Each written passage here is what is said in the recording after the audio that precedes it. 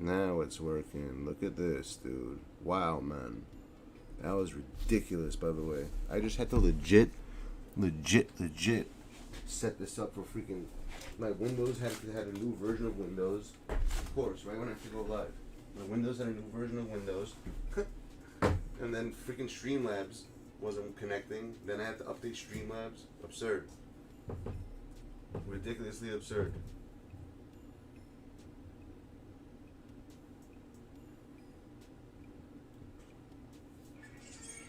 But now we're up. And I want to have this last game.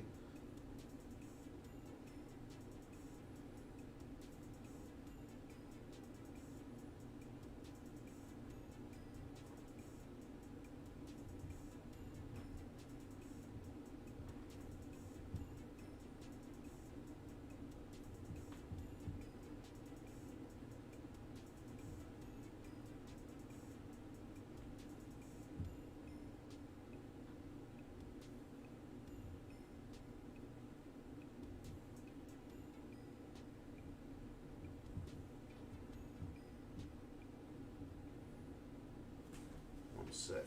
Alright. How many freaking messages are you gonna send me? What up, peeps? What up, what up, what up? So this is my last game to get whatever this guy's name is. I don't even know what the hell his name is.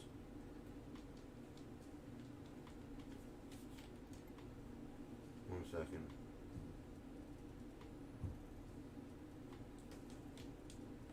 This person keeps... Why do people keep texting when you tell them that you're busy? I don't get people.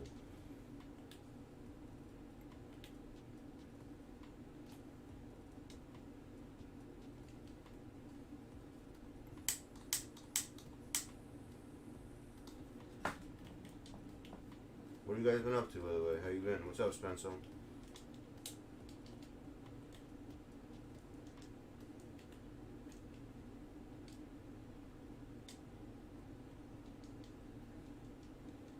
Yeah, finally. I just literally did updates for the past like 15 minutes, 20 minutes, just updates. Update after update after update. The problem is, I know what the problem is. I never do updates. I always leave Streamlabs open. I never shut my computer down. And then if I, then when something stops working, that's when I figure it out. I'm like, oh, well, then I have to realize that I haven't done updates like in freaking weeks.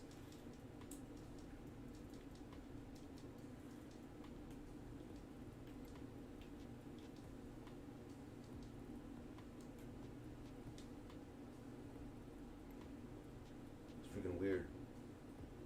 What up, man? Yeah, I'm waiting. This is the last game I have to play of this. Then we're playing right after this. We're playing ASTU, literally right after this game. Whoever's down to play. What up, Jay? Where the hell you been, Jay? I haven't seen you in a minute. Someone was at, people actually asked about you. A few people asked where the hell you've been. I forgot who.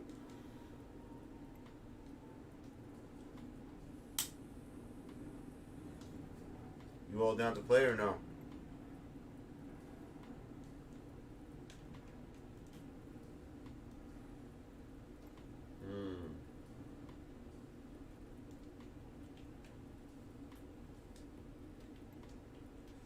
And I'm going to do clam champ lineups for this month finally because I'm not sick anymore. If I feel better finally, I'm back at 100%.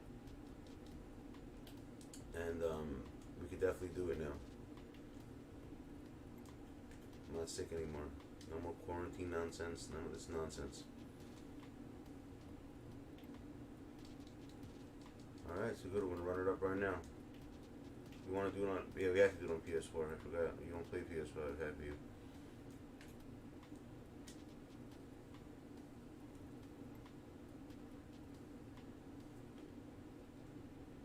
Alright, we just got this guy. Yo, I got the limited guy pretty quickly. By the way, if you guys don't know, there's a certain way to get, what's up, Kyle? There's a certain way in limited that you could get, what's it called? All Dark Matter team at 86. I don't know if you guys know about it. People don't realize it's about the coach. I figured it out like right away. Like, let's say I change the coach. What happens? The coach, if you put a bronze coach in, you could use all pretty much the high-end cards. All you need is a full Dark Matter squad. A bronze coach, and you're golden.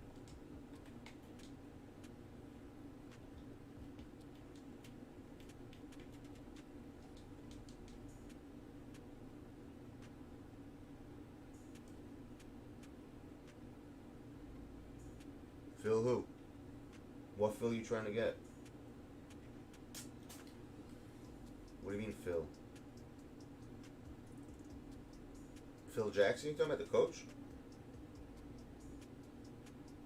How is this guy? Did anyone have him yet? He's the last guy I went for.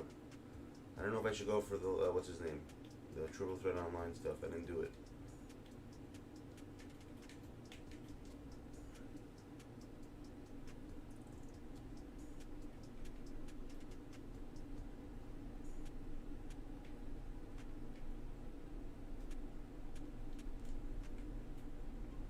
Wood?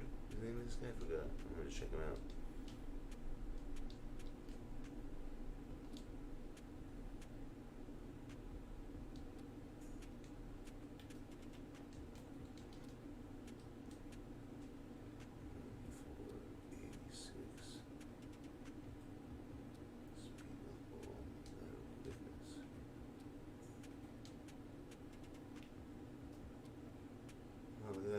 Shoot.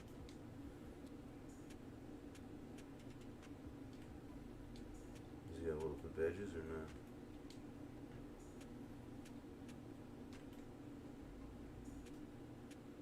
Oh, he's a center. That's why I didn't realize that.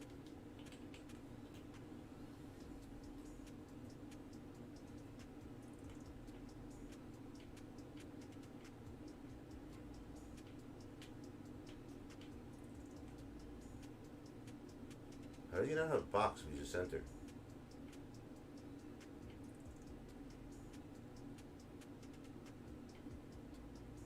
Makes no sense.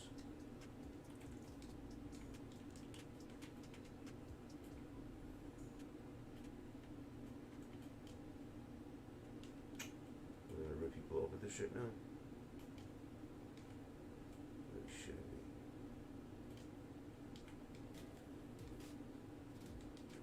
That's that. I can't get any other badges.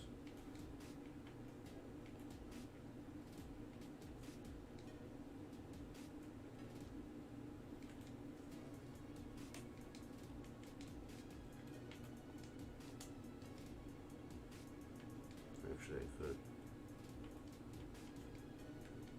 Technically.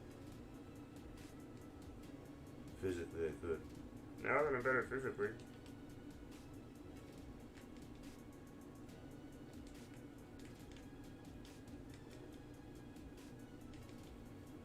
So what did you guys do this weekend? Hold on one second, again this person's texting me.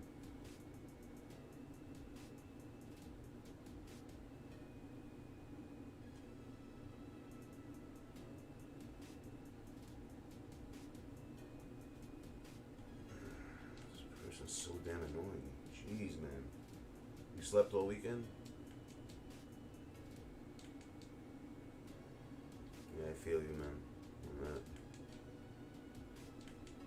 I was supposed to go to a wedding today, and check this out, peeps. Waze said it's gonna take an hour and 6 minutes to get there when I first started, and at the end of the freaking, once I got in the car, we started driving. It went up from an hour to 4 hours because of the traffic, because of the rain.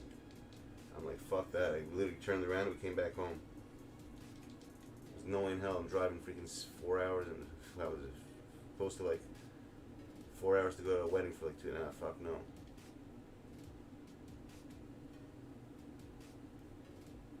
Made no sense. You know what I mean? Would you guys do the same thing, or you would have went? They make it. Yeah, I don't care. What is this, like 10K? What the fuck, man? Why are they charging so much for this shit?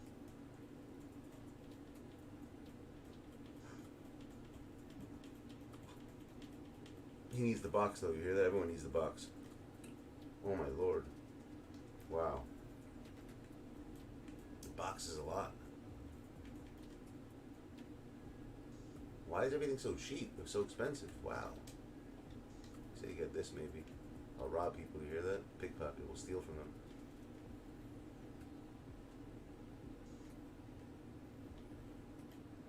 So I created the Mobile Reacts channel, finally. And we're gonna do it. I see. Box is expensive nowadays. That's really crazy. What'd you do? I wrote a history essay. You gotta hit up Essay for essays. He's the best at it.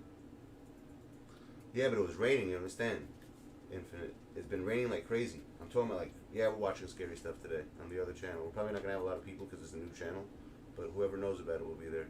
I have some stuff lined up. If anyone wants to add anything ever, send it on Discord, like a private message me there, and I'll add it, or Twitter, whichever one you want. And I'll look at and I won't watch the links obviously because there's no point. That's not a reaction then. And we'll watch them together, whatever they are, and I'll let you know what I think. But pick good ones though. Don't pick stupid ones.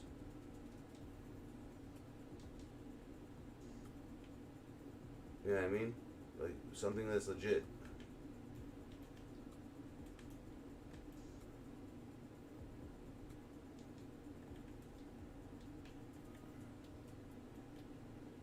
Let me check this guy out quickly. See if he's any good. And then I'm gonna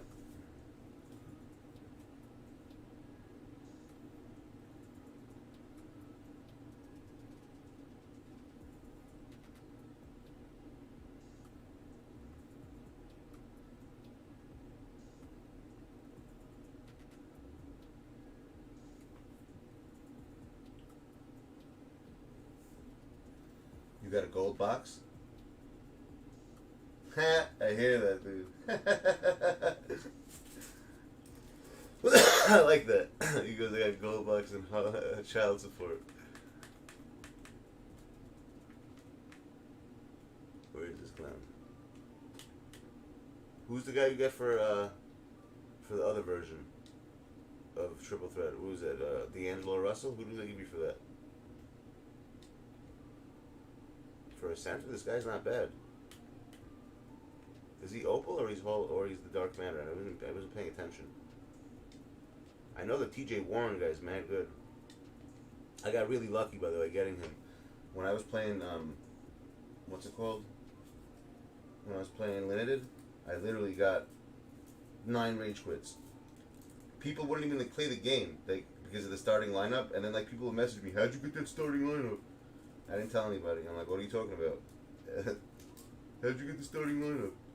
How's that fair? What do you cheating or something? How'd you get it? How do you have whole Dark Matters in your lineup in Limited?" I'm like, "What do you mean? It's simple. You want to see the lineup I used?" But this guy, so whoever doesn't have him, you guys got to get this clown. This TJ Warren guy, really good. Really, really good. He kind of shoots like T-Mac a little bit, I would say. A little bit like it, not exactly, but it's like a similar type shot. It looks like it a little bit, like the way with the hand. I don't know, the weird ass arc.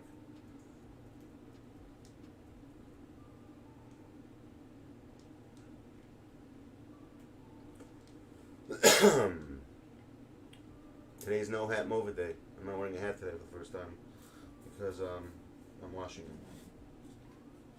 I'm gonna come chill back. I'm gonna come sit down, smoke my last swig, and then I'm gonna come. What's it called? Buddy Hield. He's not. Is he good? He's probably the worst card, honestly, right? Of all of them, he has to be the worst one. You don't even need Buddy Hield. What the hell do you need Buddy Hield for? Buddy Hield has to be one of the worst. He's not. I mean, I don't know. In this game, I don't think he's that good. Unless I'm wrong. Sometimes they make these like Muggsy Bogues at 60 Hall of Fame badges. This little motherfucker's dunking on everybody like he's like Nino Brown over there in the club, you know.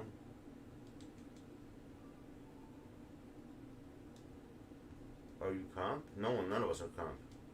Comp are people who make it to the last 16 people are the only ones who are comp. That's comp. If you're not part of that, none of us are comp.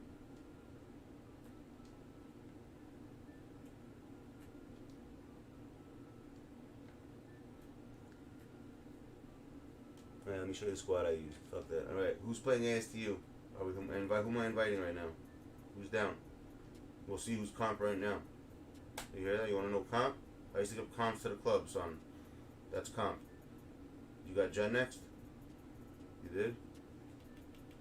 Yeah, this is the squad I use for Limited. This is my starting five. And people who didn't understand how the hell I got it.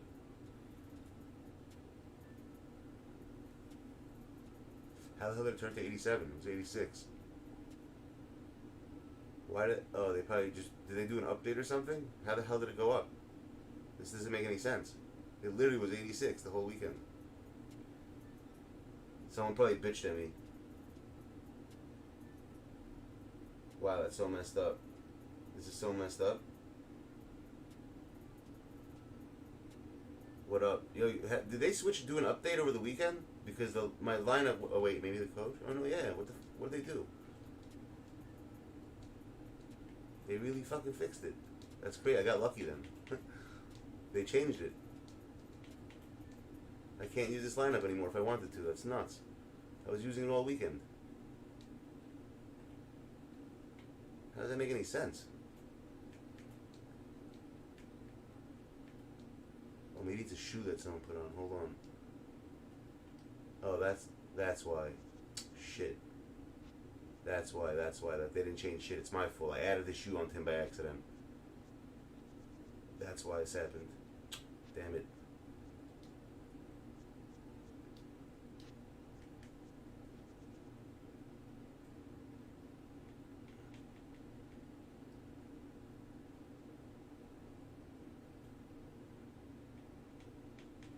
That has to do with the shoe for sure. Snitch bitchman.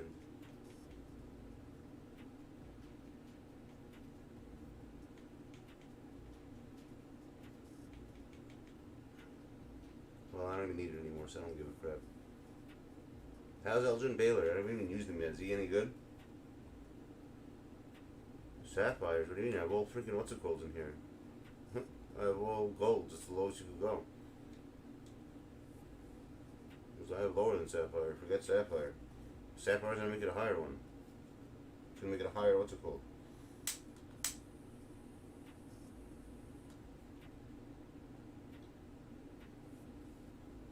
Well, I already did it. It's because I know it's because of the shoe. If I took the shoe off of him, it's gonna go back to 86. That's what it's about. It's about the shoe. Trust me.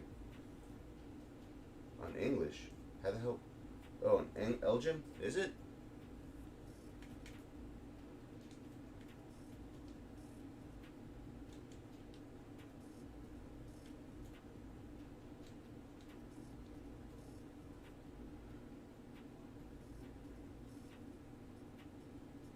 This was my spot for unlimited to get TJ Warren without Elgin Baylor, the squad you just saw, without Christian Wood and Elgin Baylor and TJ Warren. I forgot who I had there now. Shit, who was it? Let me just check out Elgin Baylor quickly. And let me know who am I inviting right now for ESTU. Who's playing? All right, so Spooks is. Are you playing, Hugh? Oh, you can't. Your Xbox. Yo, I still gotta give what's it called to you guys. Who didn't I get? Members, you guys keep forgetting. You gotta let me know. For 25, whoever's a member gets 25K in the beginning of the month, which is coming up tomorrow or the day after.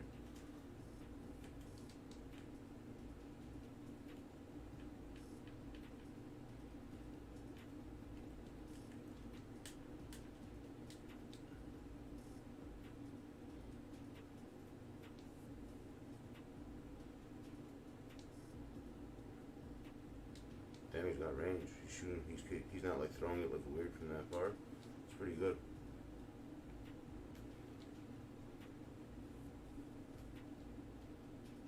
Really good. You're right. Is that his own release? Like who shoots like that we know already? Who has this release in the game? Like who's? I like it. To be honest with you, you want to hear something crazy? You know who I hit a lot with?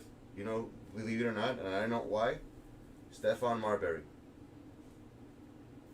Stephon Marbury for me for some reason. I don't know why. I really like. He's very consistent for me. Like I hit a lot of threes with that dude. Yeah, I'll show you. It's weird. I don't know if it's what it is about him, but that card for some reason, something about him makes him. I don't know. He's really good.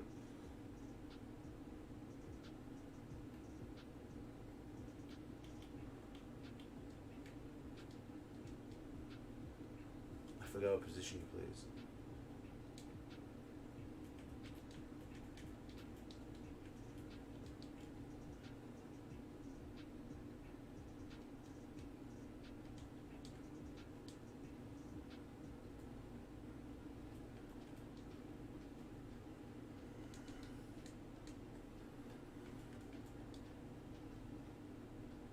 really, really good.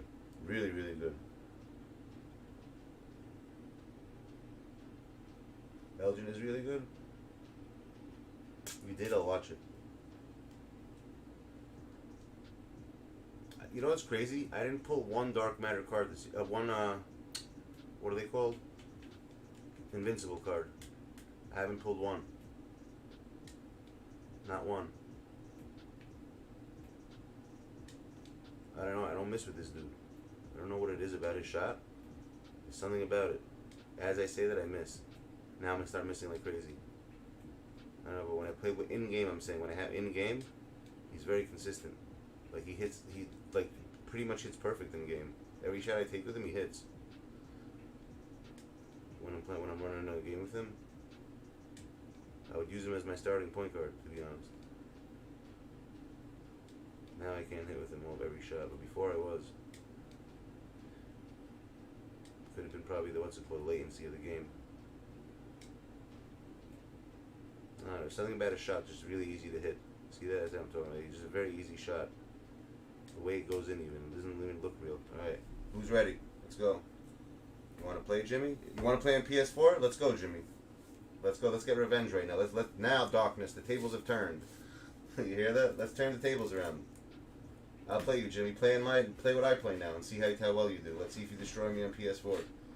On this version of the game. I would love to see that. I played your version of the game that you played all year long. I've been playing this only. So let's go. Let's turn it up. Let's turn it around, Jimbo. Who wants to be in Clam Champs this month, by the way? And we have enough for Xbox for real? And I want to start it as soon as possible. June's coming around. By June 1st, I want to have the lineups ready. I want to have the lineups. I want the schedules. I want everything ready by June 1st. Or I should just leave it the same thing as last month and just do it this month since I didn't miss it because I was sick all month. Cash don't go outside. He ain't go outside, I hear that. Just got him some help. He whipped his legs. So the Knicks lost today, right? Let's talk about those Knicks. What happened to them? NG? No bueno? You work every day? Join the club, son. Well, I used to work. Actually, I haven't. I'm a liar. I never work.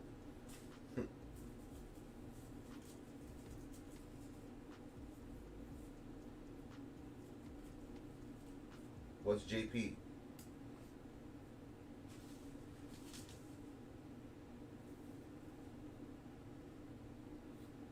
What do you mean you're grilled? What does that mean? Explain. I don't. Do you have a girl? Are you divorced? Are you seeing someone? What's your deal, Cash Money Heroes? Does anyone want to be a special guest today? Am I inviting anyone to come in here? Oh, JP is just playing? Got you.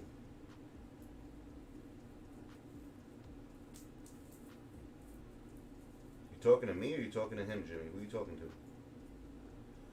We're going to do the paranormal shit around like 1 a.m. today. 1 to 2:30.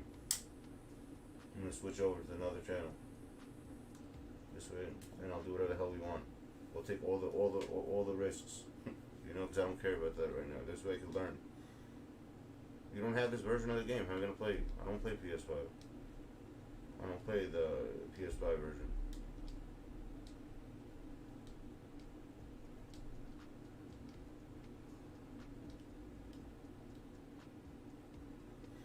If we play the PS5 version, I'm for sure losing. You gonna make me switch right now, dude? Damn it.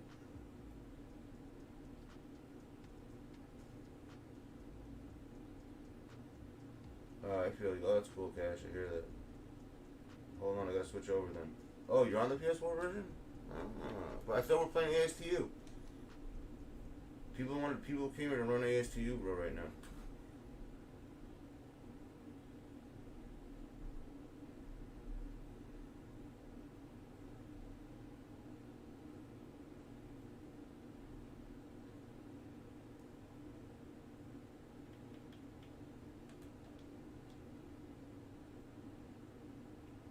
We ain't fuck ASTU, bro. The whole point is to play with people. That's why, look at the freaking title of the stream. Now watch Jimmy change the title now. Yo, Jimmy, you never responded to the email, by the way. For the... Well, I'll text you. I'll tell you about it later, actually. Not right now. I'm starting right now, alright? Hold on. Jimmy, you're playing with us.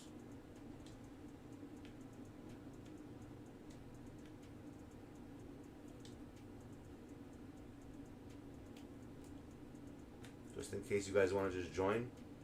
Hold on.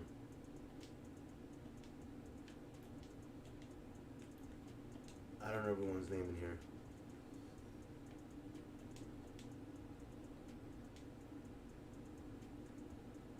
What's your names again? I don't care if you got a Zen. Shit. Why can't you just make your names like your YouTube names? Like Spooky.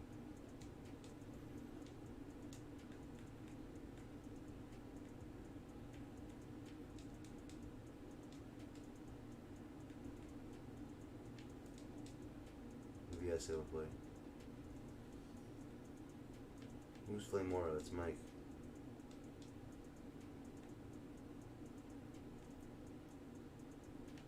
I like his name, I clamped you.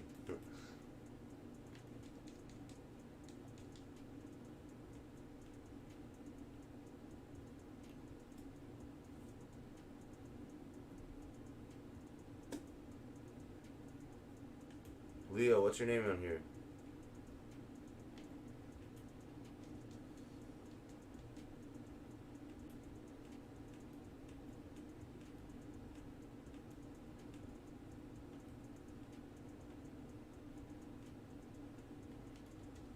Oh, Reese, I haven't seen him in a minute. What's over Reese?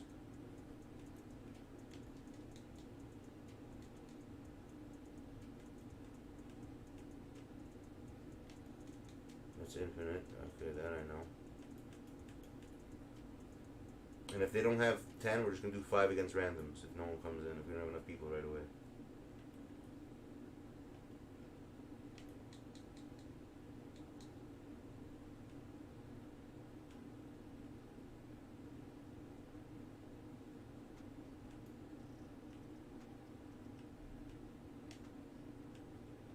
He'll play with us, whoever this is. The YouTube person, Sharad. Who am I missing? Yeah, but some people are on Xbox, my dude. What's the problem?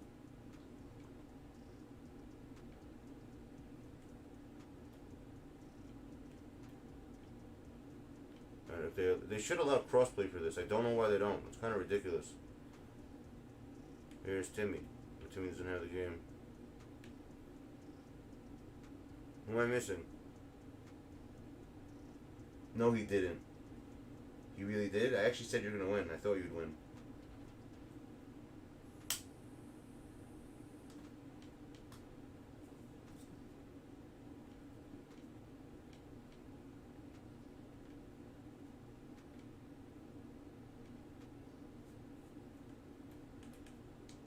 Is that the Mr. Monyon? Maybe he'll play. Maybe a double play. I doubt it, but maybe. Okay, so we got us 4. We need one more. You know, if we just get one more, we'll run a game quickly.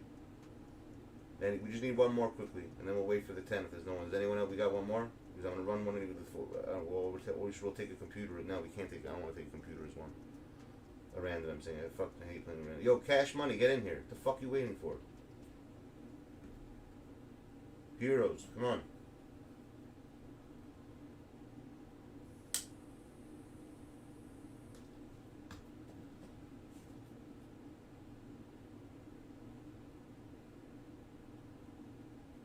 Cash, let's go. Okay, Cash is here. We got 5 at least, so we'll play against randoms for now. Because I don't know if we have 10 people. Who's in the game?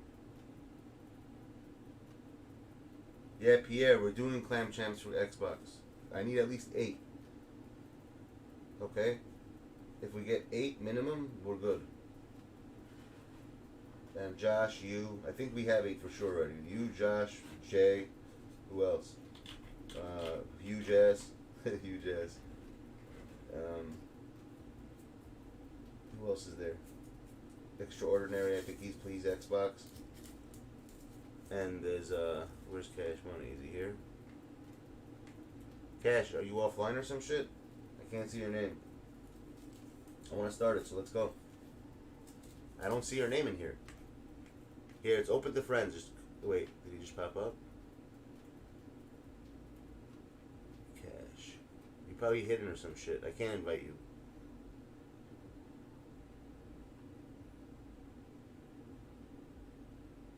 You did? I'll check in a sec. No, I didn't get him.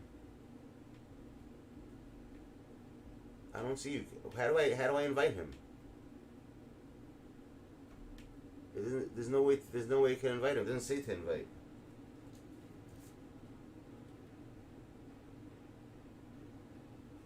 You didn't? You invited me. You can't invite me. You have to come here. It's open to friends. Go ahead.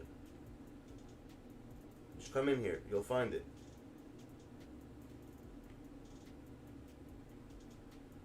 I don't see you in here.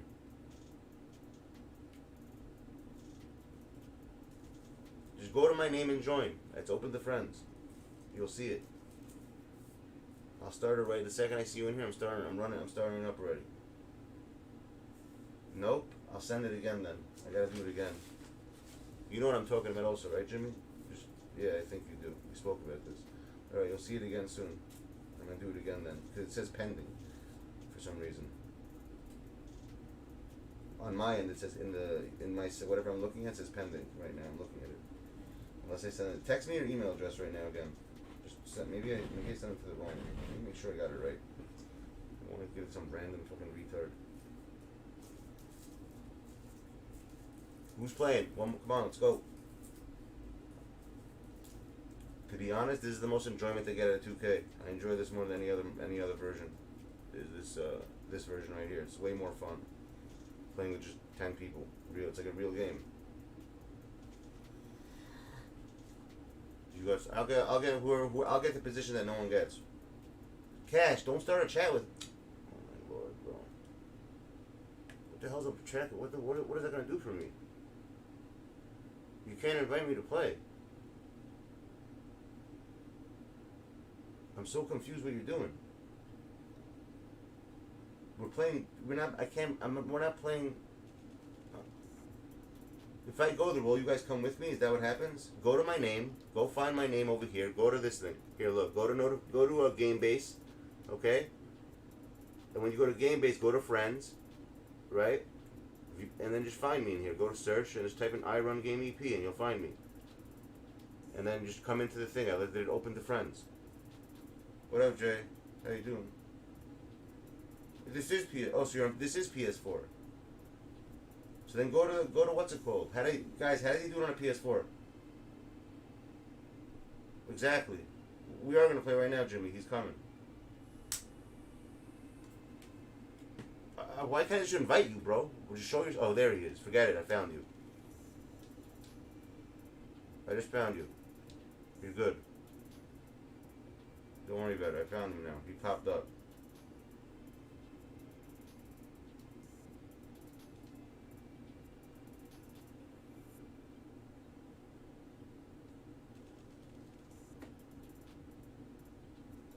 Like 1 a.m. we're doing that shit. Yeah, I know. I like it too. Is he here yet? Nice. We're doing this one, right? What mode do we do for this, guys? Just the regular all-star team up, I think, right?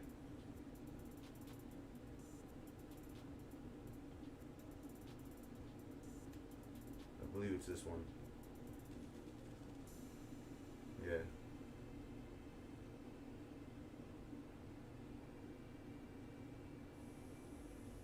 What position you guys got? Let's go.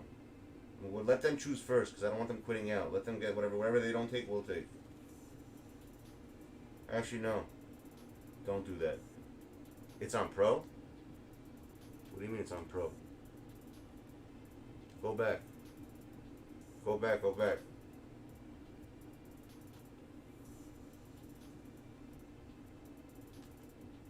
Where do you see pro? I'm doing this one. We can't do private. Isn't private if you have 10 people? I'll leave it on this just in case, but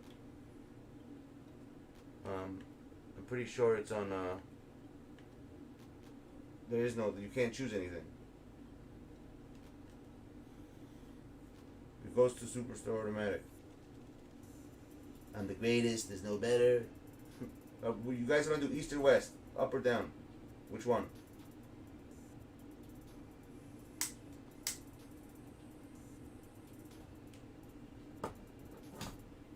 I'll do whatever you guys don't pick. Just tell me what you want to be, so I know what to pick.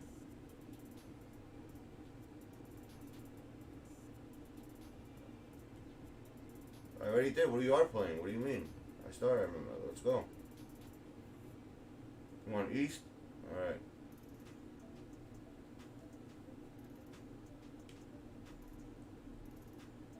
So I guess we're gonna play against 4 people. All right, whatever. No, nothing. You want center? Okay. You can't choose east or west? What do you mean? Of course you can, no? What do we choose then?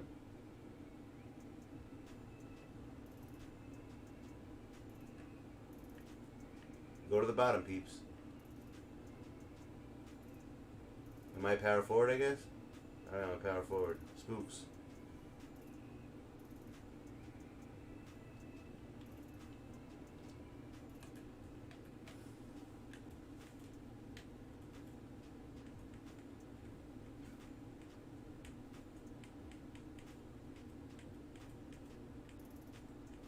They're the worst.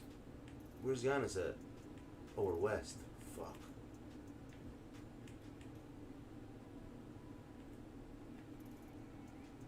I'll just pick the rent. I don't know. I can't figure this out. Yeah, it was 5 of us, 4 of them, and they got a what's it called? They got a computer in one of their positions. I don't know what position is playing computer for them. We'll figure it out when we're playing. Alright, let me get to my seat. So I can actually see what's up. Let me put my. Do you guys have headphones on, or I shouldn't put them on? What's the deal?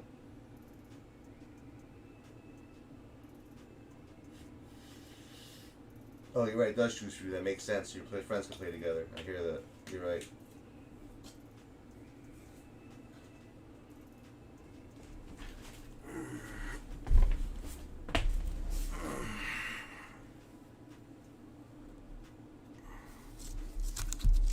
You got the headset on? Alright.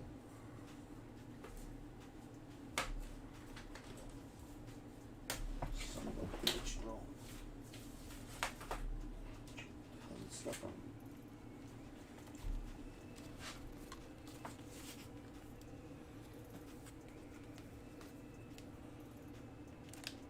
Alright, I'm in. Let's go. You hear me?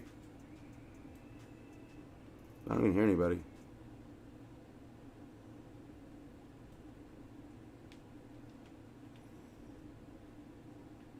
Yo. Alright, there I am. I didn't know where the hell I was. I don't see my volume come up. It's probably on mute or some shit, right? If I don't see it.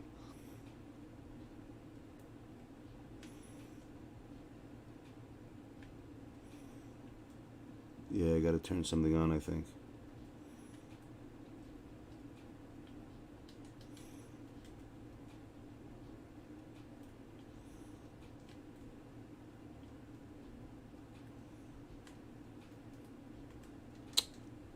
Why can't I hear anybody?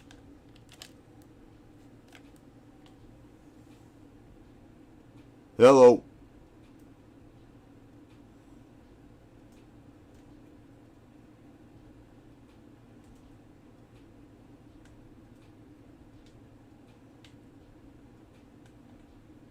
Hello?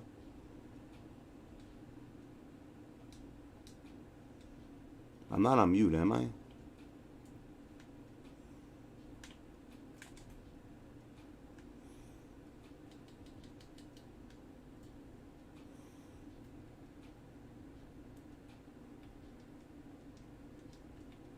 My hacker headphones? What do you mean?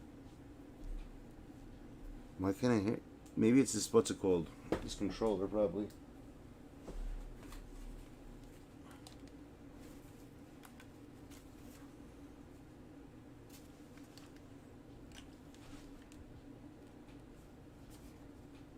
Where the fuck did I plug in the controller?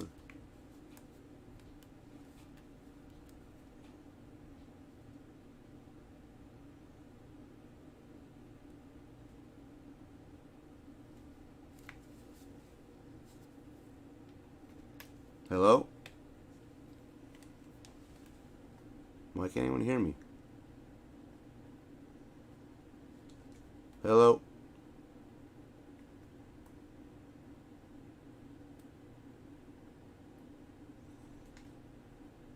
I think it doesn't work.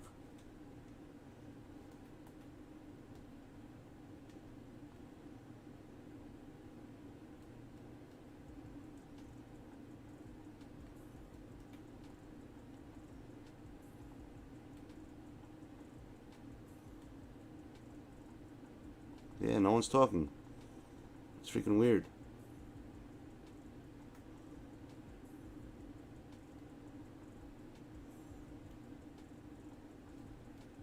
It's not muted. Oh, on the headset, you mean?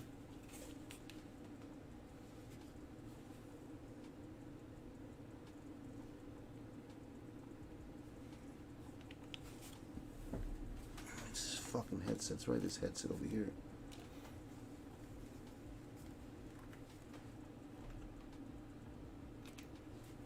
Is it working now? I don't even know why the hell this shit's not working, bro. It's freaking weird.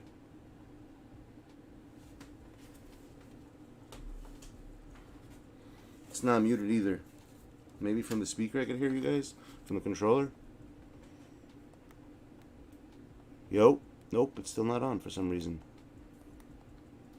Something's not right though. It makes no sense.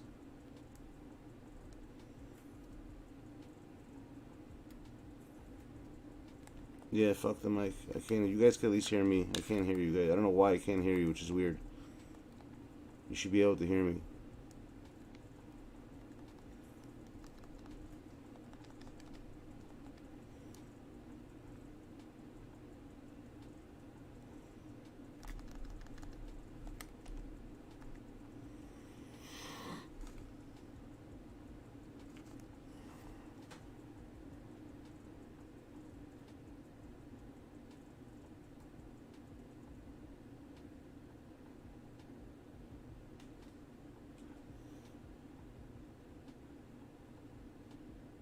The pass.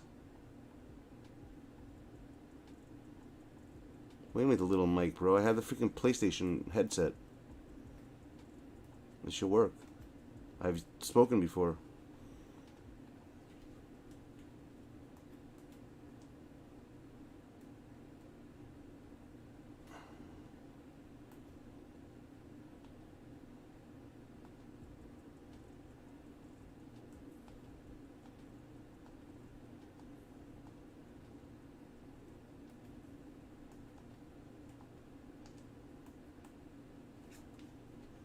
Doesn't make any sense. Hello?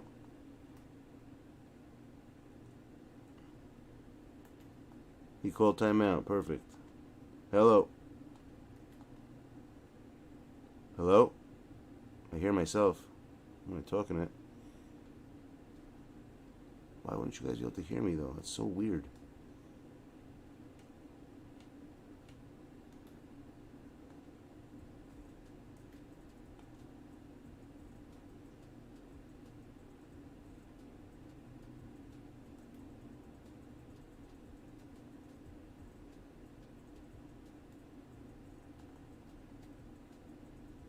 I forget about it.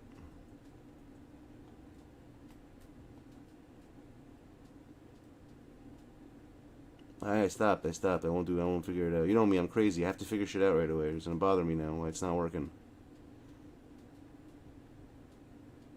No, I don't. You don't have to open up a party chat. You should all be in the game chat.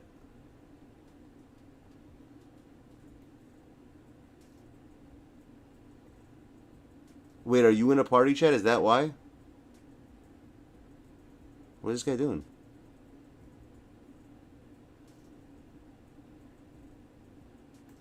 What the hell's this guy doing?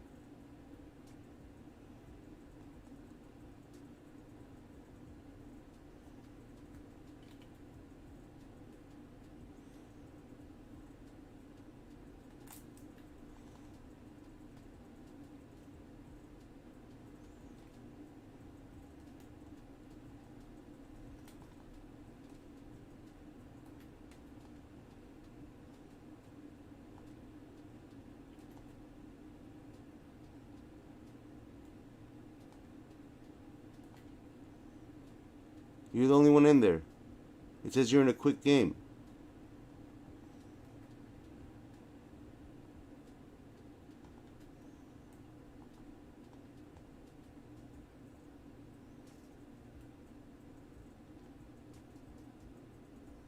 You're not even in there.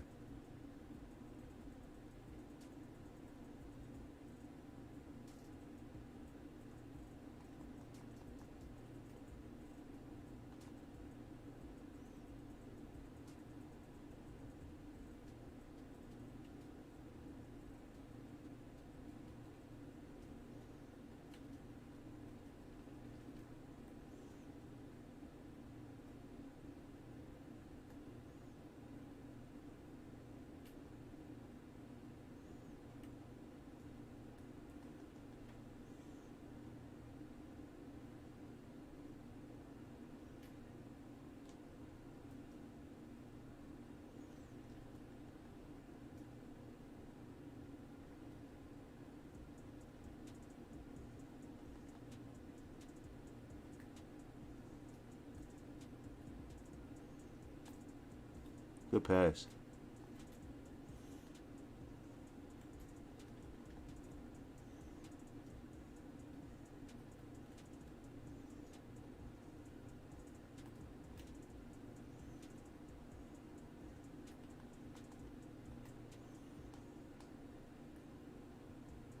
Come on. Let's go. It feels weird not being able to hear anybody. That's it. That's why I keep trying to figure it out.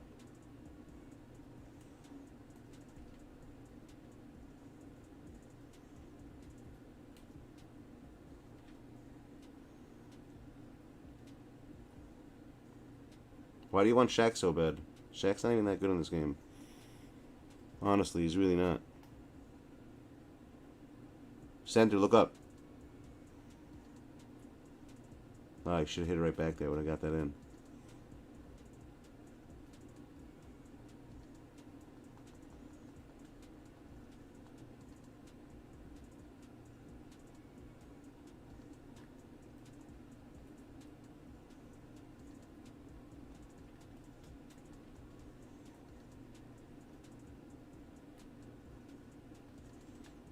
No, he's not hitting that. Oh, it's the computer. Of course it's hitting it. The computer always hits.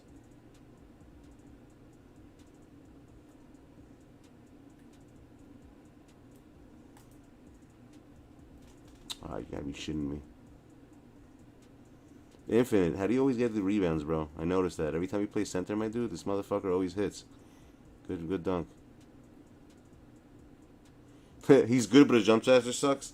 Bro, this whole game is about your jump shot. It's all about the jump shot. If you don't got no jump shot, you ain't got jack. Shiznadio. Look at that steal right there, son.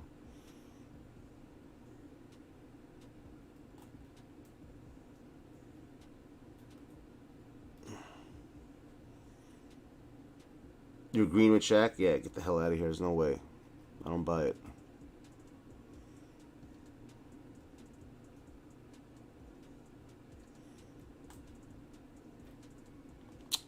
Come on.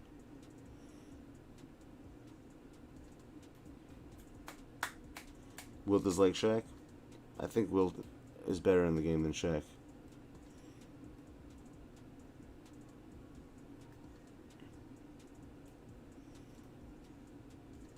Heroes, go ahead. Pick.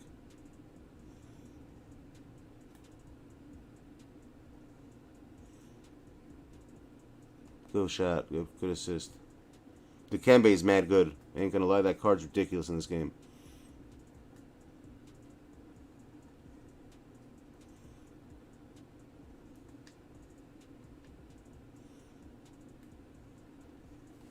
Really, really good. I'm gonna win you. I hear that.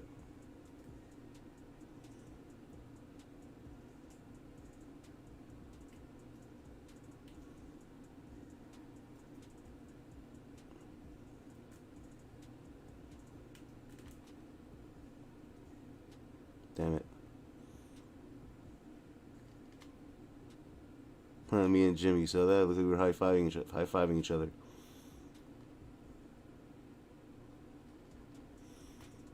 Jacking my rebounds now. Infinite. Good pass.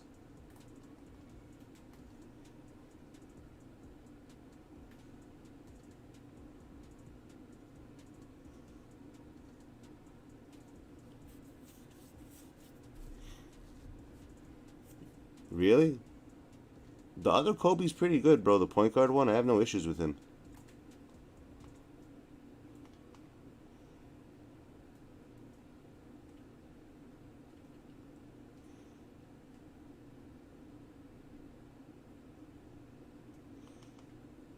Who was that for? Me? That was probably for the center, I'm assuming.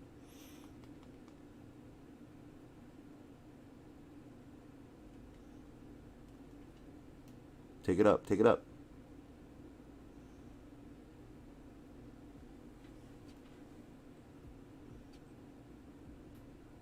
I want to figure out why I can't hear you guys, though, still. It's kind of freaking weird. I can't hear nobody.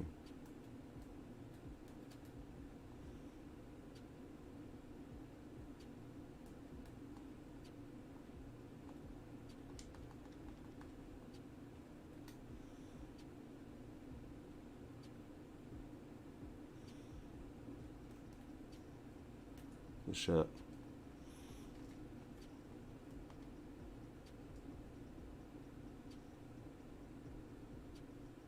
Why do you want to quit? We're winning.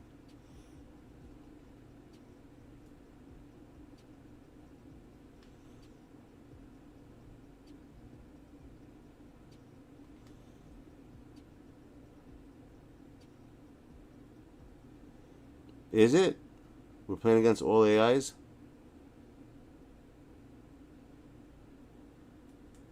Alright. Yeah, you're right. Shit, they all quit.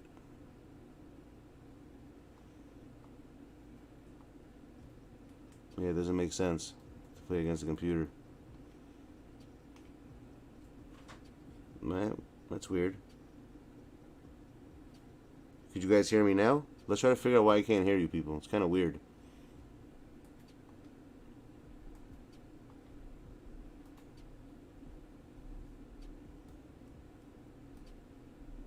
Controller speaker.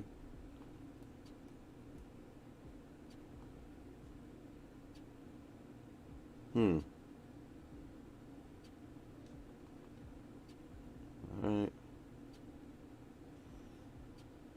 Let's make a party chat. Cash, why'd you leave, you scumbag? Where'd you go?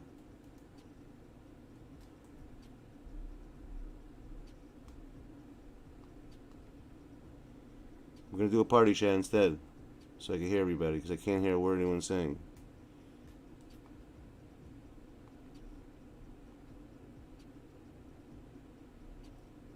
Did someone just send me a party chat invite? I'm not in a party. Now I am. Oh, because I was... No wonder why. I was in a voice chat the whole time with somebody. That's why I couldn't hear you guys. I wonder who the hell I was in a voice chat with, though. It's going to work now. Forget about it. Don't come into the chat. I know what to do. I was in a voice chat with somebody. Huh? No, yeah, I hear you now. Yeah, I hear you. I hear you. I hear you. So, you want to invite everyone to this chat? Yeah, and your party. Actually, no. If I go out of the party, I'll hear you guys now.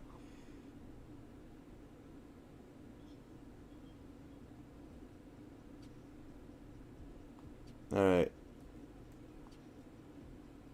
I'll invite people, don't worry about it.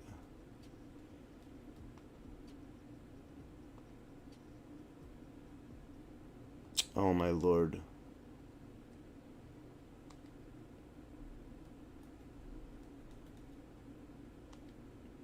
All right, now I'll be able to hear everybody because I'm out of the I'm not in any voice chats anymore. So I should be able to hear everybody right now, but I still don't.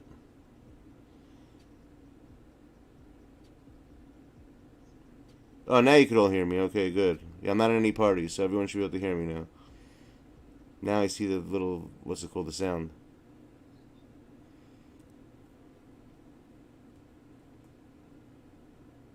Why don't we just get 10 people if Leo's? How are we gonna play with 6 people? No, he can't play. Okay, let's just start. Yeah, I'm starting it. Let's go.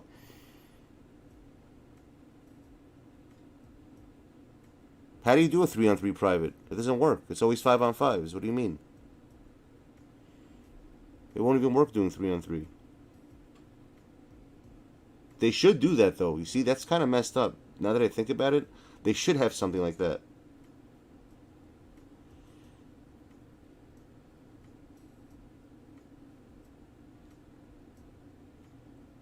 No, you can't do 3-on-3. It's gonna be a 5-on-5, and you have to have 2 players. Yeah, but I don't want to do that. Guys, go down.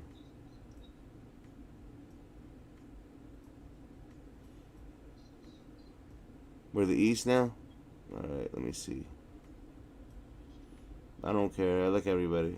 I'm just gonna find Giannis, wherever the hell he is. Is there a Giannis here? Oh, there he is. I found it. Nice.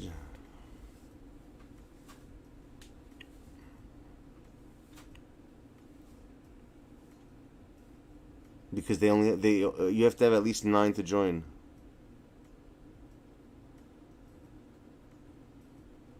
That's why. You guys like the haircut? The short hair? I cut my own hair. Isn't that crazy? I legit get myself haircuts. I haven't gone to the barber in like who knows how long.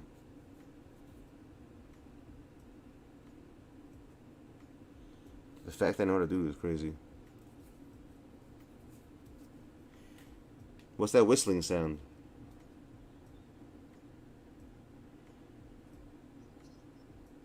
Yo. Yeah, I'm here. Alright, now I can focus on the game. Oh, there, I'm Giannis.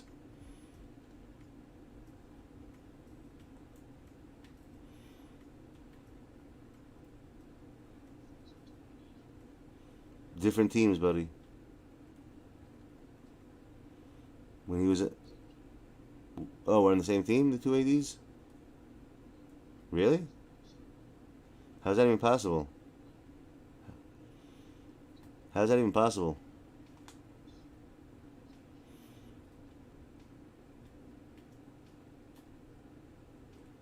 You like that pick? Cash Money Heroes, dude. Yo, guys, don't blow them out so quickly so they won't quit. You hear that? Let's keep the game close. Let them. I'm serious, by the way. Otherwise, everyone's gonna leave. If we blow people out on this, they're just gonna leave. It's not gonna be any fun. I don't want to leave every fucking game. Yeah. What up, Jimbo? That's weird that you didn't get the message, but I see why you didn't, though, now. Did you text me your email address? The right one? I think I sent it to the wrong email address.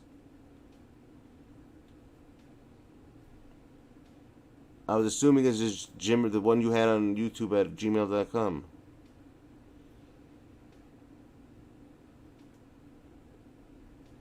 But I probably just send me the right way of spelling it. I probably spelled something wrong. Did I miss something? I don't know. I missed something. I just know it's not working. Because it's just pending over there.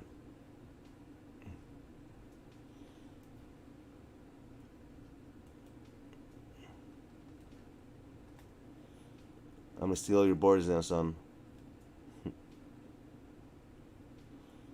The infinite one. Go ahead, Spooks. I mean, Cash. Go ahead. The rebound. Oh, right, infinite. I remember last time you used him. Last time, infinite. No, last time he used freaking MB. This motherfucker scored like he had a triple double.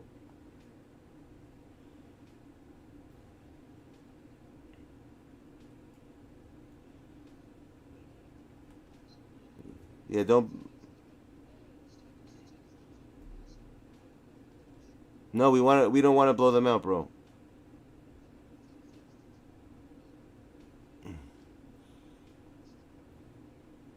Who's that, Cash? What's up, Money Heroes?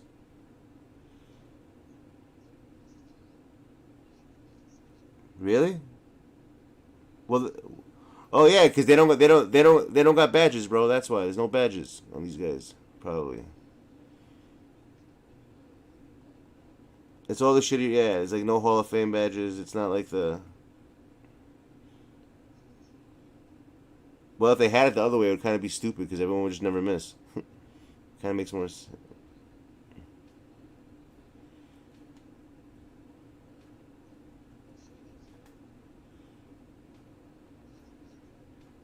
I didn't even throw it. Set what up?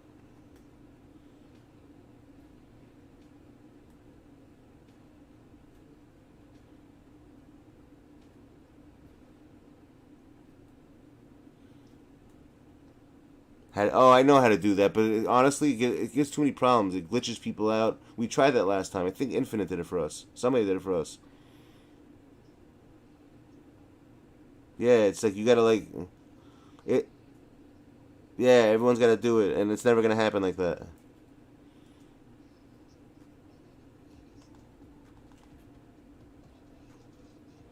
Yeah. I didn't even see you. Where? Oh, there you are. You're back there. There you go. Yo, don't blow. They're gonna start leaving now. Watch. The whole team's gonna leave. Let them score a little bit. There you go. Let them score a little bit. Yeah, though, because if you do that shit, you don't end up having if you do that shit, because then everyone's gonna start quitting. It's gonna be stupid. You could take stupid shots. You don't want to hit all of them. There you go. Oh, of course you gotta hit it.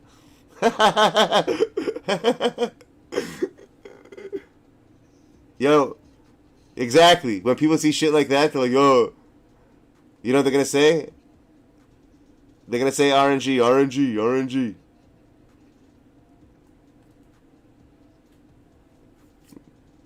Yeah. No, but then I think we're making fun of them for doing that. I don't know. Either way, it's a lose-lose. This game's a lose-lose situation. Anything you do.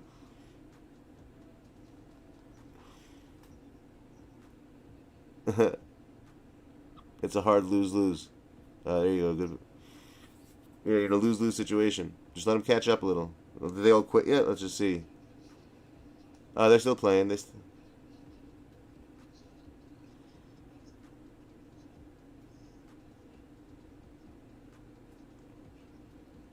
Yo, I just realized it. Yo, look what Aztec just wrote in. It's so true though. How many times do you hear people say that? Yo,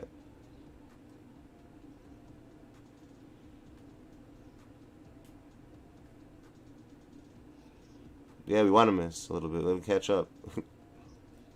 Oh, y'all miss. You hear that?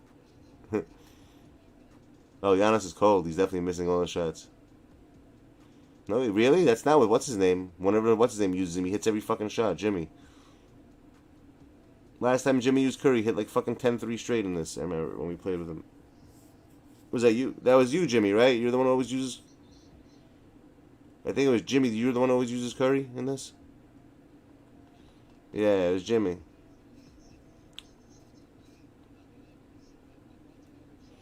Yeah, bro, we told you why. We know it's late. Yeah, it's different. Of course. So what? It's more fun though, playing with other people and playing by.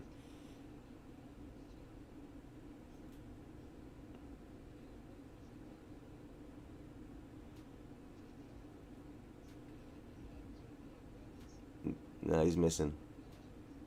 Jan, I am doing it on purpose. Dude, they're not even score. We're trying to let them score and they can't even score. How sad is that?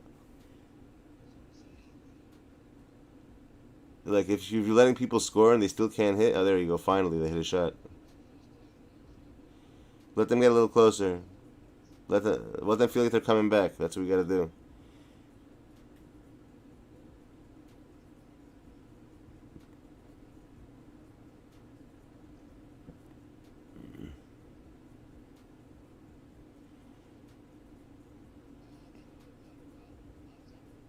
Don't worry about it. You're good. Oh, it's...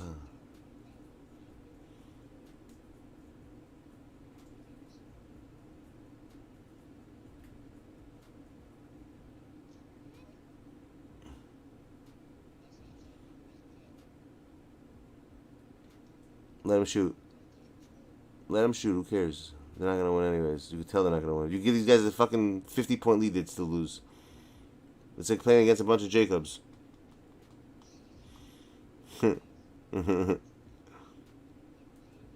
Yeah, he had a 40. He was up by 25 and he lost by 40 somehow.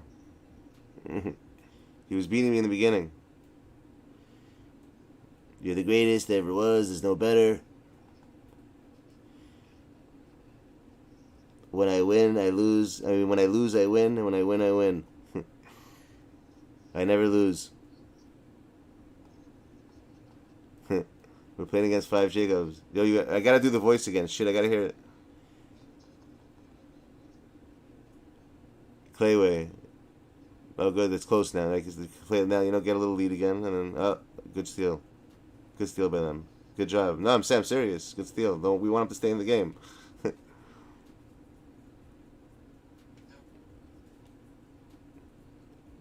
It was RNG, dude. Don't worry about it. We all know. I love when people say that. Everything's RNG. Yo, Cash, you really don't think there's such a thing? For real? Do you think RNG is fake?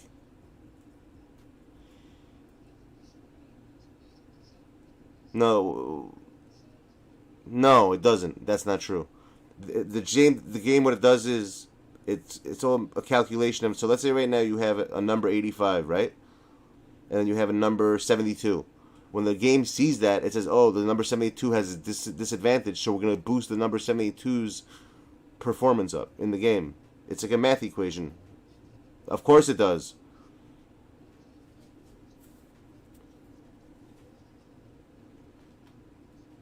Dude, I have RNG again, but then it's momentum. But there's ways to change it. People don't know how. Yeah, but it's a little bit too. But I know, but it is. But in this game, it's unrealistic. That's the difference. Very unrealistic.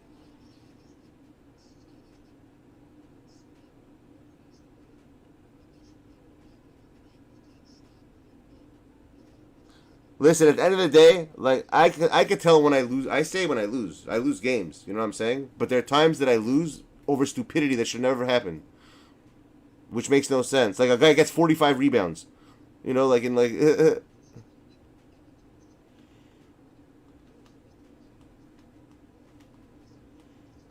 Did you ever hear me say the word RNG?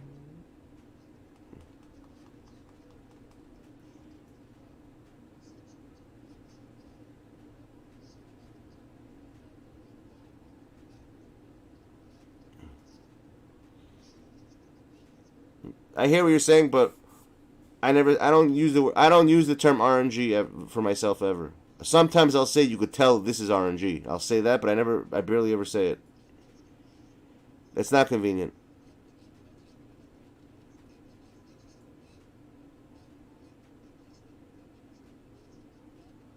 That's happened to. I've done it to many people.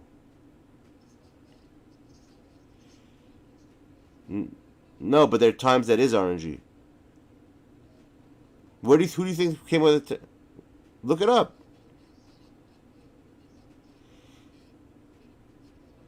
I know no one knew. No one, because there was no word. There was no term RNG back then.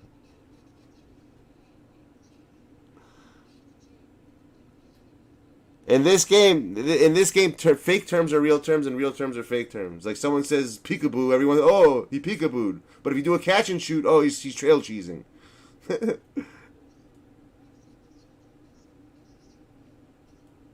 I know it's a real thing. They do it in the NBA.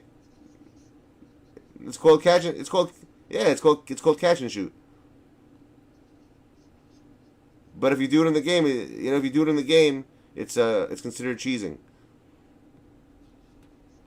People used to. What do you mean? When I used to play people, and the people used to quit and say, "Yo," I would get a message. I would get a message, and the people would say, "Oh, bro, you're trail cheesing." I'm like, "Yeah, but you're but if they would have said if I would have been peekabooing, that'd be a good thing. Oh, he was peekabooing. It's fine. Like that's a real term. Whatever the fuck that means. I never even heard of that shit. Peekabooing, bro. You hear that? Peekabooing, dude. I peekabooed you.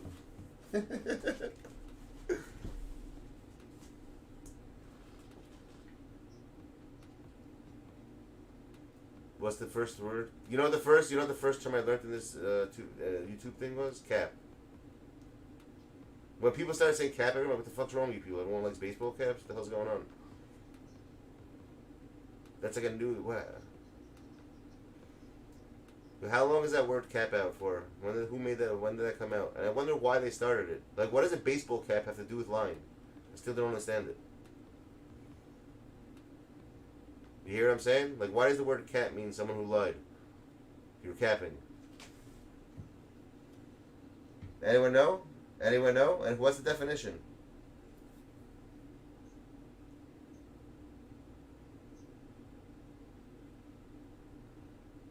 Oh, wow. You serious, Grams? I'm sorry to hear that. That's horrible, my dude. His dad had surgery. I hope he gets better.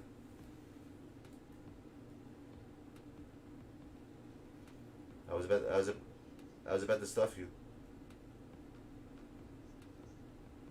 I used to be a dynamic with Maddie, but whatever. Maddie, AC. I had 5 dynamic duos actually.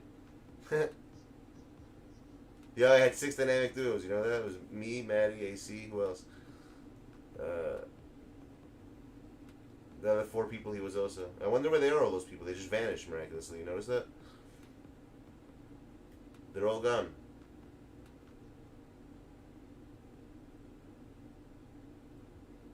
You hear that?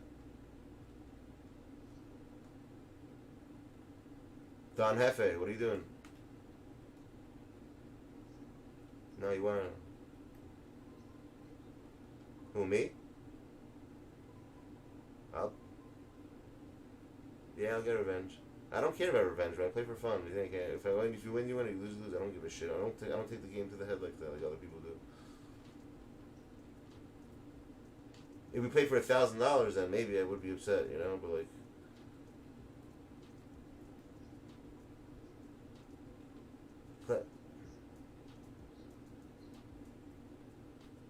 because his release is easy as hell. That's why in this game.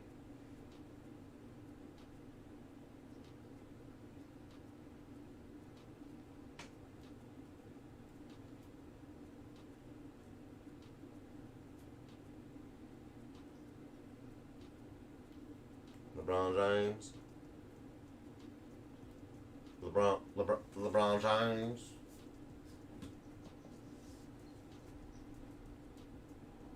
I got you. I blocked you. You hear that?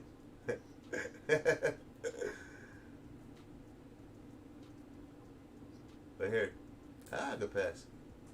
No foul? Typical. Typical 2K no foul calls. Oh, now we gotta play now. Actually, yeah, we let the game catch up. Smart. No, this is good. This is a good thing. This is a good thing. They're gonna think now you can play. Now for the rest of the game, play serious.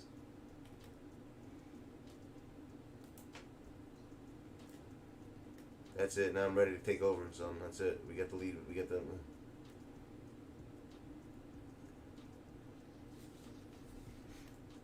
Do you know what the mark is? Okay, I'm gonna set picks for you guys. Hold on, Jimmy. Take the pick. Forget it. You already ran. He's gonna miss. Right here, back here. Oh, forget it. Shoot that. Good shot. Goaltending? Oh, it's our goal. I was about to say, I thought it was us. You ready, Steph? No, it's fine. Yeah. We wanted this to happen. I told you guys to let them catch up. There's no point otherwise. Now they're gonna play. Now we can. No matter what, they're gonna play the whole game now. Who was it 3 seconds on? On us? Oh, on them. Where the fuck's my player? Why can't I see him? Where the fuck is... Where?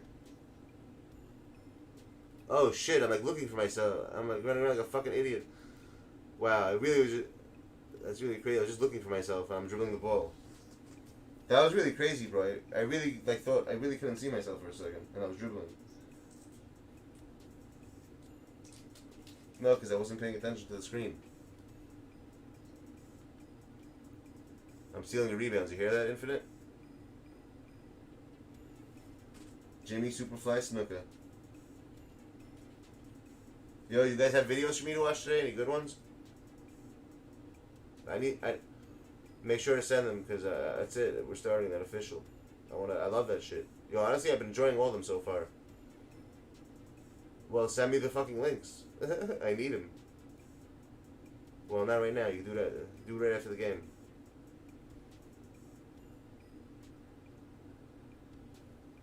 Alright, let's go. Let's see this shit. Beretta did that shit. Look at that.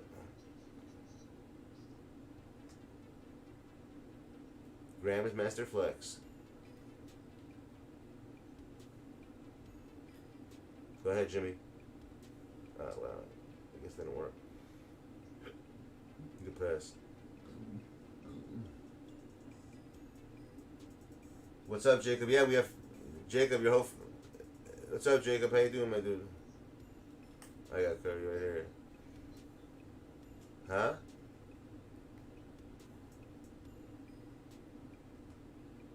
What AI? Iverson? What about him?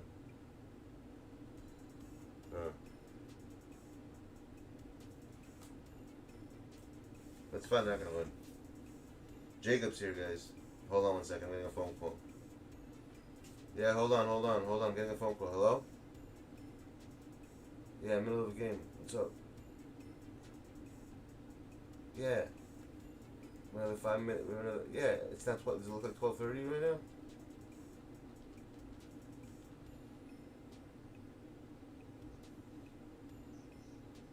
Alright. Alright, I have to go right now. I'm gonna call you back in a couple Alright, bye.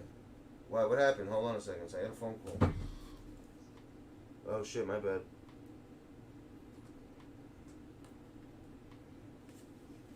That was what? People always call. The same person keeps calling me, bro. I tell them to stop calling. And they still call. I have to do this freaking big job this week. And I don't know how the hell I'm gonna do it. It's gonna rain all week. Hopefully there's a rain one day. We have to power wash a boat. You ever hear that? Legit.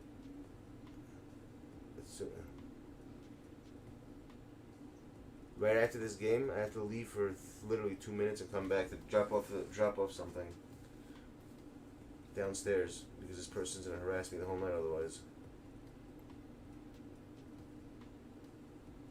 Who am I playing against?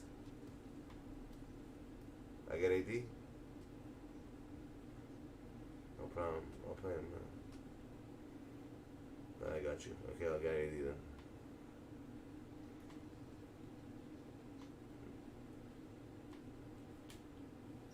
Go ahead. Hold on 1 second, quickly. What? Don't call. I said I'll call you like in 15 fucking minutes. Are you deaf? Yeah. Jesus fucking Christ, my dude. Relax. Yeah. Alright, bye, dude. Shit, man. Jesus fuck. Wow, man. Bro, I swear to you, I'm gonna block you if you call one more time. Like, you have, like, literally serious OCD. Alright, bye. I just hung up on him. Let me just block him for like 10 minutes. I can't. I get mad like this. It's fine. Let them take the lead. I'm pissed off right now. This guy just got me so mad.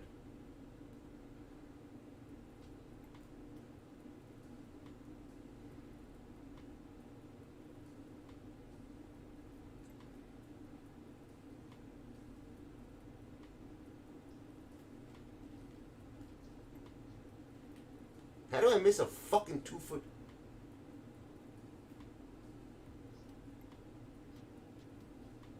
RNG, right?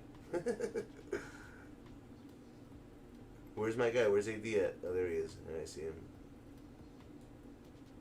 Oh, my lord.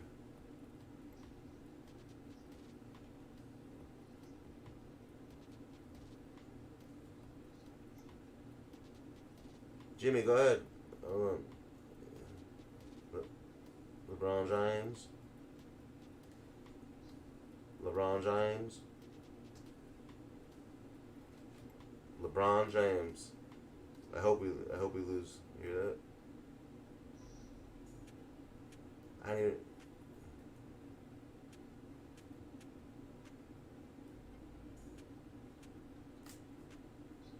Beretta did that shit and beat him.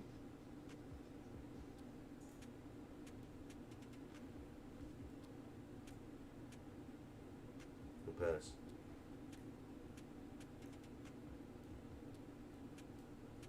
I just got in your way.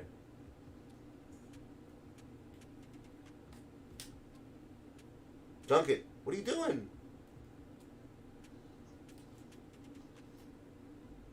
I can't. How do you give me a fucking foul? How? How, Sway? How? You ain't got the answers.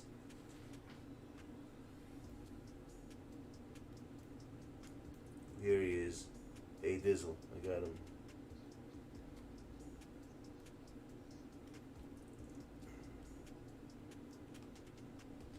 What an idiot. That kid should have shot it.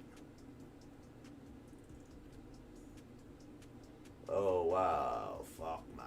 Fuck, man.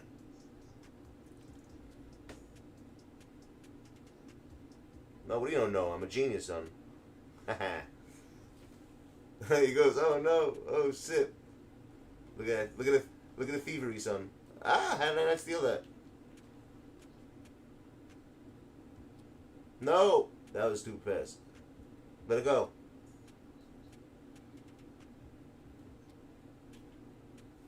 Hold on 1 second. Yo, are you fucking retarded, my dude?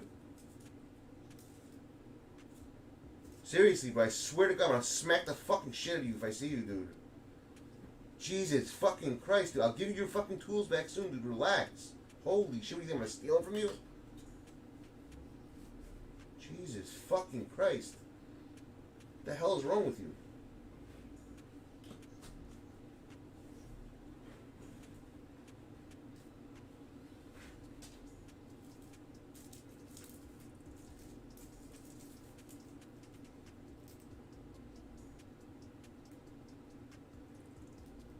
Oh, the guy who lost my shit, right?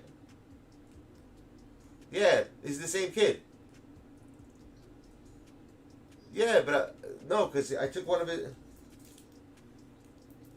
It's his power washer gun. That's what it is. And I have it downstairs. And I said, bro, relax. I'm in the middle of a fucking game. He doesn't like he's deaf or some shit, bro. I don't understand what you. You know, he has a job early in the morning, like 6. This is the type of game I'm talking about. OT, son.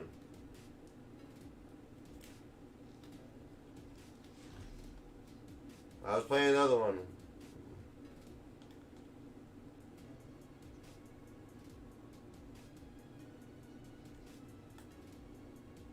Well, not a foul?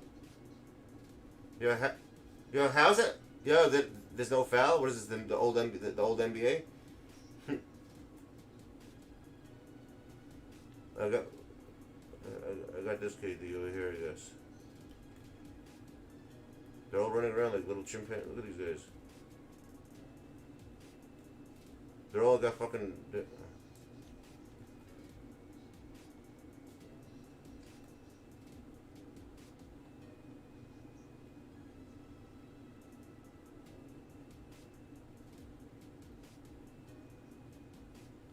What do you mean? I did.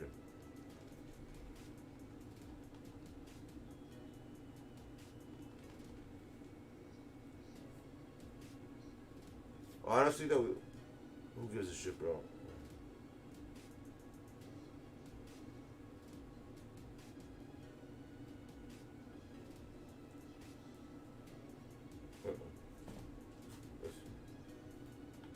It's fine, don't worry about it. We knew we won the game anyways.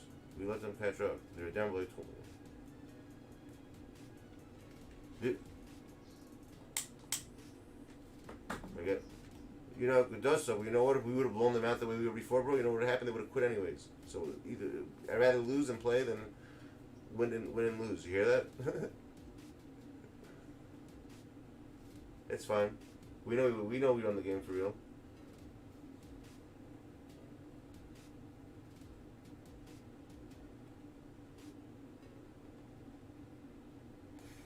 Let's see a team comparison. Yeah, we would have killed them, yo. If we would have like been playing like continuously with that, but we couldn't. There's no reason to. They would have left for sure.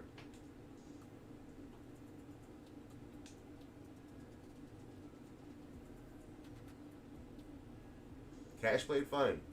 Honestly, my friend's a piece of shit. The kid kept calling me over and over and over again. You want to come in, Nick? Someone left. We have one more spot. Nick.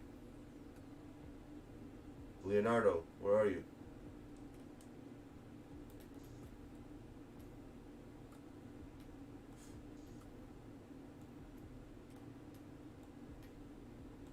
Where the hell is Leo? Where's Nick Capua? Capua. Okay, how do you do 3-on-3? Go ahead, get 2 people then. Let's go.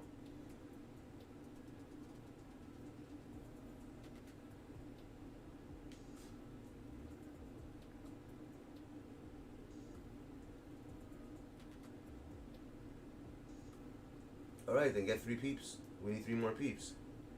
I don't care who the teams are, to be honest. We only have 4.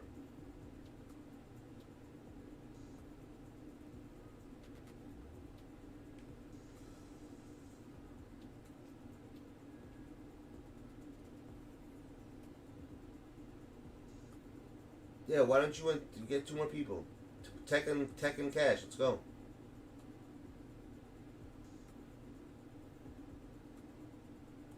Where the hell did Cash go? Why does Cash always leave?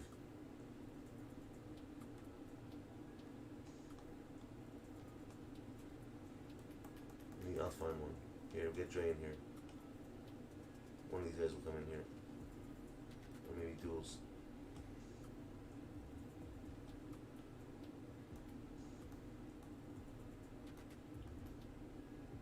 It has to be in my team in order to play. Offline means there's just things sitting there, they're not better shit. You guys don't have any friends who play the game? Damn, I wish I knew who these people were. I have no idea who they are. Where's Reset? He always comes. I'm surprised he hasn't come.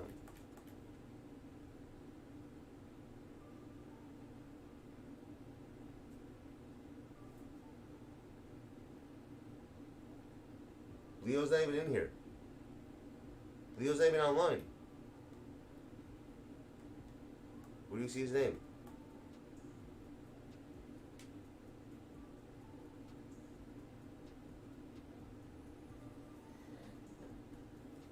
You know what we'll do instead? You guys rather do a my team little tournament?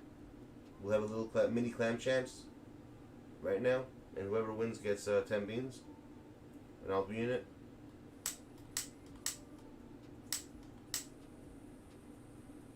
Let's have mini clam champs right now. Who's playing first game? Because we only have 1, 2. We could do that. It's probably even better. Yeah, no one's gonna fucking come here now. Let's do that. So what? I never played fucking the other one either, bro. What's the difference? And no one has PS5 besides me and you.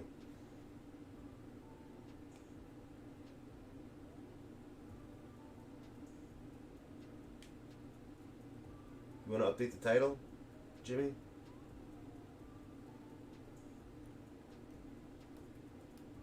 To Mini Clam Champ Tournament? want to do it for 20 maybe? Maybe shoot for 20 beans instead.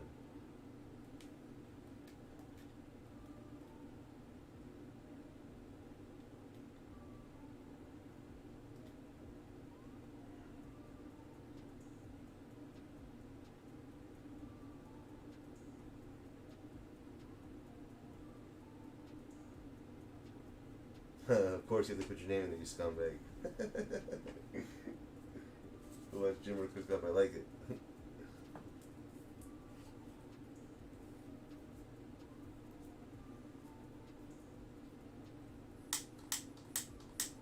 Put how much money for, you left something in there, you forgot something, Jimmy. What does that mean? Jimmy, API return error, what does that mean? It didn't take your title? Why not? Why didn't it take your title? That's so weird. Right, what do you think, 20 beans makes sense? I don't know, or maybe they don't like the word cook up? I don't know, what word don't they like in there? That's weird.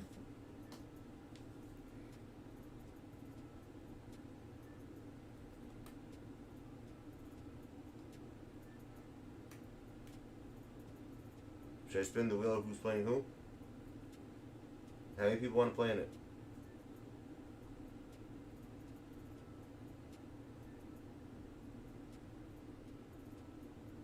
What the hell? Take out the word crazy. Why is it letting him do that?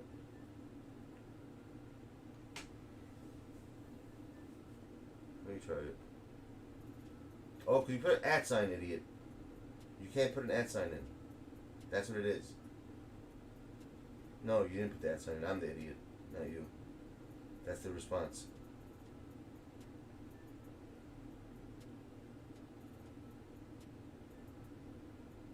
No, it's 20. It's 20. You switched it.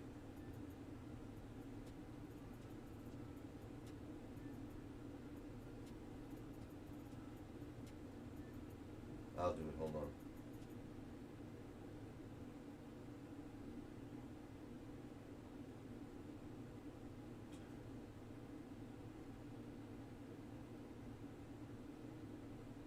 You can put your name in there, Jimmy. I don't care.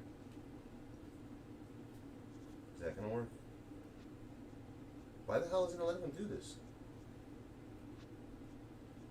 So, yo, Jimmy, text me your email address. Last time you were able to do this. Text me your email address. Right now.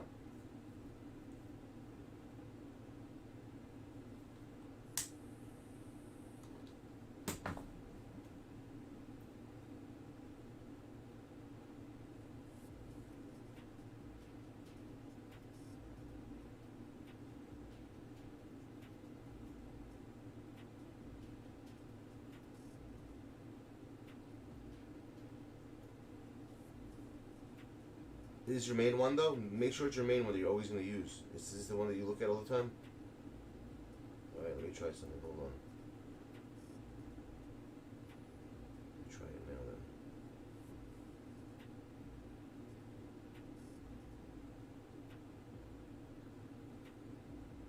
I don't know why. Maybe it's too long what he's writing? I don't know. What the hell's, what's the error code? Makes no sense. Hold on. There we go.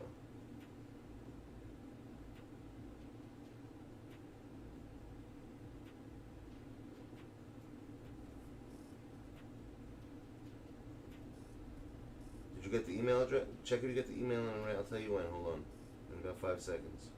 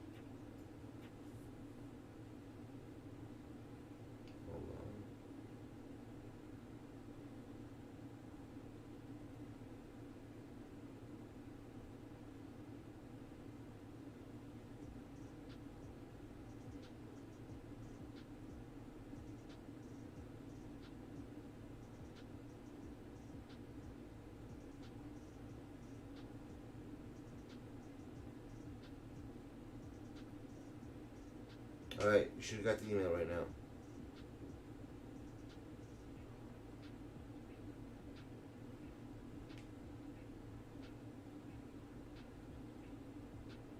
What the hell? Why is this thing? You got Jimmy, you should have gotten it by now.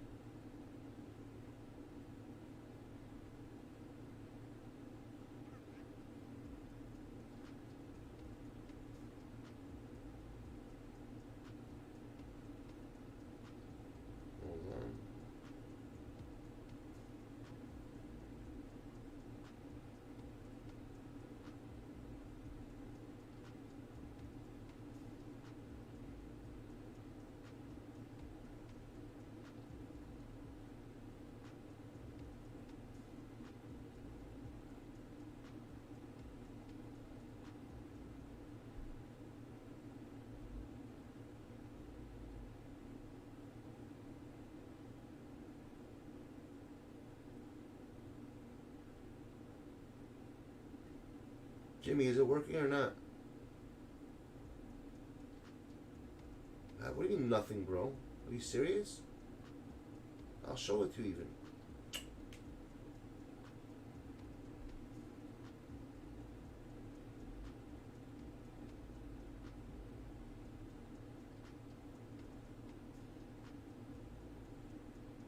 Did you spell it right?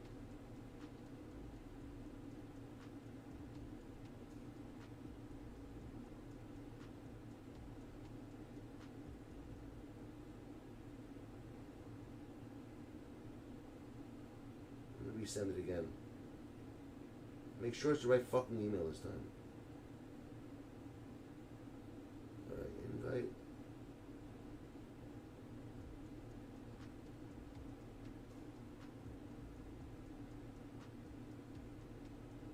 Is there a space in it maybe?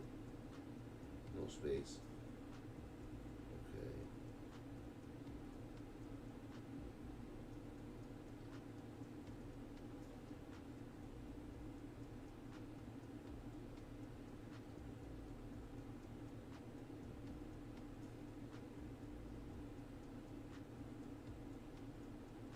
Alright, now you should see it, Jimmy.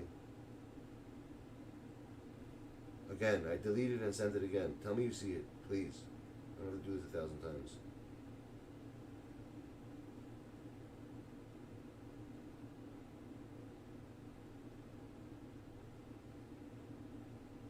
Bro, check your email. The one you sent me. You have to get an email there. Yeah, I'll show you. What are you showing me? It says pending again.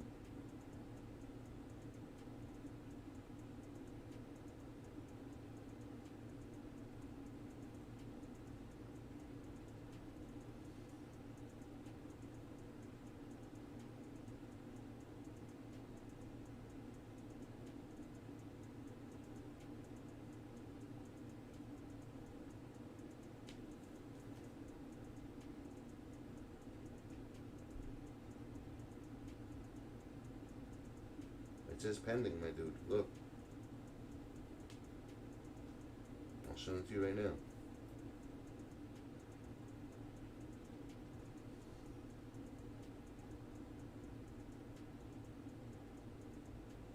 Check your messages.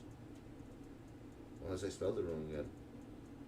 Well, I didn't. I copied and pasted it. It has to be right.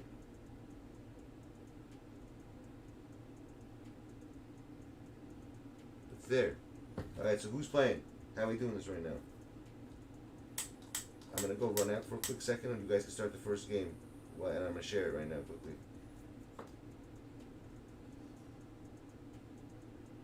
Jimmy, I know you're playing, but you don't see it?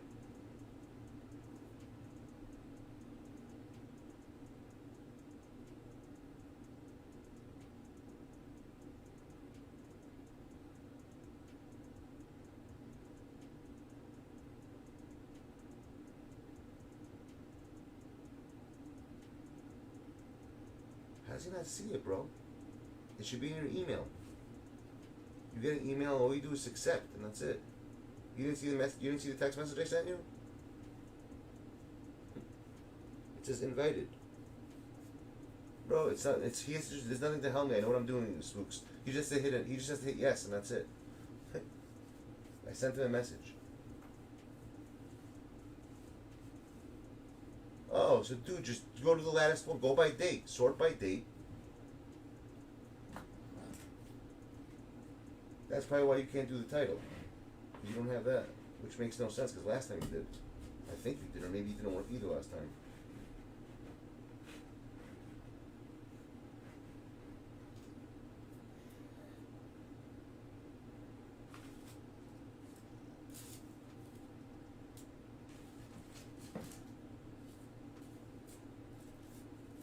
Read last. What's last? What is API? What's the API? You mean? What do you mean? In what way are you trying to figure that out?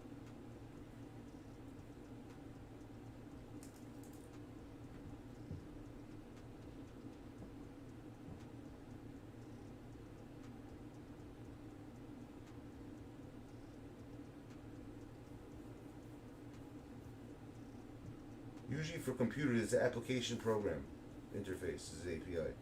I don't know what that's what I know in IT stuff. I don't know what you're asking them other than that.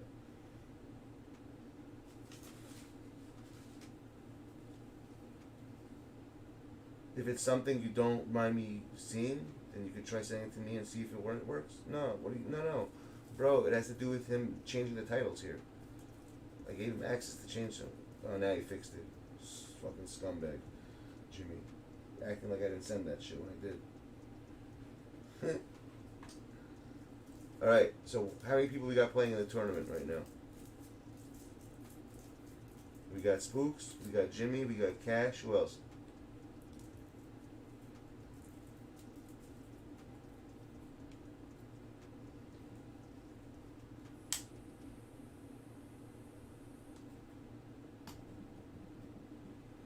Yo, I'm gonna go drop off this thing by this kid, so I'm not gonna get harassed all night. It's like 2 blocks away. He doesn't have a car, and it's raining really hard, so I don't want to get called every 5 minutes. So, who wants to take over my account while I'm gone for a couple of minutes? I'll do a screen share with you, and then figure out what's going on with them. One of you guys just tell me when I get back here who's playing what.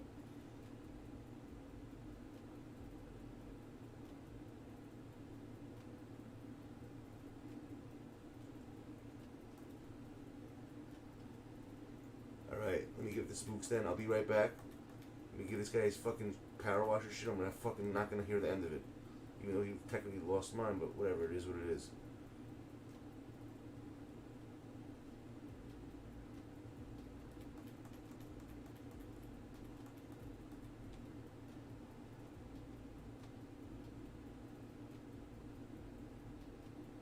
I don't know. So who's in charge? Find Cash, you're in charge of it. Cash, make the lineups right now. When I get back, literally within 5 minutes, 6 minutes, I want to know the lineups.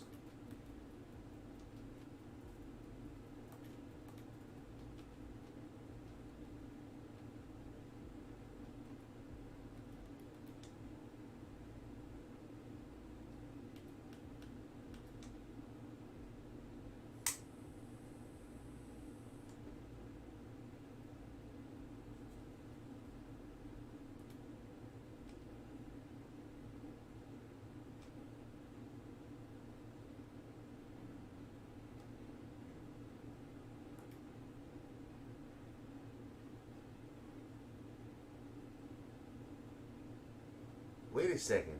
You guys see this? We can play together now? They never had this feature before. That's pretty fucking cool.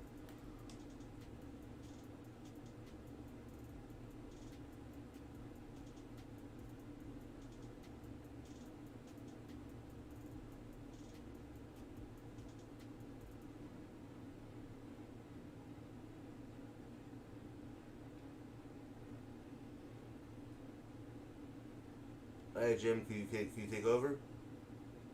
Alright, see if you can do try to do the triple threat online while I'm gone. I have to still do those. Yeah, hold on a second. I think I can do it for you. One sec. Watch this. A little trick I learned.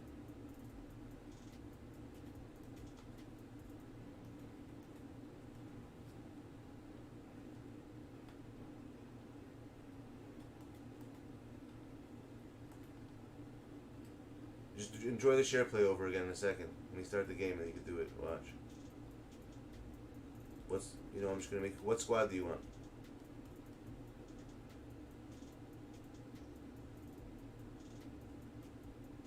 You want any dark matter? Which one?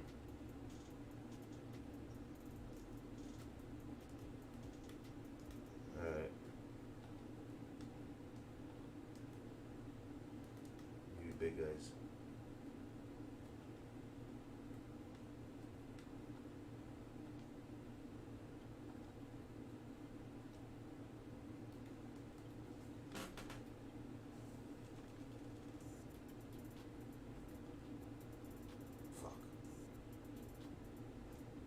Back. What the hell? Fuck!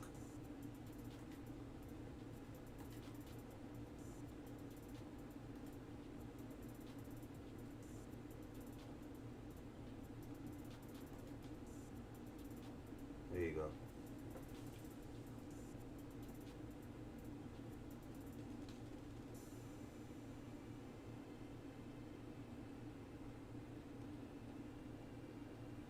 Go ahead. Alright, let me go do this shit quickly.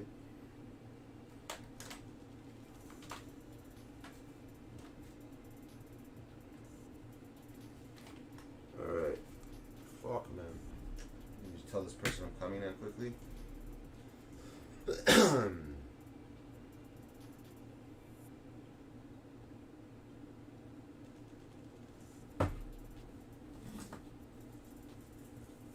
Shit, where the fuck?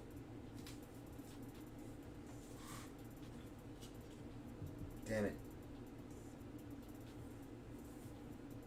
Alright, remember, Cash, get the people who are playing, so this way just when I get back, we can just start it already.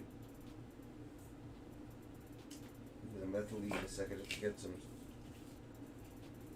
So Cash is playing, Jimmy's playing, who else?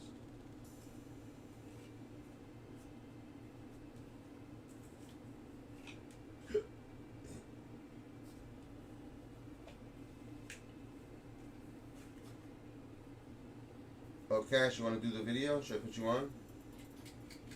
Before I gotta, I'm gonna...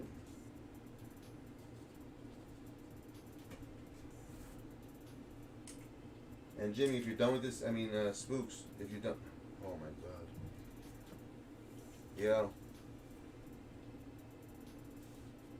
No.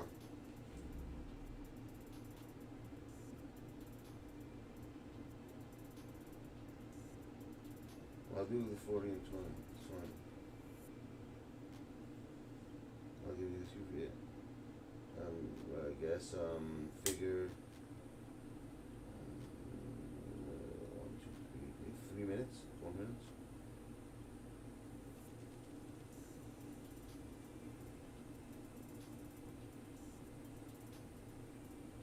Is it still raining hard? Alright.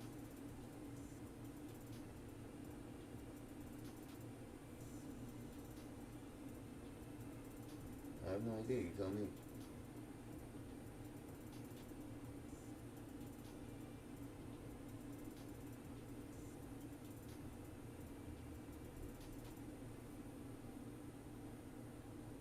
Yeah, you said that. You said you'd give me two, exactly.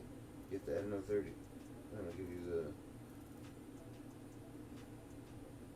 Alright, you want something to drink? Alright.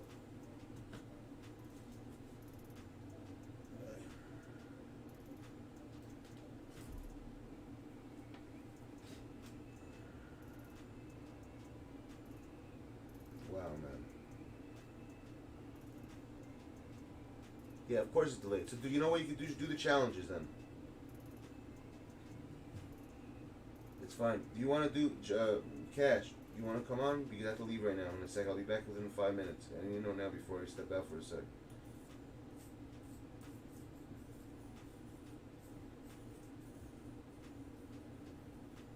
If it's delayed, just quit it, bro. Quit and just play the what's it called?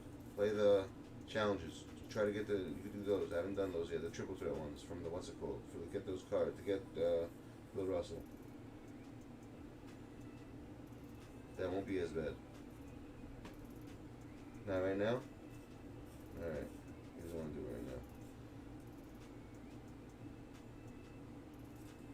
So what's going on with the playoffs? Before while I'm looking for this thing right here. What do you got? Who do you guys have winning in the whole series? You guys have Lakers or Nets?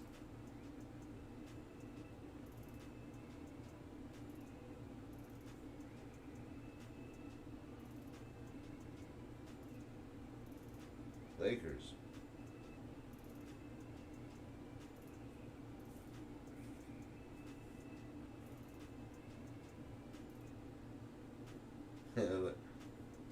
What up, Savage? How you doing, my dude? The Bucks. Wow, that's a new one. That's a first. The Bucks. Interesting. Honestly, I wouldn't mind the Bucks winning. I think Giannis deserves it, but whatever. It's not up to me.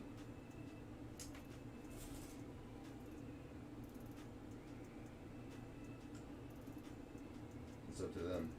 So Knicks got. What was the end of the score of the Knicks game? I remember they were down by a lot, and then they had to turn it off. They definitely lost, I know. But what did they lose by?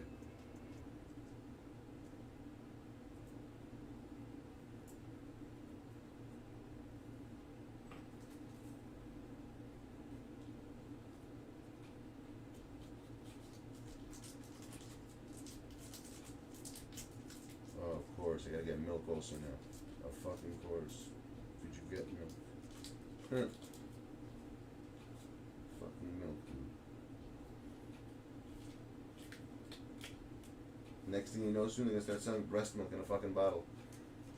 You hear that? Organic breast milks. What do you mean you're bad? I don't get mad at you, bro. You have a life. Shoot, people get, you know, you got babies to kiss. I get it.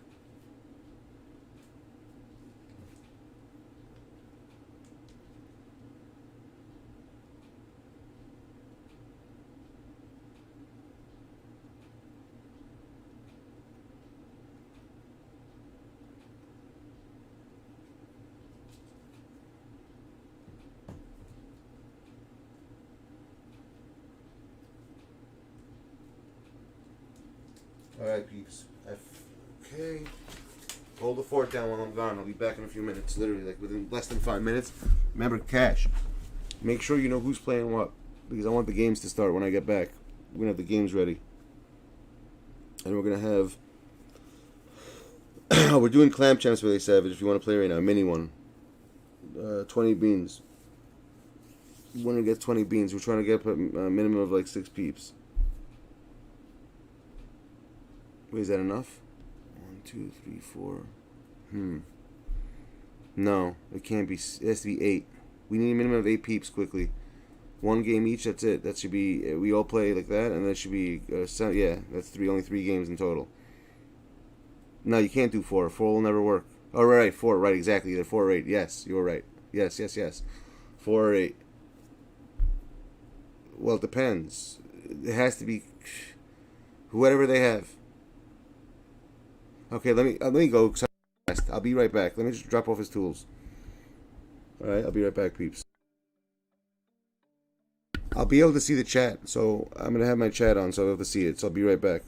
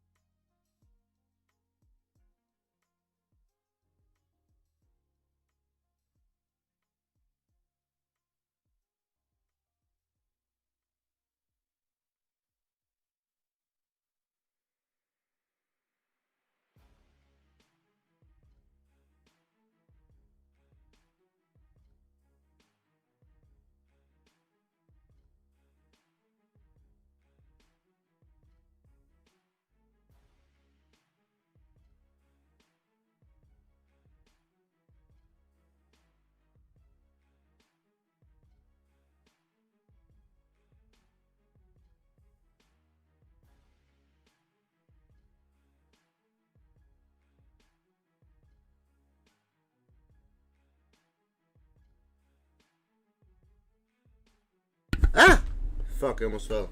What up? I have returned. Alright, you guys ready? You can still play. Don't worry about it. I'm eating something right now anyway.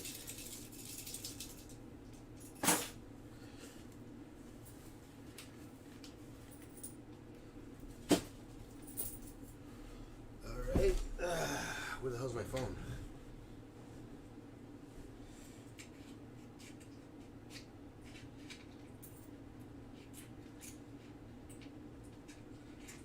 Shit. Oh, here it is. I always lose everything. Did I delete it? Did I ban anyone, by the way, while I was gone? By accident? Did my pocket ban anybody? I hope I didn't ban anybody by accident.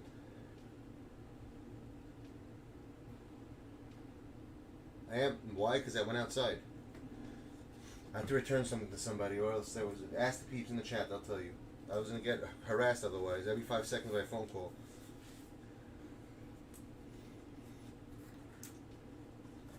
Yo, Duels, where the hell you been?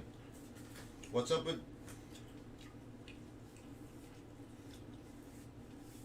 Duels, you want to play the mini clam champs right now? And by the way, Duels, what's up with our Q&A with D&J? I've been sick with coronavirus. That's why I haven't spoken. I was literally in bed the whole month.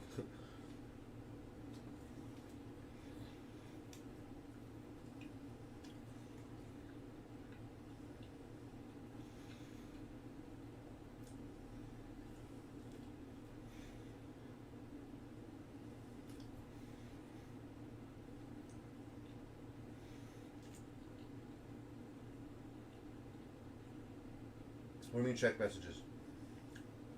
We're doing a small clam champs now quickly for $20. We want to get 8 men. 8 men.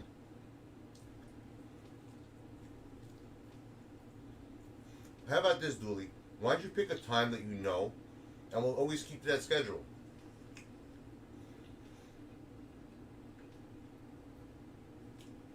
How about that? I'll leave it up to you.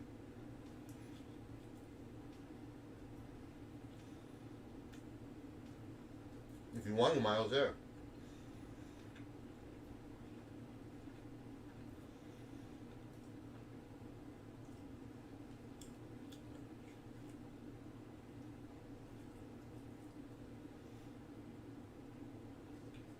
Check your messages at the cash.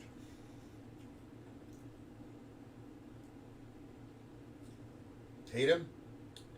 He's alright. I wouldn't say he's the second best on my team.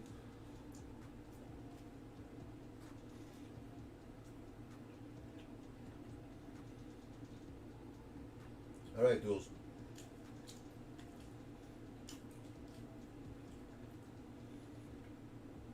Return the slab or stuff of the curse.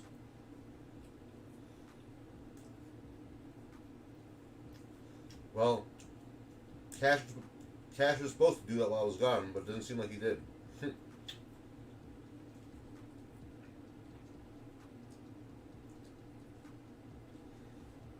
Let me explain something to you. It doesn't. When you see the best like that, and it doesn't go in order. You know that, right, Kyle?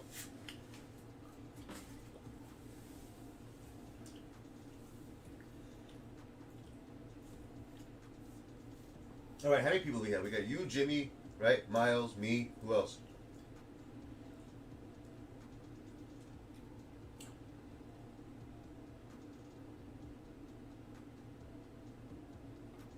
You know what? If we're doing 4 people, it's only 10 beans then. You'll have you, Cash, Jimmy, and what's his name? And Spooks. Alright, let's start. Exactly what your powers are, exactly what you're supposed to be doing. You can edit the titles. You can do stuff like that now.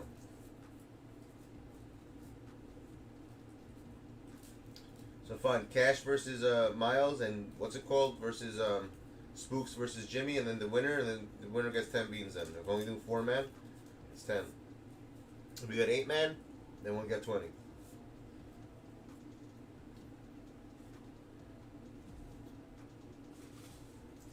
I did not get Bill, unfortunately. No, I did not.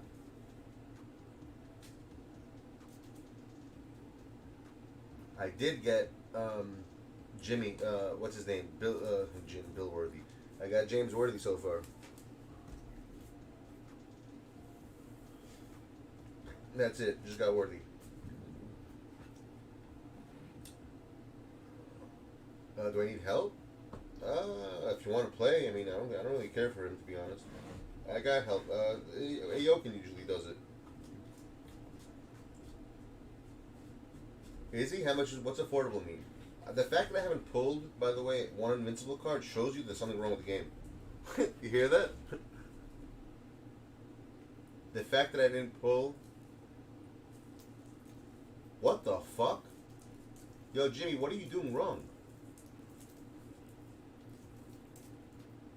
Or maybe there's something wrong with Nightbot right now?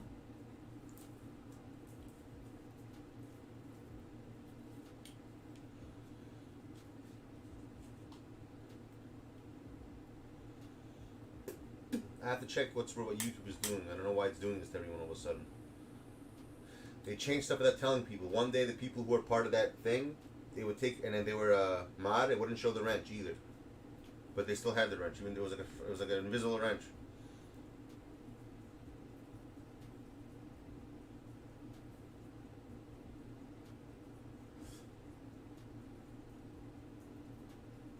Are they hard? I don't think they're so hard, to be honest. I don't think the challenges are that hard, Leo. Oh, it's one? I don't know. You want? That's what I'm saying. Start the fucking Clam Champs. Half an hour should take the whole thing. 4 games? It's 2 games only. 1 game each, and there's 2 full games. Let's start them now.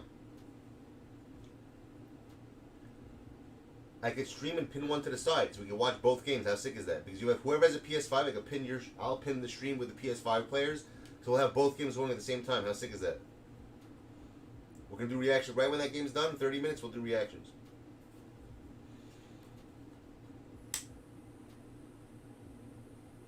We're doing reactions 100%. Yes, 100%. We're doing it.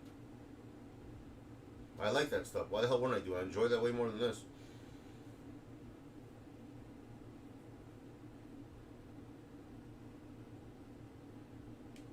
No, the whole point is I want to pin somebody. I have to do share screen or go. I have to pin one. I want to watch both games at the same time. You understand? So whoever has a PS5. Okay, Spooks versus Toxic and Jimmy versus Miles. Cash, you have a PS5. I can actually whichever one. Whoever shares, whoever has a PS5, share with me, and I'll pin one. I'll pin both, and I'll have one going. I'll pin both. That'd be sick. All right, someone has to stream it. You're right. You're right. You're right. You're right. One has to stream and one has to pin. You're right. Thank you, Spooky. You're right. You don't have PS5, so then, 1 second. 1 second. Then you guys can't play each other then. So that means one of you, I have to have 2 people have to have a PS5 on both sides. Or someone has to stream who has a PS4 then. So Cash, could you stream it? So then I have to definitely share with, I have to do a screen share with Jimmy. So he can't stream. Yo, Cash, stream yours then. So I can share your stream, and then with Jimmy I'll do a share screen, I'll pin his to the side. Okay, perfect. There you go. So Cash is gonna stream on Jimmy. Okay, yo, I'm taking my controller back. Alright, Spooks. And with Jimmy I'm gonna I'm gonna share screen with Jimmy, and I'm gonna and I'll pin his to the side so we can watch both games. And then we have the finals right after. We 2 quick games. See, it'll be 2 full games then. So it should be literally a half an hour. How the hell do I get out of here?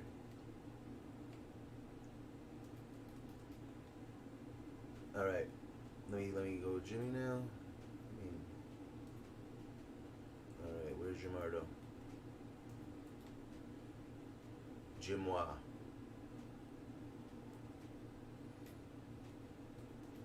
Stream yours meanwhile so I could so I could share your stream.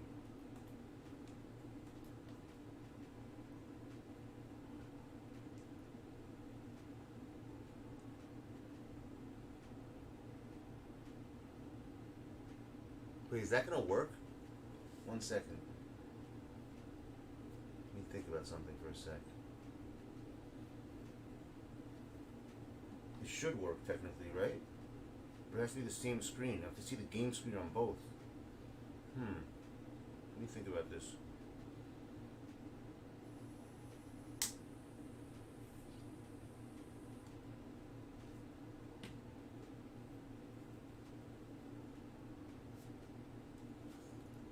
Yeah, it's gonna work.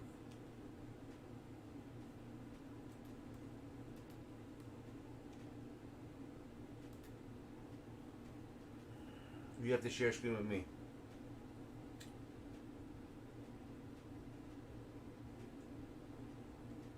I know what to do.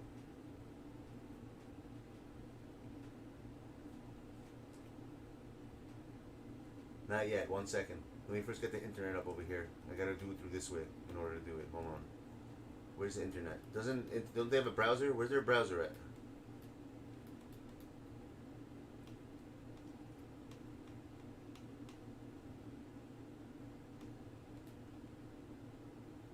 Where the fuck's the internet? Like the Internet Explorer. Don't they have that?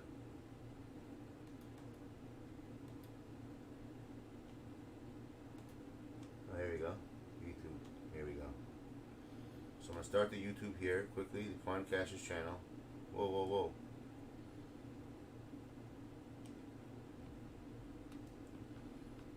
What the fuck is HDCP? Oh, I know what it is.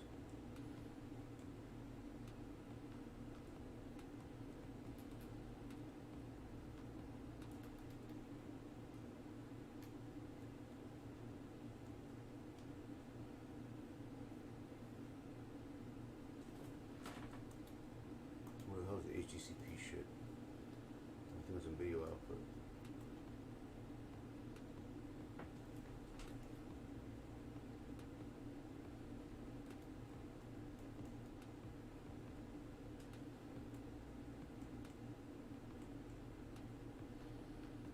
Where the fuck's the HDCP shit?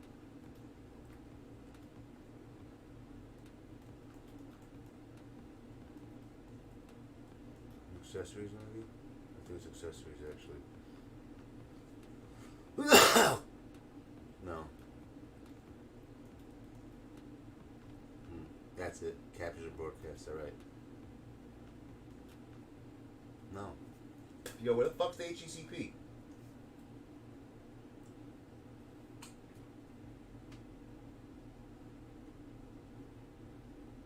He's making a pizza, he said. 1 second.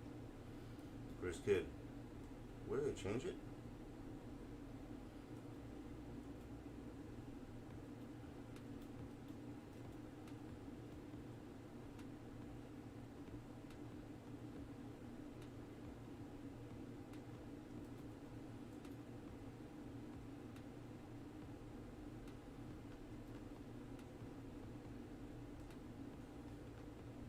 What's the HTCP shit?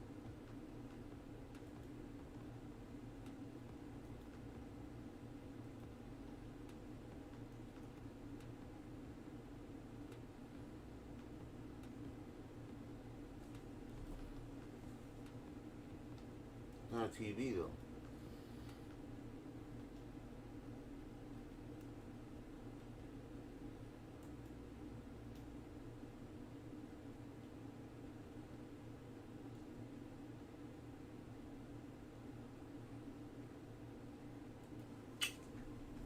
Hold on a second, I gotta find this in Google. How the fuck do you, I don't understand what they did. Enable HDCP PS5. Alright, let's see. Settings, system HDMI enable. Settings, system HDMI.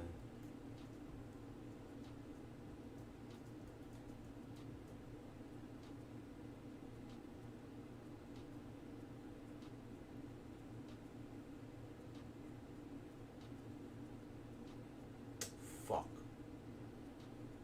It's not gonna work. Damn it, I forgot.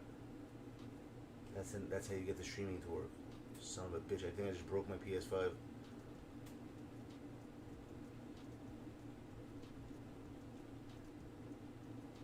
Shit, how do I fix this?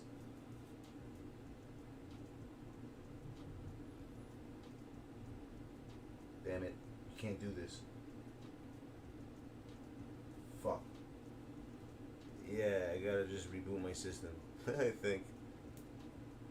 Oh, what do I do to get this fixed? What did I just do? I think I just fucked something up. Hold on 1 second.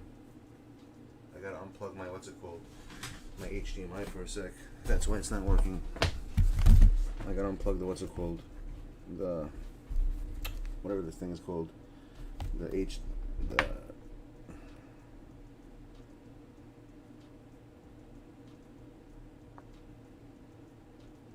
yeah, now it's, I gotta unplug it and I have to disable that shit.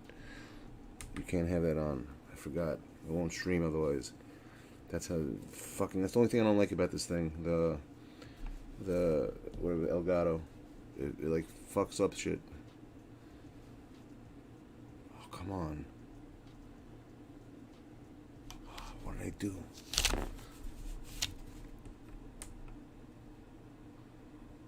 You guys can't even see this shit. That's the crazy part.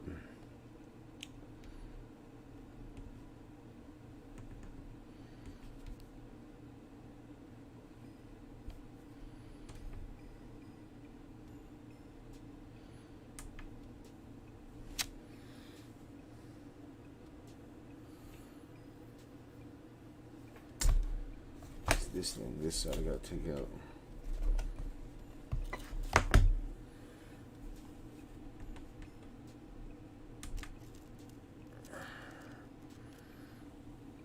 And you can't do the PlayStation browser, bro. When you use a freaking Elgato, you can't do HDCP. It's gonna make the whole screen black. It fucks everything up. I don't know how the hell I'm gonna get into my PlayStation right now. This is not good. No signal. Oh, that's why. Let me plug this back in. Is that right? Fuck. What am I supposed to do again? I forgot. Son of a bitch, bro. Is that going to this side maybe then?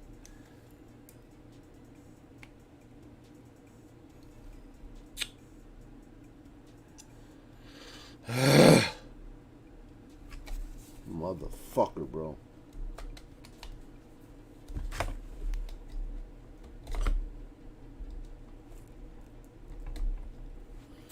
I had to break this, touch this shit right now. This is what it's gonna keep doing.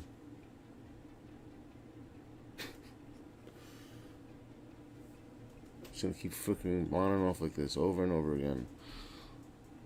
Let me just shut it off and on again. That's the only thing I could do.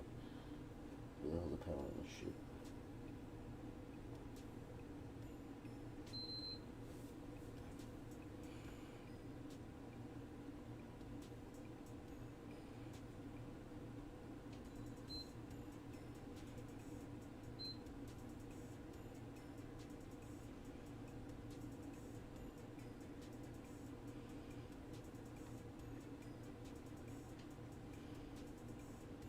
Why is this shit turning off? Turn off. There we go. Hopefully that works. Jeez, man. I shouldn't have touched it. Why do I always touch everything?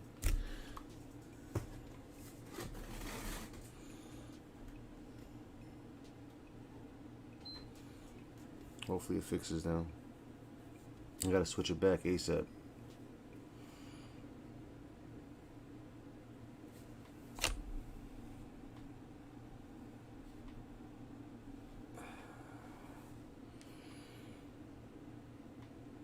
I hope I didn't break this shit. Yeah, fuck, man. It's gonna keep doing this now. I just fucked my PS5 up somehow. What did I do? I know what to do though now. It's gonna be annoying as fuck. Shit. I gotta unplug it from the Elgato. Plug it directly into the PS5 from the screen and then reverse it. To take that off. That's the only thing I could do. Yeah, that's what I gotta do.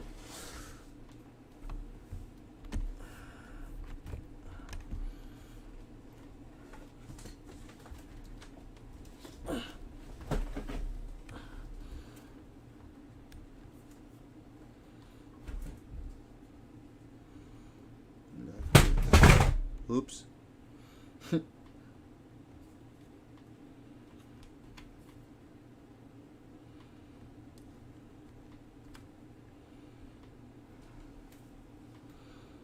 Is that the HDMI? Nope, it is not. Of course it's not. Where the fuck's there? There's the HDMI. Yep, that's the HDMI. You gotta think fast when you gotta fix things. This is the only way to fix it. You gotta do direct connection, so the Elgato can't be in the middle. That's why it's freaking giving me error messages. Then I just do it back. Then I have to retake it off and then put it back to the way it was.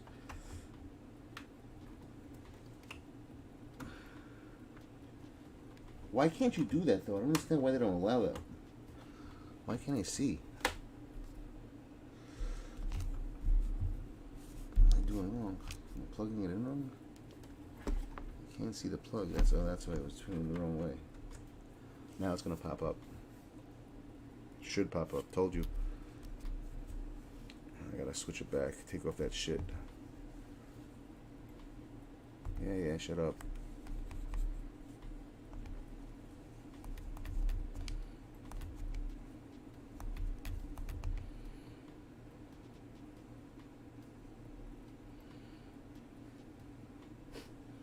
Stupidity, bro.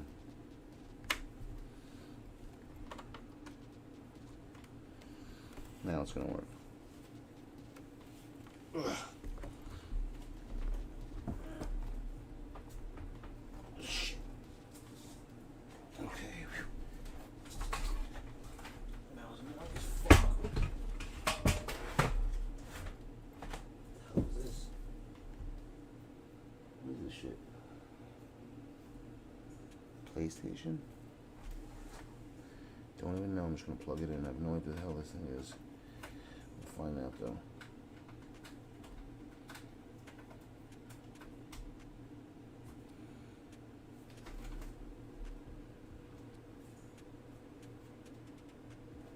I'm not touching that. I'm gonna fuck up if I touch it. I'm leaving that alone. I don't know what the hell that is.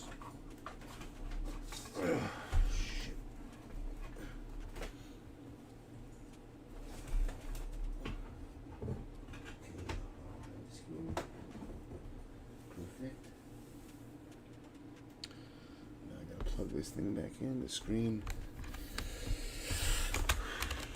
Fucking pain in the ass. There we go. We're back. That was a pain in the ass. Sorry about that, peeps.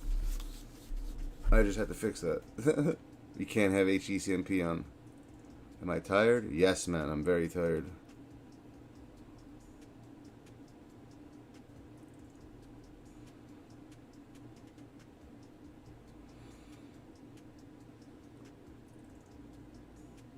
Whose channel is going down so quickly? What are you talking about?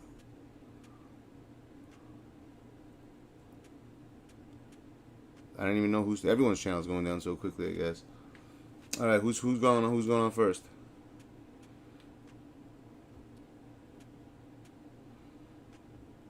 I try to. Oh.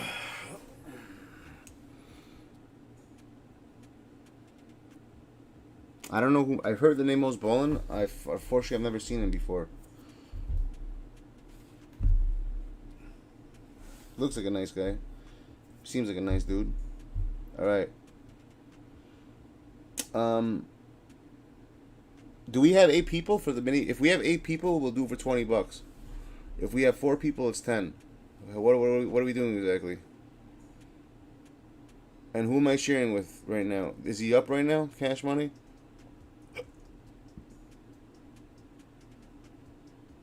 You told him about me before, or you told me about him before? I don't understand what you're saying. You told Most Ballin' about me? I don't know. I never met him before. I've heard of him though. Like I said, I've heard his name before from somewhere. I've never seen any of his videos though. Yeah, tell him I say what's up then. Hope we. If Duels thinks he's good people, then he's good people. It is. Yo, Luna, it's on Xbox, my dude. We're doing it on Xbox too. We're doing it on both. Hold on a second. Let me get my other shit. We're doing it on both, bro. Where is it? Where I put it? We're doing it on both. We're doing it on both. Golden. What we also doing right now, we started. Oh, I don't know if you know this. Duels, we started a reaction channel, bro. You know that? I do reactions now to like paranormal stuff, and we watch it in other languages even. Like if we could watch any, we could watch it in Russian, Arabic, or Hebrew. I can translate all those languages into English. So if you guys have it in other languages and you have something, send it to me and I'll just translate it. We did Russian so far. Yeah, it's called MOVA Reacts. I don't know if I'll do MOVA Knows or MOVA Reacts, but MOVA Knows, only you guys would get it. No one else will know what the hell that means. MOVA React, at least they know it's a reaction channel. All paranormal, anything to do with, no, not only paranormal. It could be paranormal, mysterious, unknown, and I know a lot of stuff. You know that? I know a lot of stuff. Like, I know a lot of biblical stuff, so, like, I have answers, like I can answer a lot of questions people have. I can even give Bible study class. I can do anything. I can do on the mysterious, stuff like that. Want biblical stuff? What do you mean? Why do you stay away from it? It's creepy? I wouldn't say it's creepy, my dude.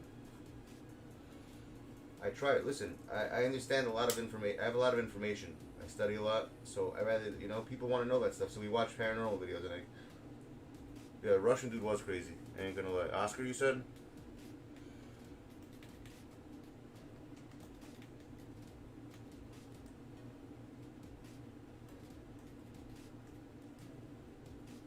Oh, wow. He really is going for something not expensive. What's he gonna end up for, like 500? What's Oscar selling for in the end? Yeah, it's like the Jinn, but it's different. Because we're not watching it to worship it. We're watching, let me explain something to you. There's something called Missing 411, alright? So a Missing 411 is a case, this guy, he basically has a bunch of stories, right?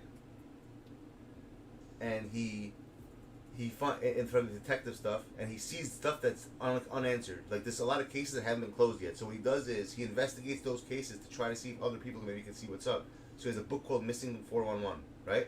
It's all true stories. And they'll give you stories, let's say me and you were walking dually, right? And out of nowhere, like I turn around, you're missing. You just vanish into thin air. Stuff like that, and like, stuff that's unexplainable. We watch more unexplainable stuff. Stuff that like it's like what the like WTF type stuff. Like how did that happen? It's not necessarily just about Jinn. It's about other stuff. What are you not playing? What are you not playing?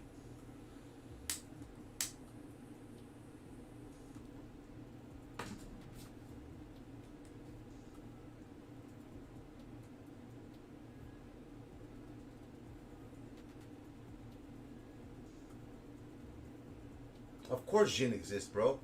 Tomorrow, in 2 days, bro, our government's about to tell everyone that aliens are real.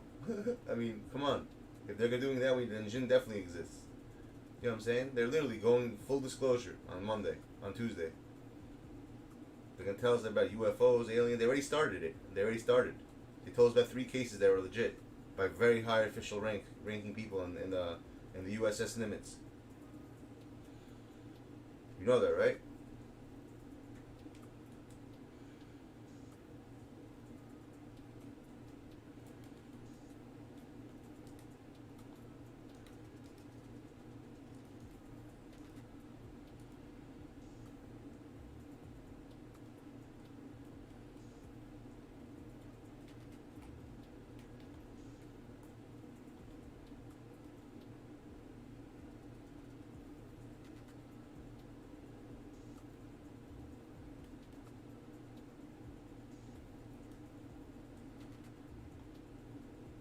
You guys ready or not? What's up?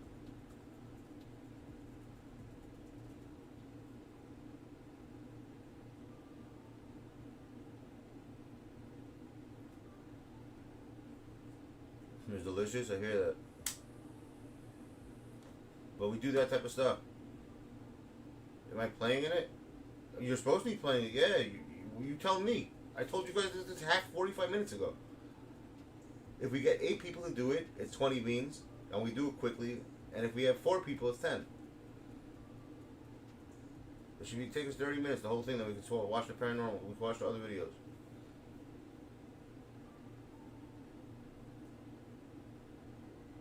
Jimmy, what the fuck? Why not? You know what? I'm just gonna do Cash's game then, and you guys play alone. Tell me who won, all right? And then the last game we're gonna have to share play. Do that. How about that? We'll just do Cash's game. We started. All right. Let me go to Cash's game. It's on your channel? Are you streaming it? You streaming? Let me go to Cash's channel. Hold on a second.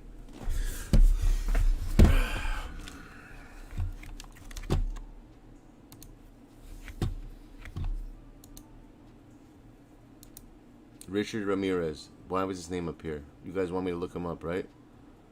Was he born to kill? Cash. There we go. Alright, my dudes. We're all ready. Cash is playing right now. We got him up. Let me switch over to that screen. And we are golden. There you see Cash. Cash many heroes. Cash. So this is game number 1 of Clam Champs, of the mini Clam Champs. We got Cash Money, the hero, playing against the Wonder of Miles. And we have Jimmy, who's not going to share his game with him because he has latency, he says. So let them play their game right now. Unfortunately, we can't watch it. I would like to watch it, but it doesn't seem like it's. Why is there a little black dot on the screen? Is that on the screen? Let me check my phone. Why is it not there? Yeah, it is. What the hell is that? What is that black thing on top?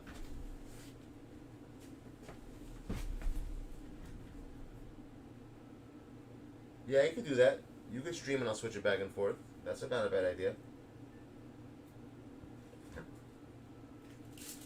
If you guys want to do that. You don't need a link. You're watching it right over here. We're good.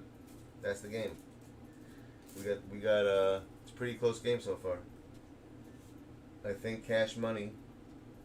Cash, are you TMT?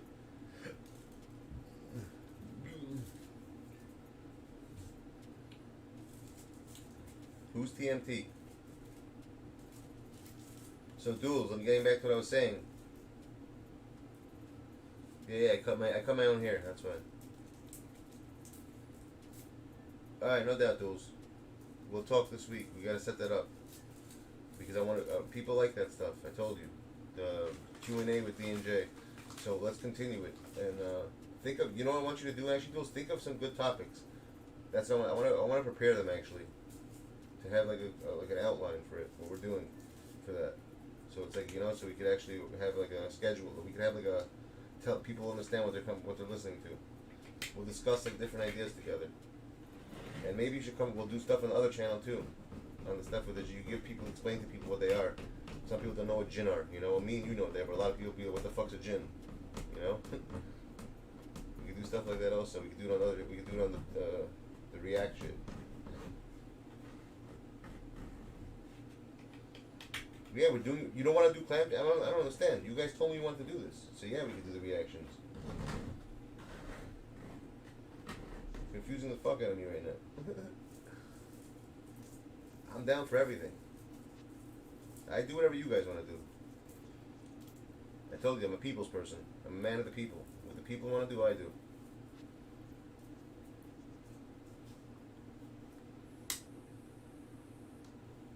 We the Latinos choose Elian Gonzalez.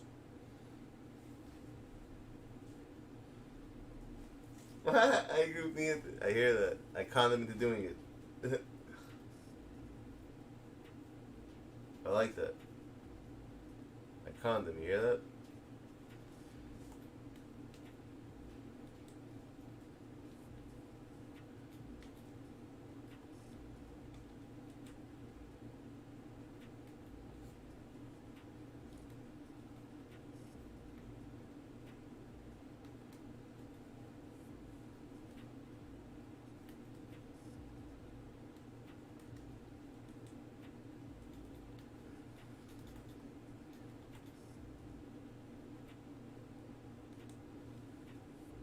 Bulbul. Bulbul.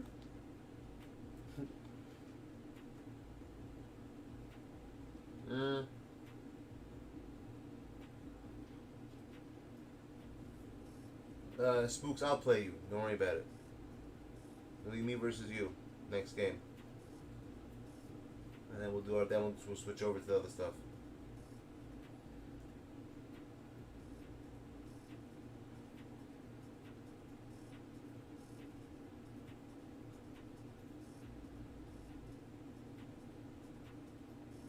Actually, no. Maybe we can do it now while he's playing. Let me think about this for a second. Let me see how Streamlabs works. Is there a way I could put maybe both screens on that side and like do half-half? I think it's possible. Let me think of how to do this. 1 second. Give me a second. I'm thinking about something. How would that work?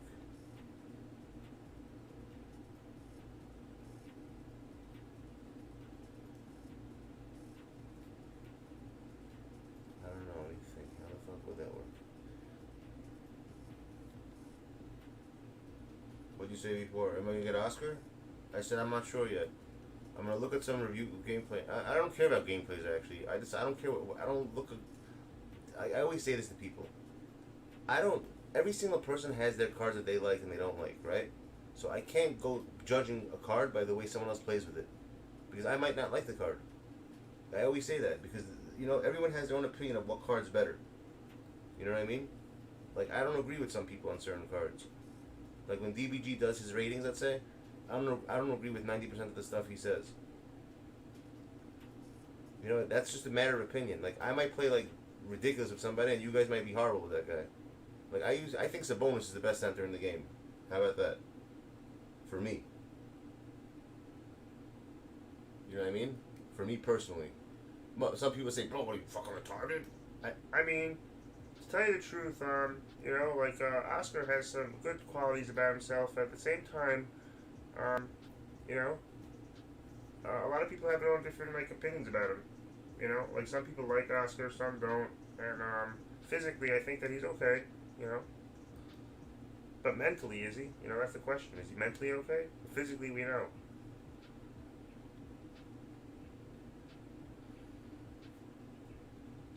At the end of the day, that's what you know.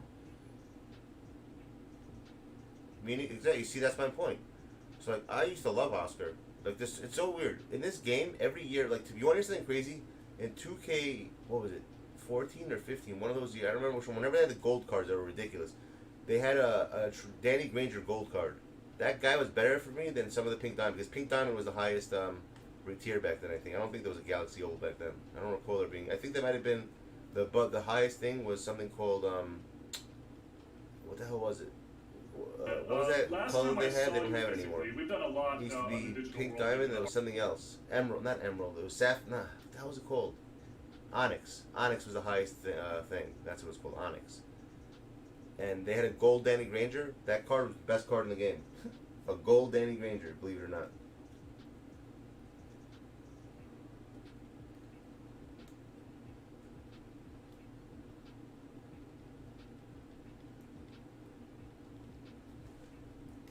Gold Danny Granger. That was the best card in the game. That card hit like from half court, literally. Or it might have been 2K14. Well, the game's not over. No one let anyone beat anyone. It's a game of runs at the end of the day. If we don't got it, you don't. If we don't got it, you don't want it. You hear that?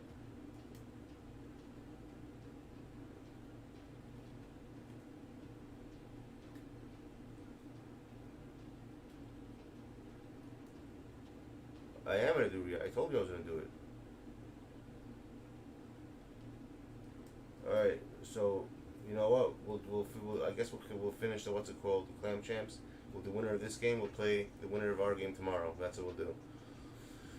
So we could just do the reactions already. Since I've been saying it's already past the time. It looks like it's 1:46. I did say 1 to 1:30.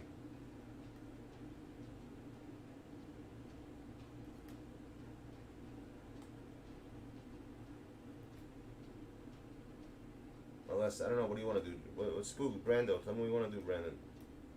Whatever you want to do. You guys, did you guys even send me what we're doing? Which videos you guys have? You have specific videos? You have homework to do? Are you doing 24 hours a day? You doing homework for 24 hours straight?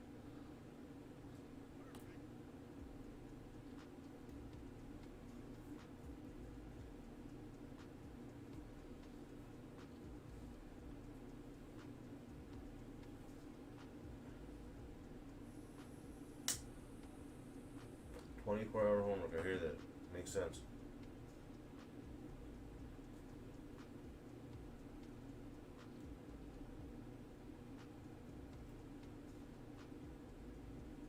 Ratliff. What's your name? Theo Ratliff. Ratlift.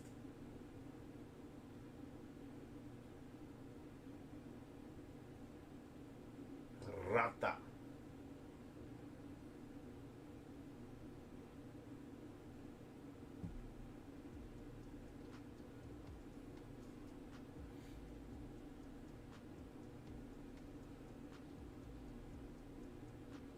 I hear you, Kyle.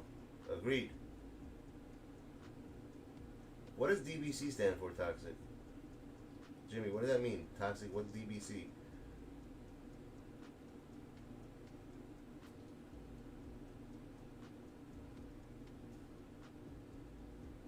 I always wonder what that means, DBC.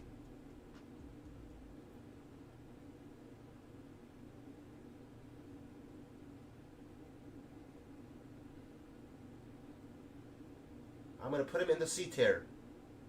Guys, I'm putting him in the C tier. Lods. Lods. Lods. I mean, the C tier is a pretty small tier, no? I'm not sure about the C tier.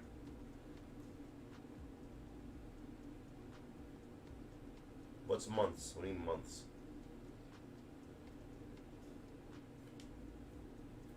The tiers that I go by is really like you know, if you're in the Ronnie tier is the highest tier possible. If you're in the Ronnie tier, guys, you know you made it.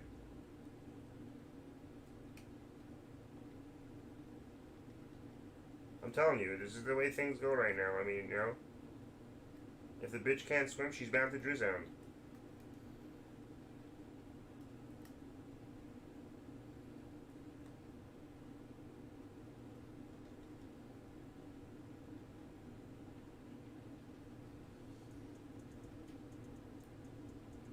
Shaquif? Who has Shaq?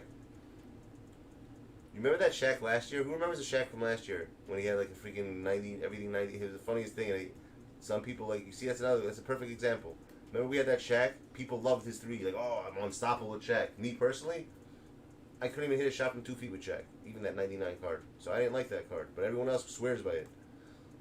That's the best card in the game. Doesn't miss. You know, like, get Shaquille. Shaq. He's the thing, you know. If we don't got it, you don't want it, take him. Everyone's got him. My grandma could even use him. Everyone's using him.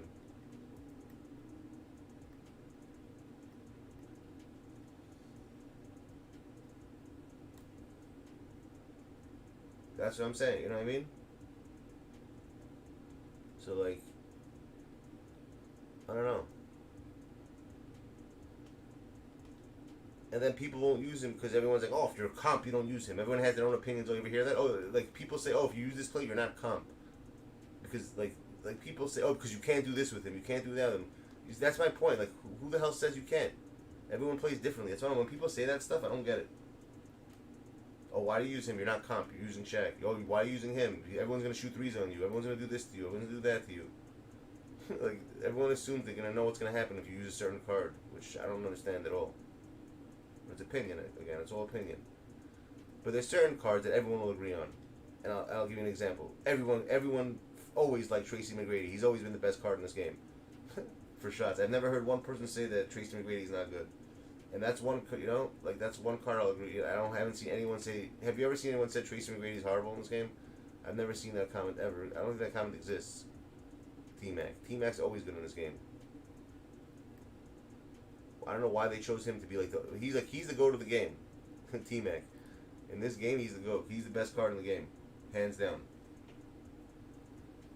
You never heard that before, Aztec? How many times you know how many times I've heard that? Oh, why are you using this card? You're not exactly. Like, it's the most dumbest thing I ever heard of. Like, what do you mean? Oh, because if you use him, like, everyone thinks they're a freaking ref, and everyone thinks they're in the league in this game. That's what I realized. Everyone's in the league, and everyone's a ref.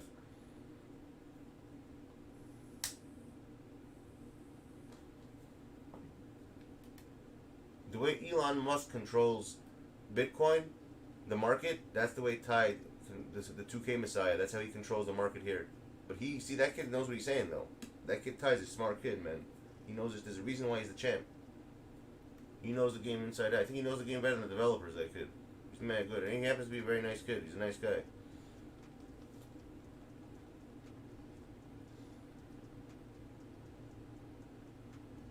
Oh, that too, of course. I have to sell my collection. I agree with you.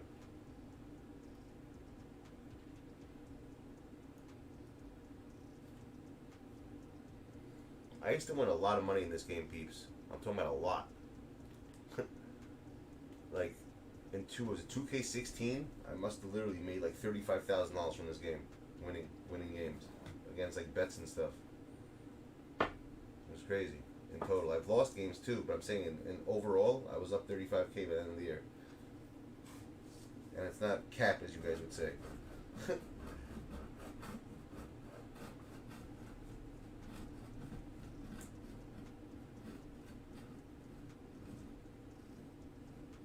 Who are you talking about, Kyle? Who don't you agree with?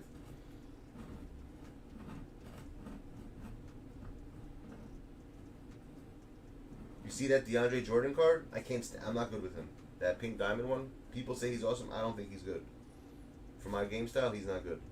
He might be a good card, but for my game style, I would never use him. Ty, I agree with him. I would say almost everything he says to me is like pretty much facts. Just, listen, how are you gonna disagree with a person who knows? Like, he knows the game. Like, if someone won 250,000, if someone could beat every single person he plays, he obviously knows what the hell he's doing. You know what I'm saying? So in my opinion, he's like, he happens to be a very intelligent kid. You gotta be a smart person. This game you have to have some type of brains to put, to be, it's not, you can't, people say, oh, anyone can play this game. They're right, but not everyone can win every game. You know what I'm saying? He's there's no one. He's the best person in the game. Like, there's no one better than that kid, obviously. That's why, hence, he's a 250K champ. Really? I don't think Ty is dumb at all. I think he's actually a smart kid. I don't see what he does is dumb. He happens to be smart. If you understand what he's saying, like when he says stuff, I'm like, oh shit, that's how. Like, I understand. He gives a lot of information. People don't understand it though. He happens to know what the hell he's talking about. He knows this game inside out.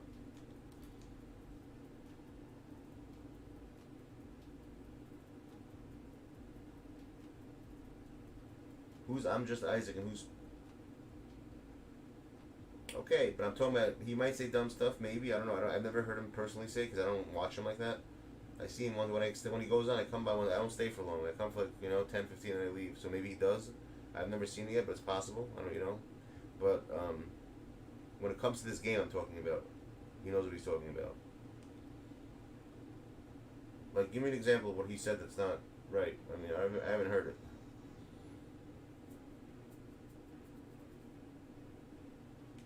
Oh, is that the kid Just Isaac in his chat that I see talking sometimes? He's got like 1,000 badges next to his name.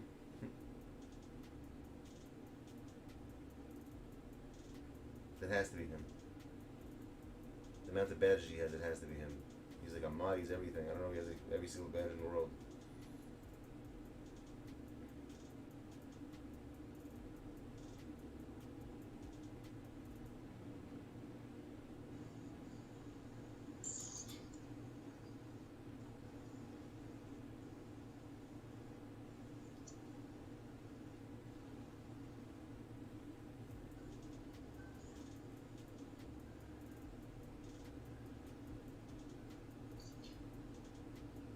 Yeah, I've seen that kid then. I know who you're talking about.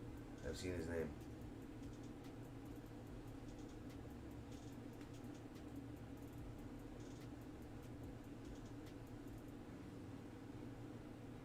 I don't know who Splash is. Him I've never heard of.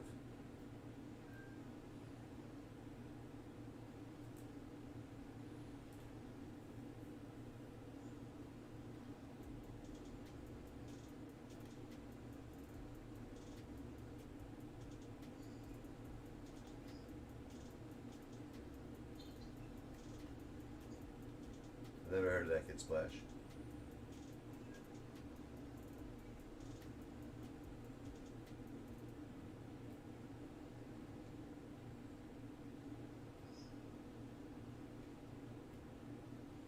Who else is really good at this game? Who's the guy who wins every year? Everyone always says his name. Seymour? What's his name? Seymour? What's the guy who won? He's the guy he won last year. I forgot his name. He's like he's a Puerto Rico, a Spanish kid. Really big. He's the Ty beat him in the champs this year. What's his name? He's supposed to be the best in the game, isn't he?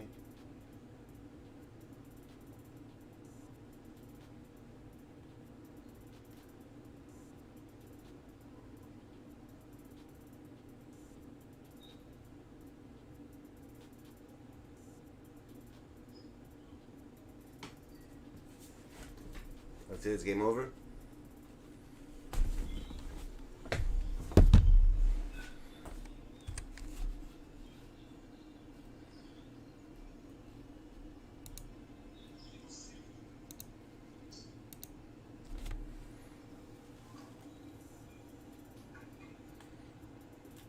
So what's going on right now? So you're playing, I don't know who you're going to play next. Jomar, that's the guy. That guy's supposed to be the best in the game. Jomars, that's his name.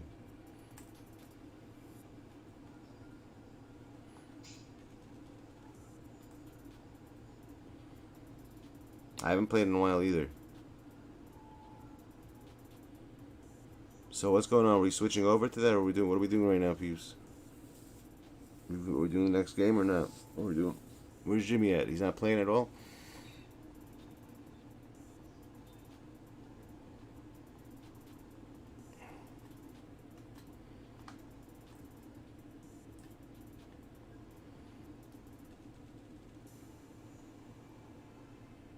Maybe it doesn't happen.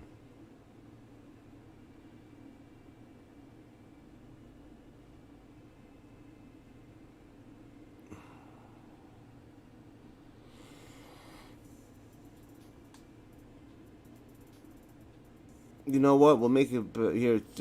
Spooky beat me, okay? Spook, go play Miles for the championship then. There you go. Just get it so we do Jimmy's thing already. Alright? Play Miles right now. There you go. You won. Just make it over. You know, I don't. Let's say I win right now. I can't win my own tournament. It makes no sense.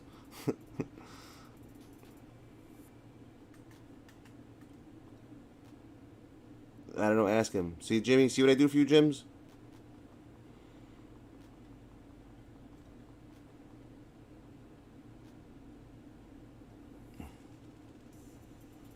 Yes, you can. Of course. Theo Ratliff, you freaking rat.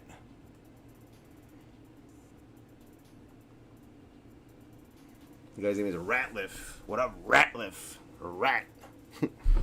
What up, rat? Rata. Freaking rata.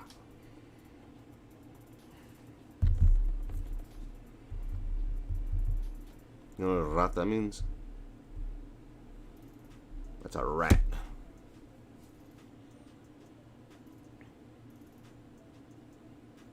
Rata.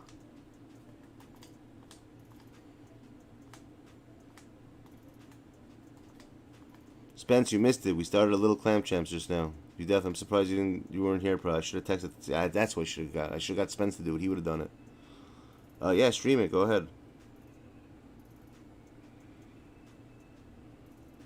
And then right after that, we'll switch over. We'll do our little, Jimmy, do me a favor. Send me videos meanwhile. This way I can prepare it while they're playing their game now. I'll have it all set up and ready.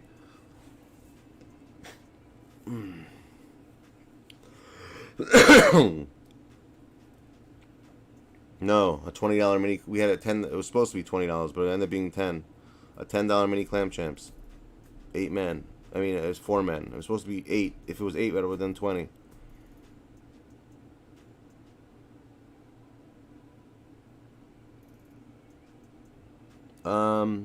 Sure, no problem. I don't care. Well, you didn't even win yet, Miles. First beat Spooks, then talk.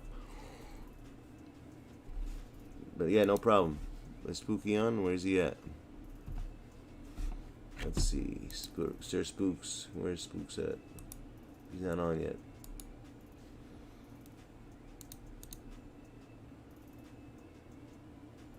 D-Bones is on. Z-Bones. Rattle Z-Bones.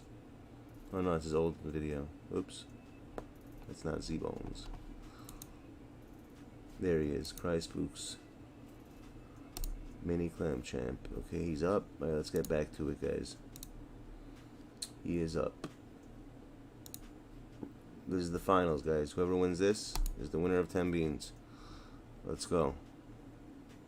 Who shall win? One shall win, two shall fall.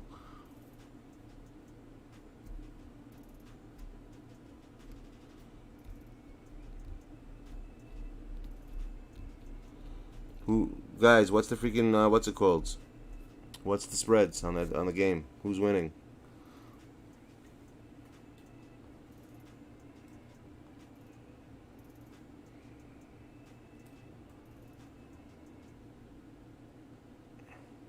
Is Spooks winning? Or is Mr. Miles Jose Wonder winning? Wonder Boy. Is the Wonder Boy winning? Or is it the crybaby that doesn't cry? You hear that? The crybaby that doesn't cry. Which one is it? There's no drink.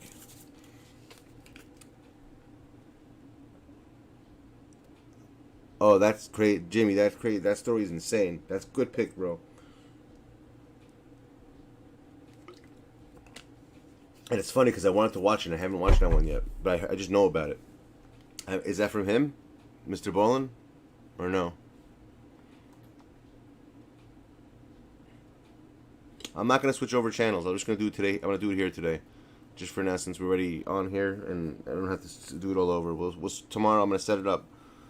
Tomorrow I'll set our. So right after this, we're just gonna switch over to the patch so we can switch the title here. No, we're done today with the money games. This was it because we gotta do something else right now. We're switching over to our reaction videos. What's up, Vanity? How you doing, my dude?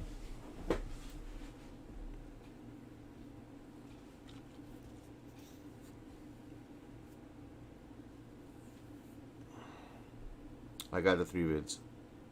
Yeah, Mr. Bolin's the only one that makes sense. That guy's story capabilities are insane.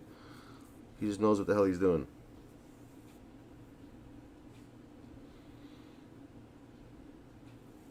Yeah, I got the vids.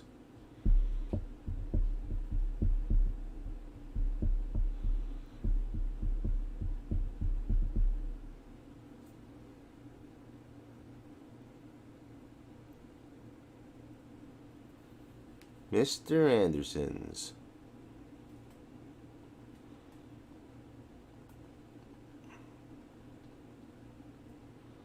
It has a C on it. It tells you. Anything from a famous, like, NBC, anything from, like, a news corporation is obviously going to be copyrighted. And another way is, it usually has a C. Google it. Go to Google and say, how do you know if a video is copyrighted on YouTube? You'll see. I'll show you. That's one way. It doesn't mean that necessarily, see, it might not have it. It still might be. It really depends on the content creator. Like, let's say I created something and I don't have copyright, but, like, someone else used it. I could technically hit up YouTube and be like, yo, this guy's using my stuff. I want to get it. You know, if I want to screw someone over. People do stuff like that, believe it or not. Jealous people do that. When they see, like, a bigger channel does that, they want to have, you know, mess around, they'll do that. I've seen it happen to some people. But you need 3 strikes. You need to get 3 strikes in order to, what's it called, and to get your channel removed for something like that. There's certain things you get automatic. Like when you play something like from, like, let's live, let's say, like from the NBA or something, you'll automatically get your channel lost for like 3 months. That's like a different type of copyright. It really depends. It really, really depends. But that's like that copyright like that is, you know, it's a no-go. No bueno.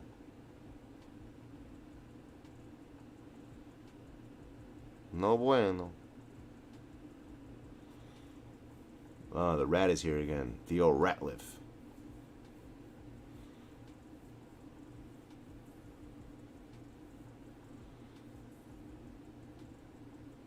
Who doesn't go outside? What are you talking about?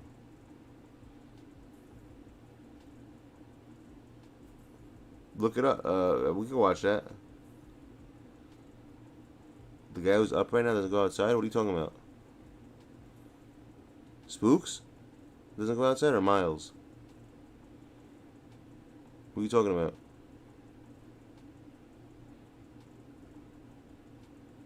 He said he didn't want to do it tonight. I already asked him, Spence. The question has been asked. If anyone ever wants to come on stream and you want to like hang out over here, you want to go on video on the top, let me know. I'll add anybody. I'm cool like that. If anyone wants to be on top, you know, like be you know, like do a dual stream or be on, you know. That's what it's all about.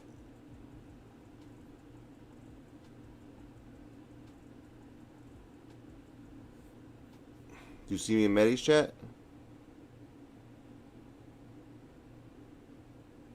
$2.1K? What do you mean 2.1K? What are you talking about?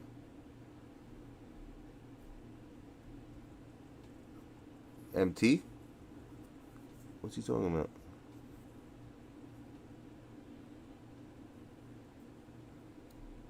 Oh, so he's talking about, so yeah, 2.19, almost 2. It was at 2.2, but for some reason they always go up and down every day. Someone subs, they unsub. People are weird. I don't understand people like that. I don't get it. If I get one more sub, I believe it goes to 2.2. It's a, yeah, it's a 2.19999. It's like one under 2.2. But I don't really like ever say sub up. I don't know, I should, but I never say it though for some reason. I don't know why.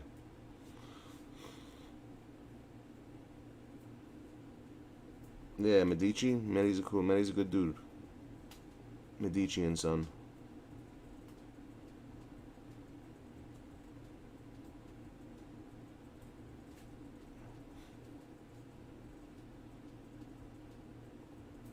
You still use it? No, Spence. You gotta use what's his name. Well, you can, when you play Spence, you're only allowed to use one card. You can only use Will Chamberlain, and you can only shoot with him. That's the only way you're allowed to play these games. Nobody else but Will. Who, Medi? Yeah. I like it. Medi's a good guy. He's a good dude.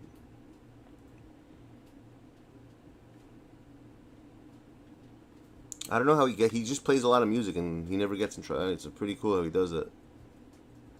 He says he does it with, what's it called? I forgot what it was called. Spence, you told me the name of that. What was that streaming platform called again? I forgot. What was it called? Damn it. Whatever. The streaming platform.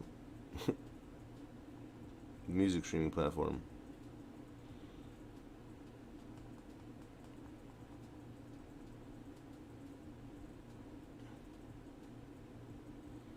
Oh, wow. Look at Miles, dude. I like it. Look, Miles is like, wow. Miles just said, I'm going to win you. Exclamation point win. Aztec, come on, man. You're in charge of the freaking quotes.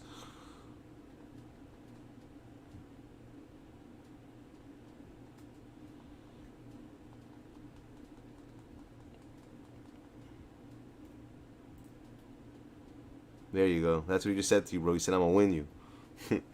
That kid was so who's that kid? Where did that kid go? I'm going to win you, kid. Yo, let's play, man. I'm going to win you. YouTube, the home of the uneducated. You gotta love it.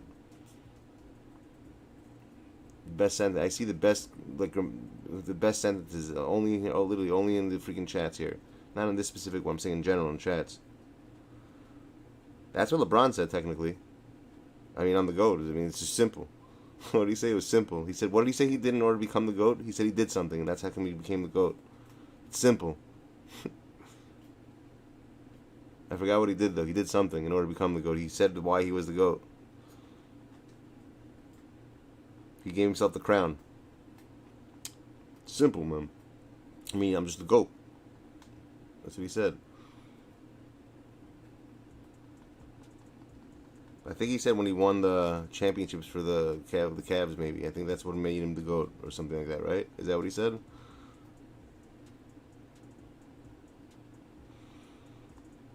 Yo, whoever complains is going to lose. He's right, Spooks. That's one thing I'll tell him. That's what I learned in this game. Never complain. Just play the game, and that's it. Because I'm telling you, whenever someone complains, automatically you're feeding yourself negative energy, and you're just not going to win that way. You're basically causing RNG to happen to yourself. You're bringing it upon yourself, dude. Well, not you. Anyone who does. That's what I'm saying. Whenever I bitch about stuff, I always lose 90% of the time. Oh, he's not complaining. So there you go. You're good.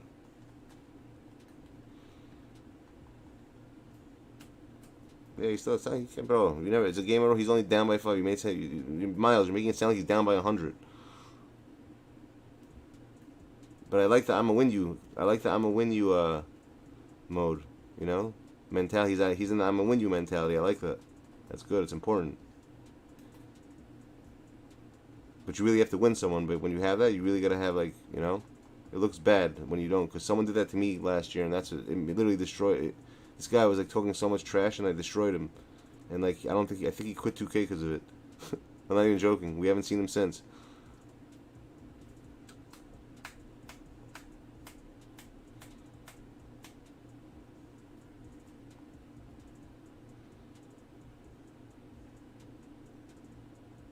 Sponsor or what? What are you talking about? What am I sponsoring?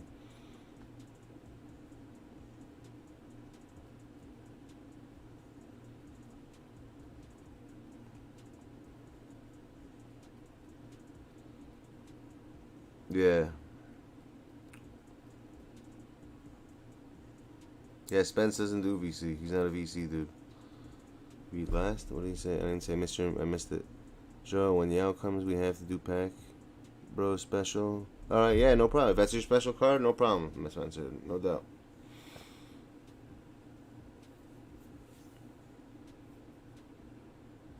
We don't do pack bros, though. We do boxes versus singles. We change the name.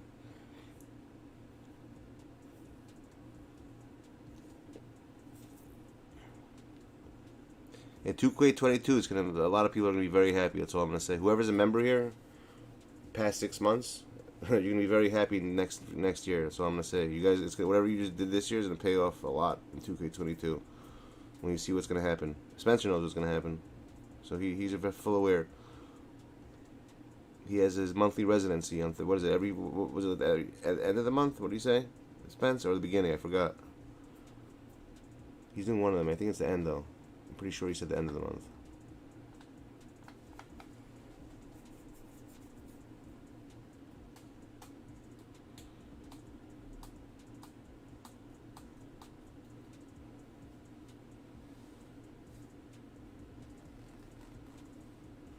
I hear that.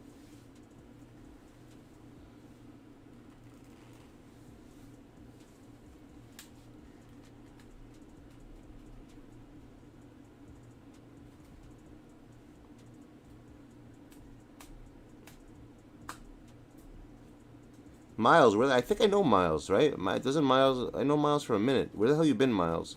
I haven't seen you in a long time. He used to come here like 2 years ago, a year and a half ago. No, I wasn't even streaming 2 years ago. What am I saying? He used to come here last year a lot, in the beginning when I first started.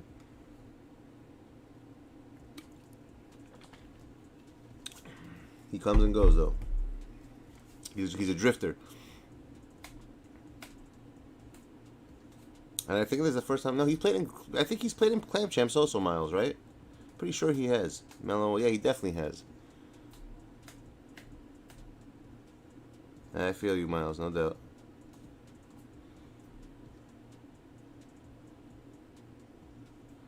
Yeah. I can't wait to watch the Skinwalker Ranch one. I'm dying to watch that one, dude. I haven't had time to watch that one yet. And I think I know which one it is because I have it on my saved list because I want to watch it. I put like a list together, a playlist, and that was one of them. I'm going to take that off my playlist.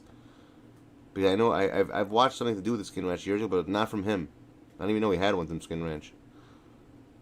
I didn't even see that one yet. Is that an older one? When is that from?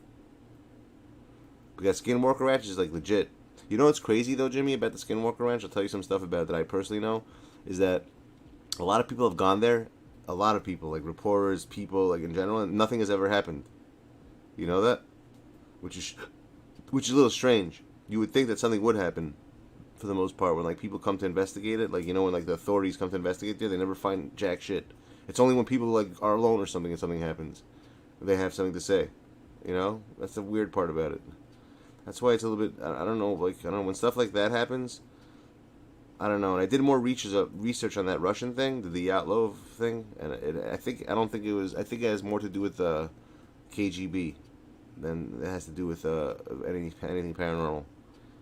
It makes sense actually because the Cold War was going on at that time, and they're testing out chemical warfare weapons. They might have been doing a test on chemical weapons in that area, and they just happened to be in the wrong place at the wrong time, and then they had to cover it up, and that's why they did all those things, to make it look like that.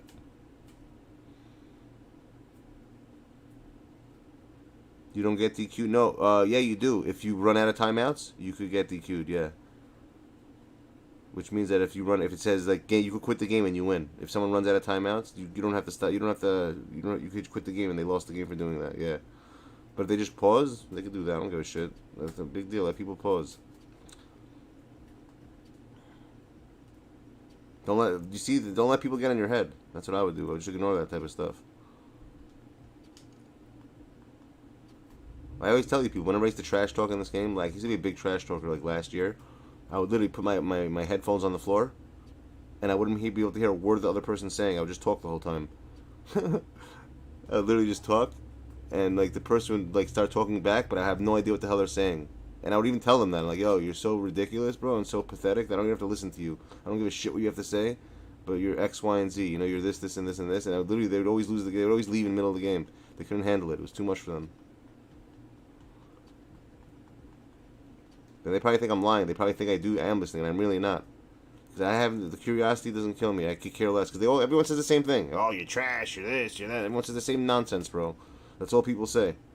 Yo, you trash. You this. You that. Right? That's all people say. You never hear anyone else say anything else in this game but that. You're this. You're that. Oh, you suck, man. Yo, you gotta uninstall the game right now, man. You should just uninstall the game. Same freaking nonsense. So what am I gonna hear different from somebody else and somebody? You know? What up, refs? You know, like, what am I going to hear differently from this person that the other person hasn't said already? You know, you hear the same thing over and over again. When I talk trash, it's always something different. I never say you're trash to someone. I never even use those words. Yo, you twash. I don't say that stuff. Doesn't make any sense. I'll tell someone they're like a waste of, like a dirty maxi pad or something, you know? Something like that. You know, like a period. Like a dirty ass period. Something stupid, you know, that makes sense. Walking blood. The dirt under my shoe, you know, something like that, like something ridiculous.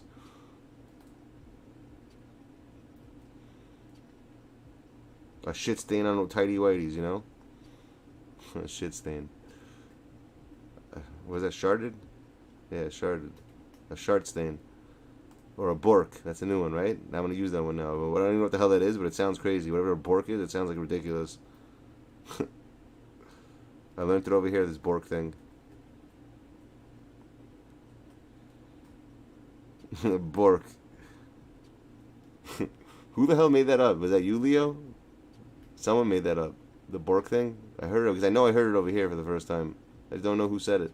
I know Jimmy says it, but I don't know where Jimmy got it or Jimmy made it up. Bork.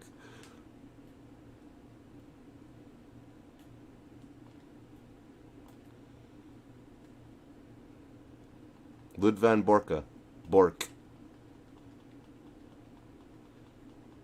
I thought it was you, Leo. I could have sworn it was you, my dude. You weren't the Bork man?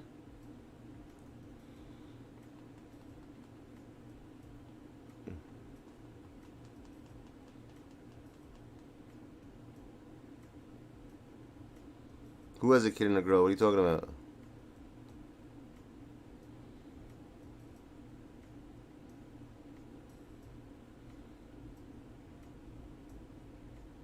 Yeah, when it comes, believe it or not, I spoke to Spence about this stuff, Cash. He's actually a pretty smart kid for his age. He has his head on right when it comes to that type of stuff. He knows a lot of stuff he knows stuff he shouldn't know for his age.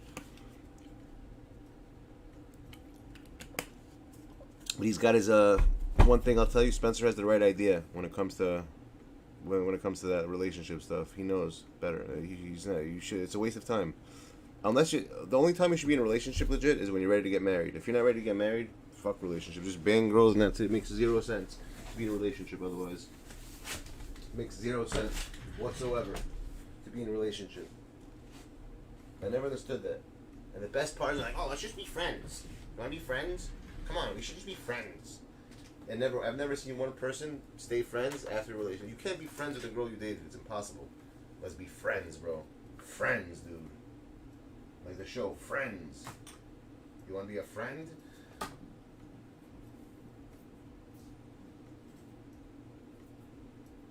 That's what I did, Spence. That's why I'm saying the truth. Because what's the point of having, you know, the whole boyfriend girlfriend thing is stupid. I love you. Oh my god, I hate you. Oh my god. Like, you know what he just did to me? Like, you know what this guy just did to me? It's crazy. Like, I went to his house and, like, he told me this. Oh my god.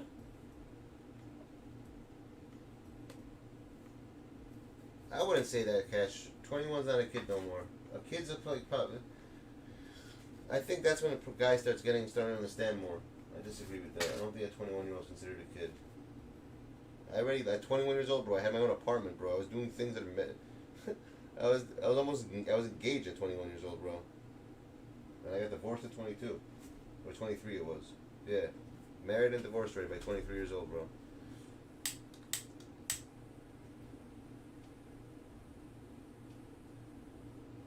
But even according to biblical stuff, 21 is a time where, you know what it says? Actually, when here's something interesting, you know what the Bible says about that type of stuff? So it says, people always wonder about sin. Does a kid get punished if they sin, right?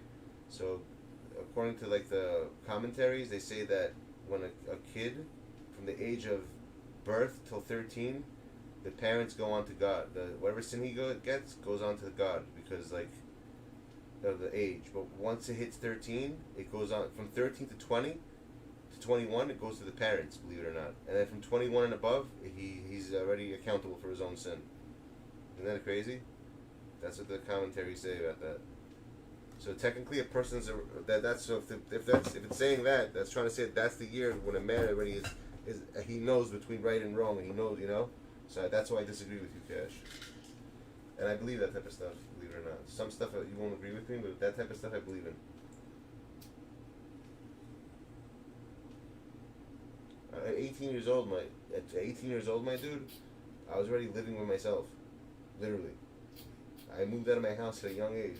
I moved out of my house at 17. I was already paying my own bills, doing my own shit. Who said I'm God? I never said I'm God. Are you crazy? There's only one. I don't believe that. I would never think that in a million years.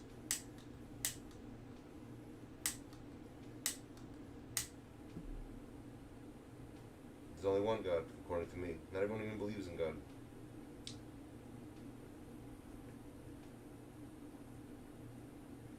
I think I know everything? No, I don't. You're wrong. I don't think I know everything at all. I say I'm wrong sometimes. Actually, I say I'm wrong a lot of times also. I just, you know, I listen to everyone.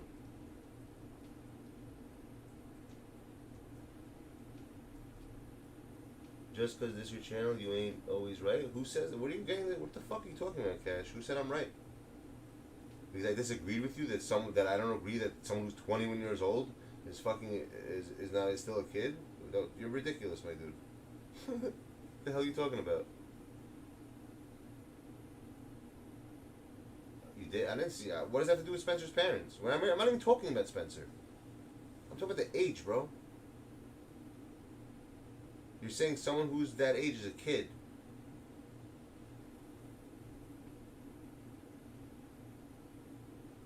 That's a matter of opinion. Some people will say that, some people won't. It really depends on the person, my dude. But yeah, for the most part, until you live on your own, really, you don't understand responsibility. I agree. When it comes to that, yes, you're right. As for responsibility stuff, but to say that someone's not an adult at that age is ridiculous, my dude. But you don't understand responsibility until you live because you have no real responsibility. Think about that. It's very different what you're saying, you know. If I would be 21 living at home, oh yeah, I wouldn't be considered a certain type of, but they still know, they're not stupid. You know what I'm saying? That they're not kids. He knows like what he has to do in life. Not only him, but anyone who's that age, most of them, they pretty much know at that age what the path they're going. At that age already, you should be done with college. Think about it. If someone graduated high school, how old are you? 17, 18, 19, 20? At 21, you should be already done with college. 4-year college. You know what I mean?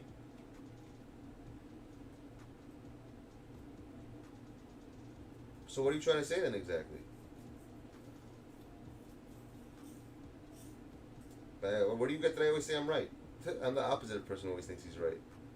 I'm the person who always listens to other people to hear everyone's opinion. I never once say I'm always right.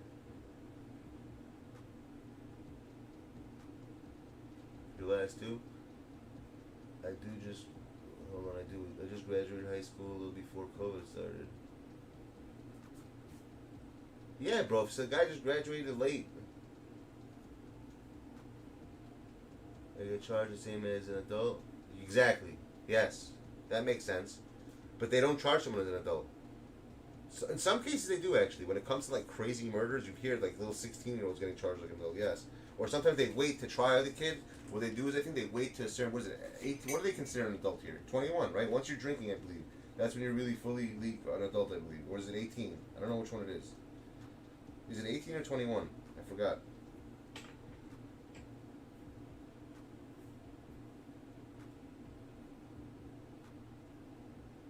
Nothing to do with me?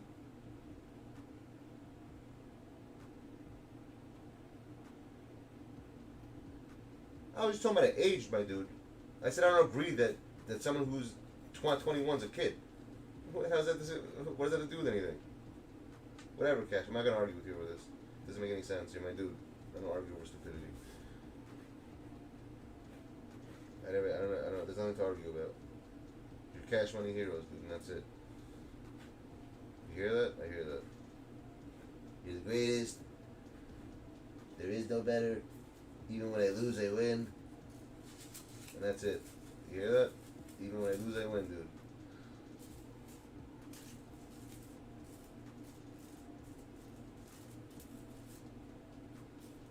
You know something funny? Speaking of law, there's certain people, including my father-in-law, they don't say the word law. They say Lord.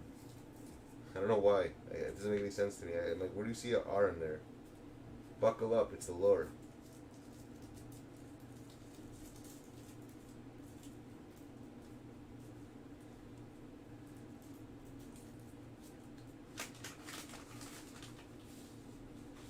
No, but what I'm asking a question not to you guys, because I'm not really sure of this. Yeah, Lord, dead ass, Leo. They say, yo, it's the Lord. What are you doing? It's the Lord. You gotta stop. Yeah, Lord. Either one of those, exactly. It's funny because I spell them both ways, but I used to first spell it Lewr, the way you spell it. Now I spell it Lore. It's people from the Bronx usually say it. The same people who say, like, the pizza and soda, those same people are the ones who say Lord. People who say that type of words will say Lord.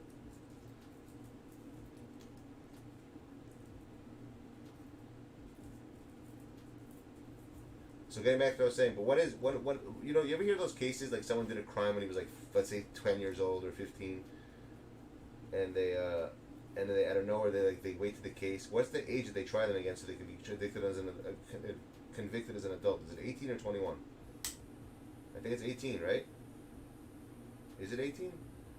Let me see. If no one's gonna tell me, I'm gonna look it up. 'Cause I'm not sure.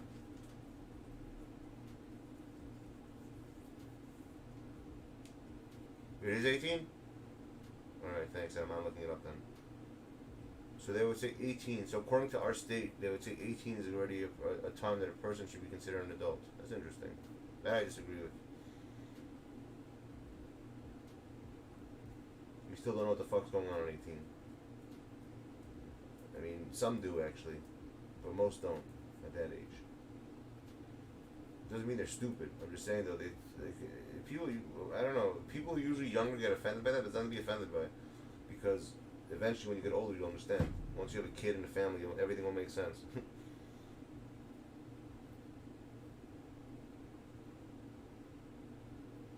When I was younger, remember, when I was like 18, 17, I used to listen to people. I agree with that, Cash. A lot of the younger generation are stupid, man.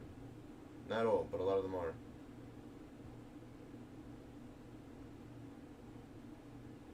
I never said they do, but listen, I always say this, Spence, people have their own opinions. That's Cash's opinion. That's nothing wrong with it. He has an opinion. You know, not everyone has to agree with his opinion. Doesn't mean he's wrong or right. I don't agree with him with that. Because there could be some who have situations, you know, like, not everyone has a job right away to afford bills, so you can't. Doesn't mean you're not an adult. It just means that, you know, you have certain situations that you had in your life that you couldn't move out yet. You know, that's the way I look at it as.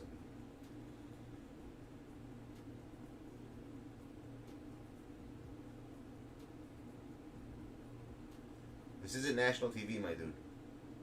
And he's not getting humiliated. It's a fucking video game.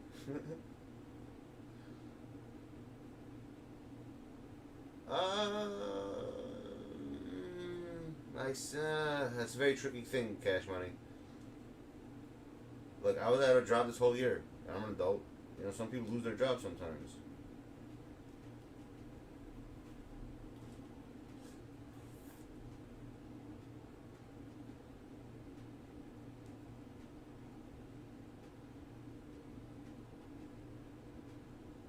You see, and another thing is, I want to explain something to you to add on to this. Cash, I know certain people, which is, and think about this. If you think about, tell me what you think about this, Cash. Some people are 22 and still live at home, but they're in their mind they're thinking, oh, I want to save a bunch of money now so I can buy a house. Seriously, so is that guy considered not an adult because he's doing that? You hear what I'm saying?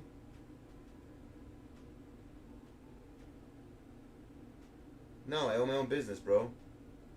Power washing business, but I couldn't work the whole year because of COVID. Remember I told you this. So I was unemployed for the whole year. But I know people who think like that. No, he's talking to me.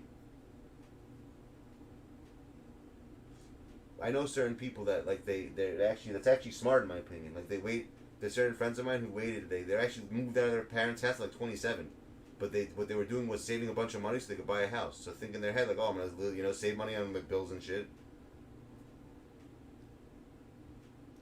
Yes, but that's a different thing now, dude. That's a whole different kind of. You're talking about something different now. He doesn't know about certain things. Yes, he doesn't know what life's about when it comes to children. Yes. That responsibility like that, but yeah, but that's something different. Doesn't mean they're not an adult. There's different types of things things that you know different. There are different types of what would I say? Characteristics of what an adult makes. Haha, Loud and proud, son. What up, my dude? Yo, Loud. Would you say a 21-year-old isn't considered an adult by that point, or no? I want to hear what Loud has to say about that. Just an adult in general. Should a 20-year-old be accountable for anything he's done at 21 years old, or they're considered still stupid? And I'll read in a second.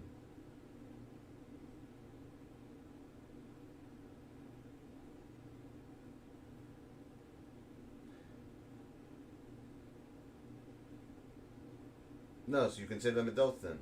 They're still dumb. But he an adult, exactly.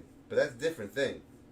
You're basically agreeing with what I said. Yeah, but for adulthood, they're dumb. But being dumb, that could be, you could be 45 years old and dumb.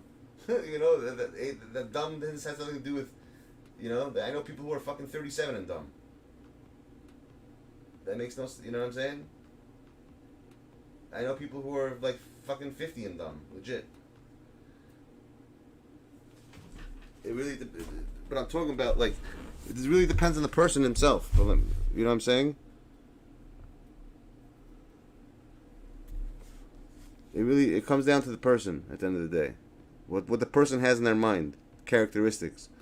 Whatever person, like, whatever they're doing, you know. Majority of people in this generation, yes. This generation definitely, as I see it going by, the generations are getting they're very less intelligent nowadays, yes.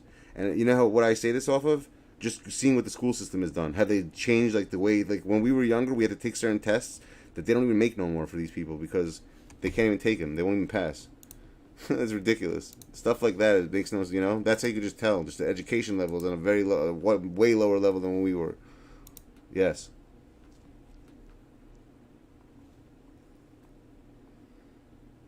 Yeah, go get your Cash App. Go ahead. Exactly. But for the majority part, you're right. A lot of people don't know what they're doing. They do not know what they're doing nowadays. I've seen a lot less people that are responsible for stuff than when we were at that point, yes. It doesn't mean they're not adult, though. I still agree with that. They're still adults. They still should know the different, you know what I'm saying? Yeah, we're doing reactions now. I'm switching over. I'm going to leave the channel on, though. I'm just going to switch over. So then you're agreeing with me, then. I'm not disagreeing with you. It all depends. But you were just saying straight up that someone at that age is like dumb. They're not considered an adult yet. That's what you said. That's what I saw you say. I didn't see that. I was probably playing. I probably didn't see the sentence before that. So that's what I'm saying. That, you know, I thought it was an adult. But going to jail doesn't make you an adult. That makes you stupid, bro. Why would you go to jail? You know what I'm saying? Think about that. Someone might say that to you. Oh, you went to jail? That means you were dumb. You got caught. But that doesn't mean I don't think someone's dumb for that. But someone else might say that. Okay, let me see what Spencer says quickly. Example: why rush out of your parents' house if they accept you have? If they accept you and have no problem with you save your money and then leave. I just said that, Spencer. Yeah, that's what I said. Return the slab or suffer my curse.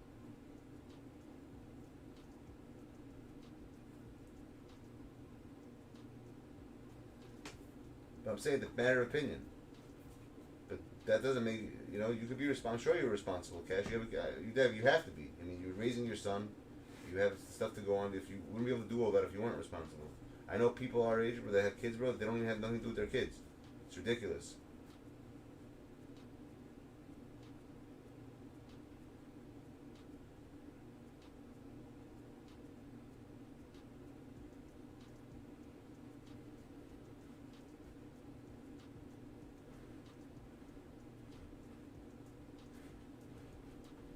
Alright, Cash, whatever. I'm not going to argue with you. I sound dumb. Alright, you won. I don't know why you're arguing over this.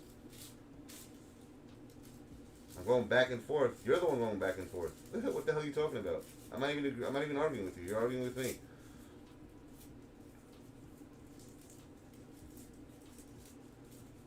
I'm not even talking about you.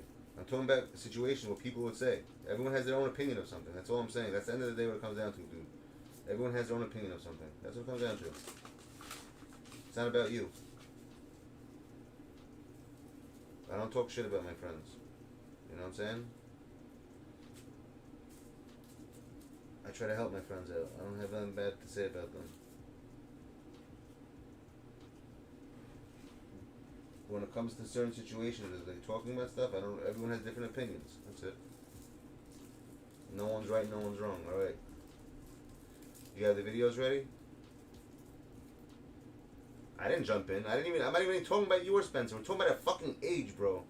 That's all we're talking about. No one jumped in. Someone asked me if 21's an adult, so I answered a question, my dude. What do you mean? I didn't jump in. So I was asked a question, so I answered it. And I said, then someone said you, and I said I don't agree with that. Then that's all I said, dude. I didn't jump into anything.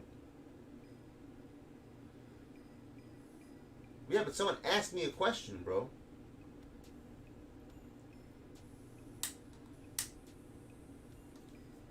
All right, hold on.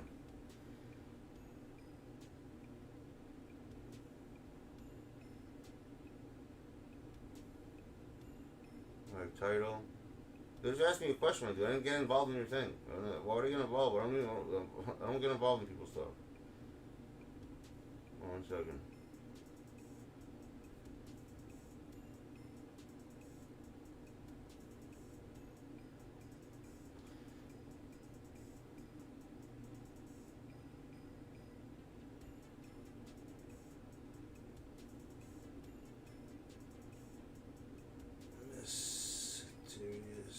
Hold on, I'm changing the title.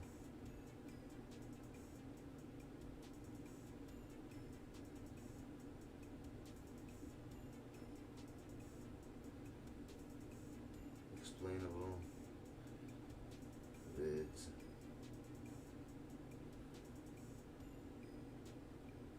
Mod Squad.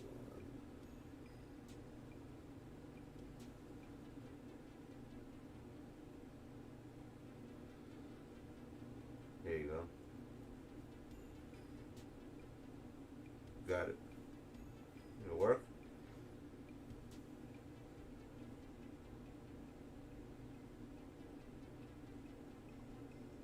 Again? I even got an error? Are you kidding me? What the fuck? I'm even getting errors. How does that make any sense?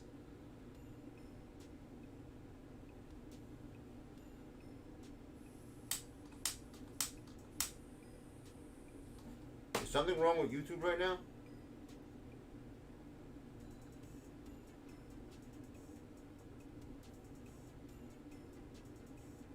They changed something? I don't know. Let me go check over here. 1 sec. It's freaking weird. Doesn't make any freaking sense. Maybe I gotta do it from here. Let me see something. I might have to do it from this thing. edit. I'm gonna edit it from here. Okay.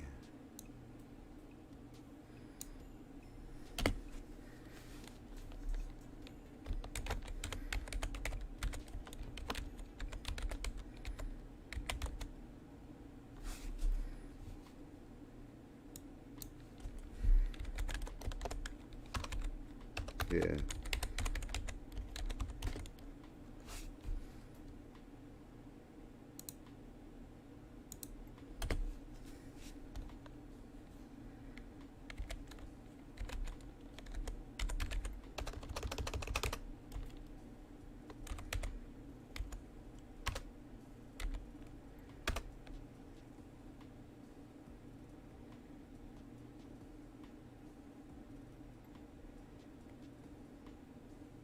Magic?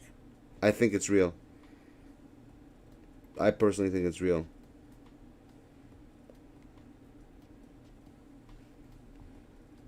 I think magic stuff's real. I don't think it's fake.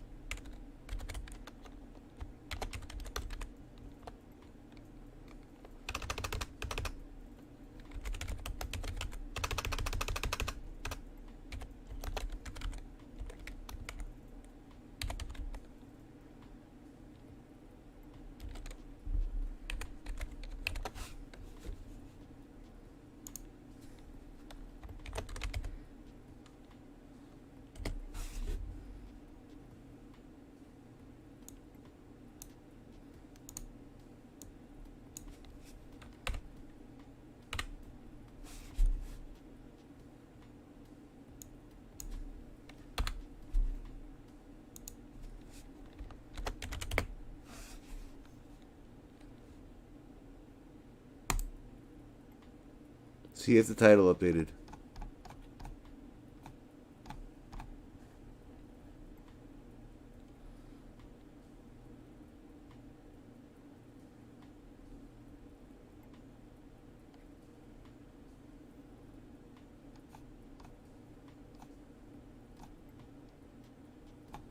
What do you mean, Spencer?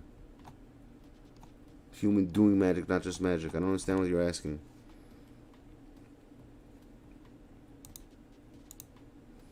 What are you asking exactly, my dude?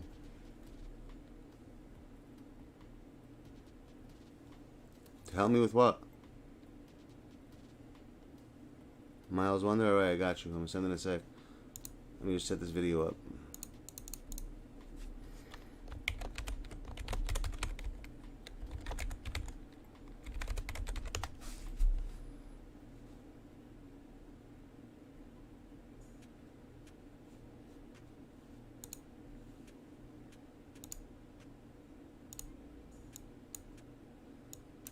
Alright, peeps, you guys ready?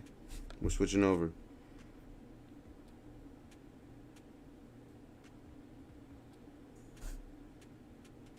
JB killing? What about him? Cash App. 10 miles. I found you. Will you have it red like an orange M? Mini clam champs. Mini CC winner.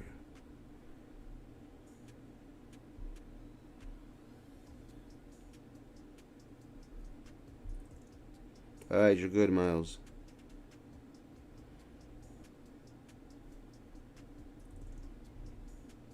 Congrats. Alright, let's go. You guys ready?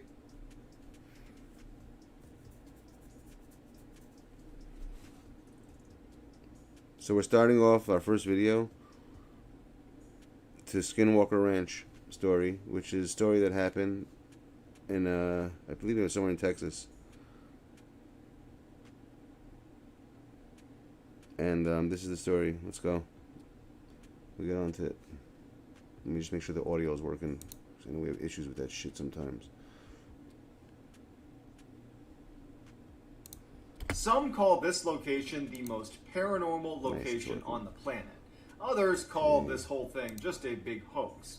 But what is undeniably true, and frankly what makes this case so much more interesting, is some call this location the most paranormal location on the planet. Others call this whole thing just a big hoax. But what is undeniably true, and frankly what makes this case so much more interesting, is that unlike the vast majority of paranormal stories and claims, this case was put to an enormous amount of scientific scrutiny. In fact, there was a decade-long study done on this case where PhDs and scientists converged on this one location and basically around the clock Once you have PhDs, people with PhDs, not Papa has those, scientists and stuff like that involved in something, you know something's legit.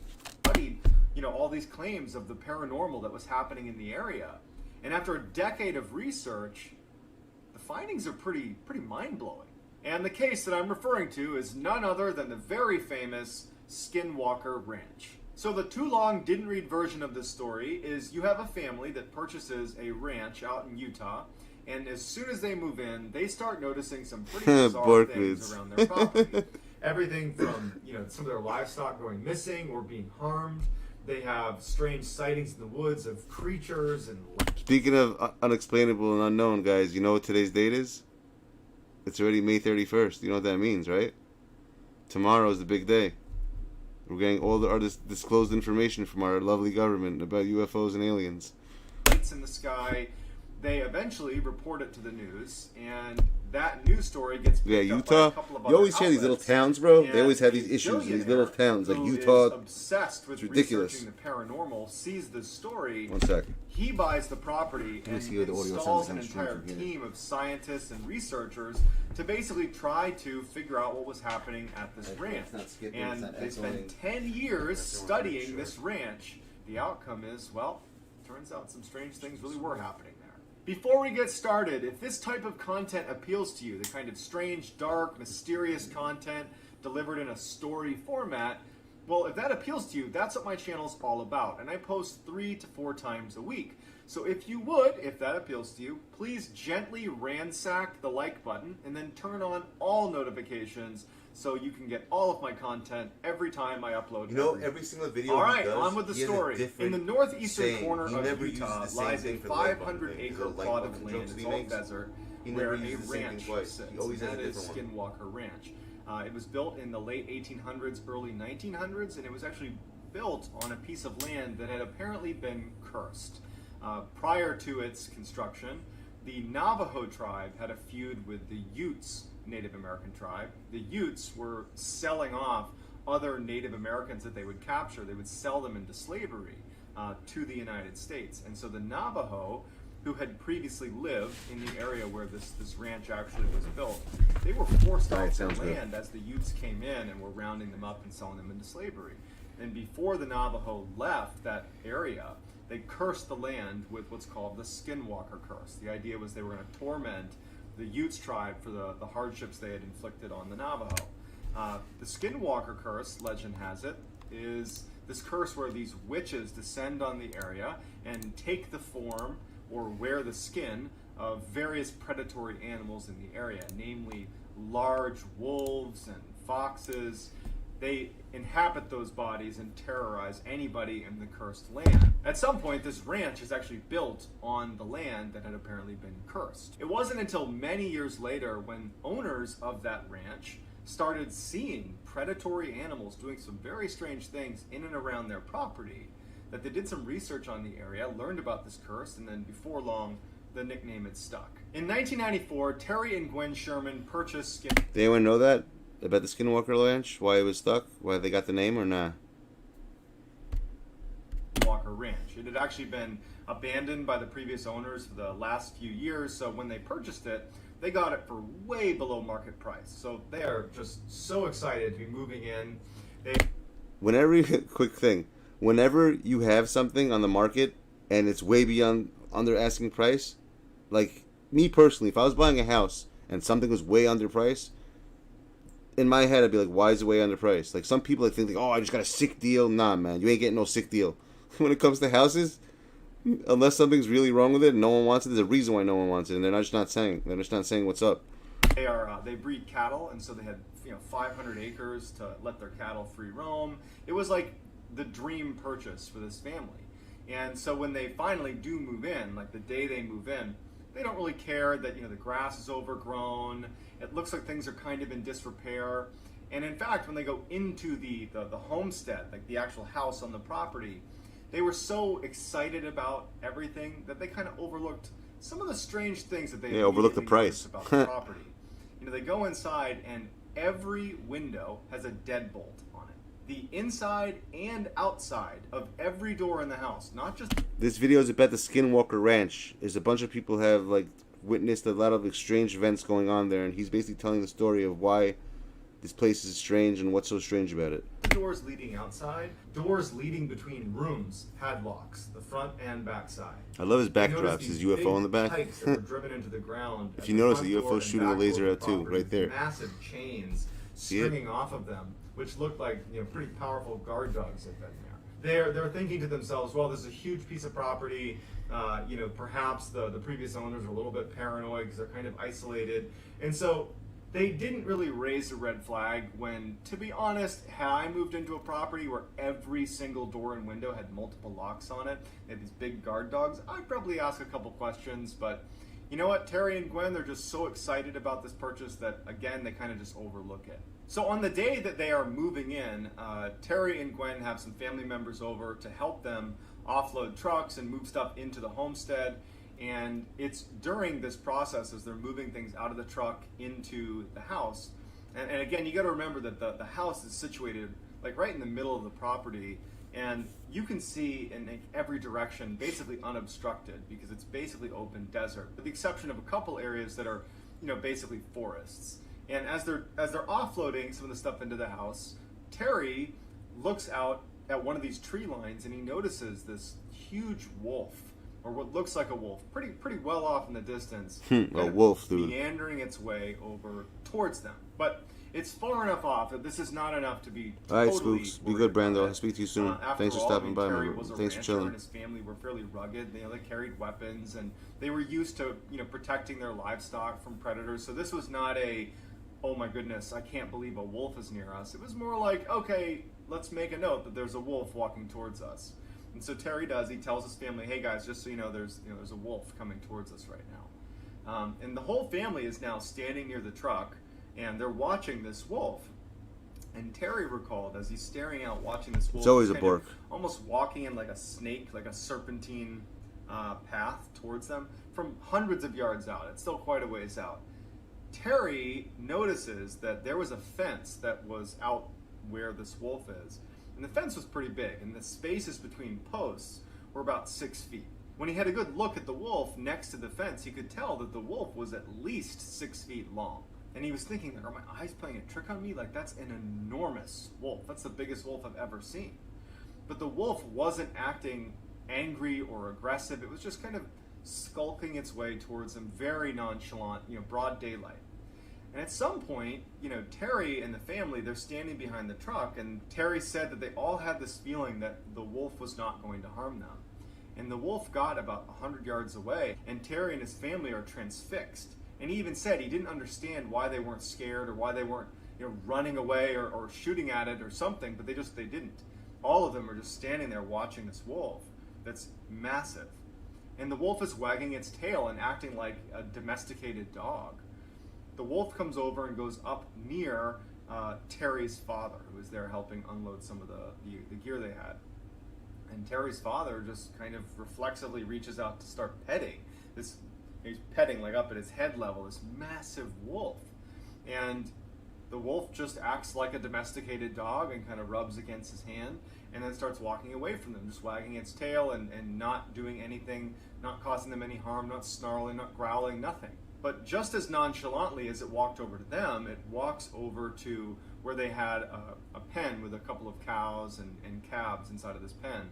And one of the calves had its head through the post that was keeping them in this cage, just kind of watching this wolf. And the wolf notices it and in an instant jumps over to this calf and immediately has the whole head of the calf in its jaws, just trying to rip it out of the cage. But it can't get it to squeeze through the cage. And so all of a sudden, you know, like Terry and his family are broken out of this weird trance. And Terry starts firing shots at the wolf. It strikes the wolf and has no impact. They run over, they start hitting it with the back end of an axe. They're trying to get this thing off of the calf because their livestock, that was their livelihood. And you know, these are rugged people, and so they're trying to fight to save their property, to save their cows. And the wolf is just totally unaffected. It's not trying to attack Terry or his son that are trying to get rid of it. The wolf is just trying to attack the cow, but it won't let go. And finally, it just kind of gives up on the calf, starts kind of retreating. Terry ends up getting his rifle, a high-powered rifle, and takes a shot at the wolf one more time. But again, it just has no impact on the wolf. And the wolf just, at some point, just is, I guess, bored. Yo, imagine you keep shooting something and it just keeps walking. Be like, yo, what's up?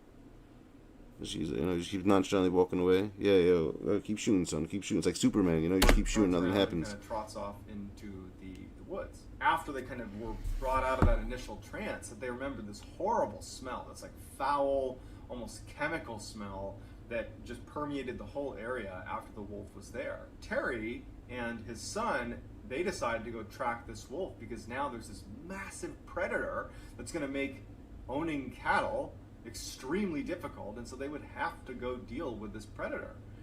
And so instead of retreating into the house, they grab their weapons and they track the wolf that's now jogged off into the forest. And they make it to an area in the forest where the ground is very muddy and sodden. And Terry could easily make out these footprints that just suddenly stop. And they just couldn't make sense of it. And so they went back to the house and they told their family, like, we tracked it into the woods. There's no blood trail. There's nothing. It just walked in and vanished. So this is day one of being at this ranch, and they're all on edge now. The whole family is on edge. They really don't know what to make of that wolf.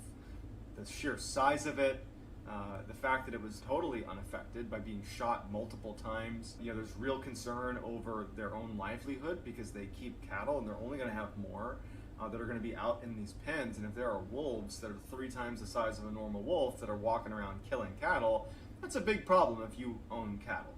And so they're on edge, and they're all in a way trying almost not to talk about how crazy and how bizarre that encounter with the wolf was. They're just like, they're treating it like it's just a normal predator problem. Like, man, we gotta get those wolves, we gotta protect our cattle. But in the back of everybody's minds, they're like, something very strange is happening here.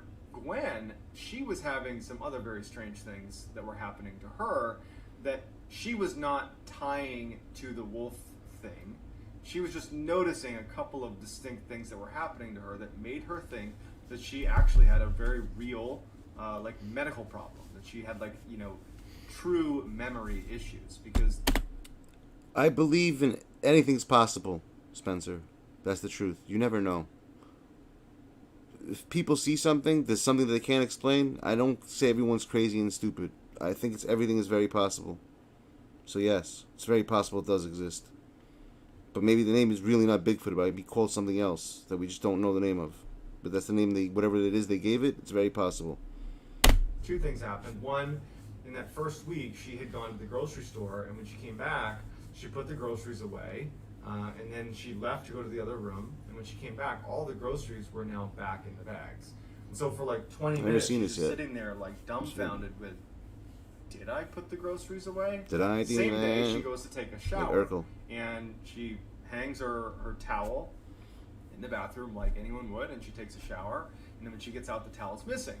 And she's like, huh. She gets another towel, and she towels off, and then she finds the towel hanging up in a closet on the other side of the house. And so between the groceries and the towel, she's like, is there something wrong with me? Am I like having a stroke? Am I having a medical issue here that I'm like literally losing my mind? And it wasn't until Terry actually had a similar experience that she started to wonder if this had to do with maybe that strangeness with the wolf, that maybe there's just something odd happening about this problem. One quick thing, peeps. Didn't they make a movie called Skinwalker Ranch? Could have sworn they did. Hold on one second. Skinwalker Ranch movie.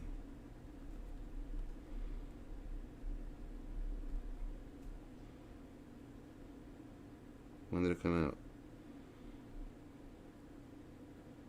2013. They did.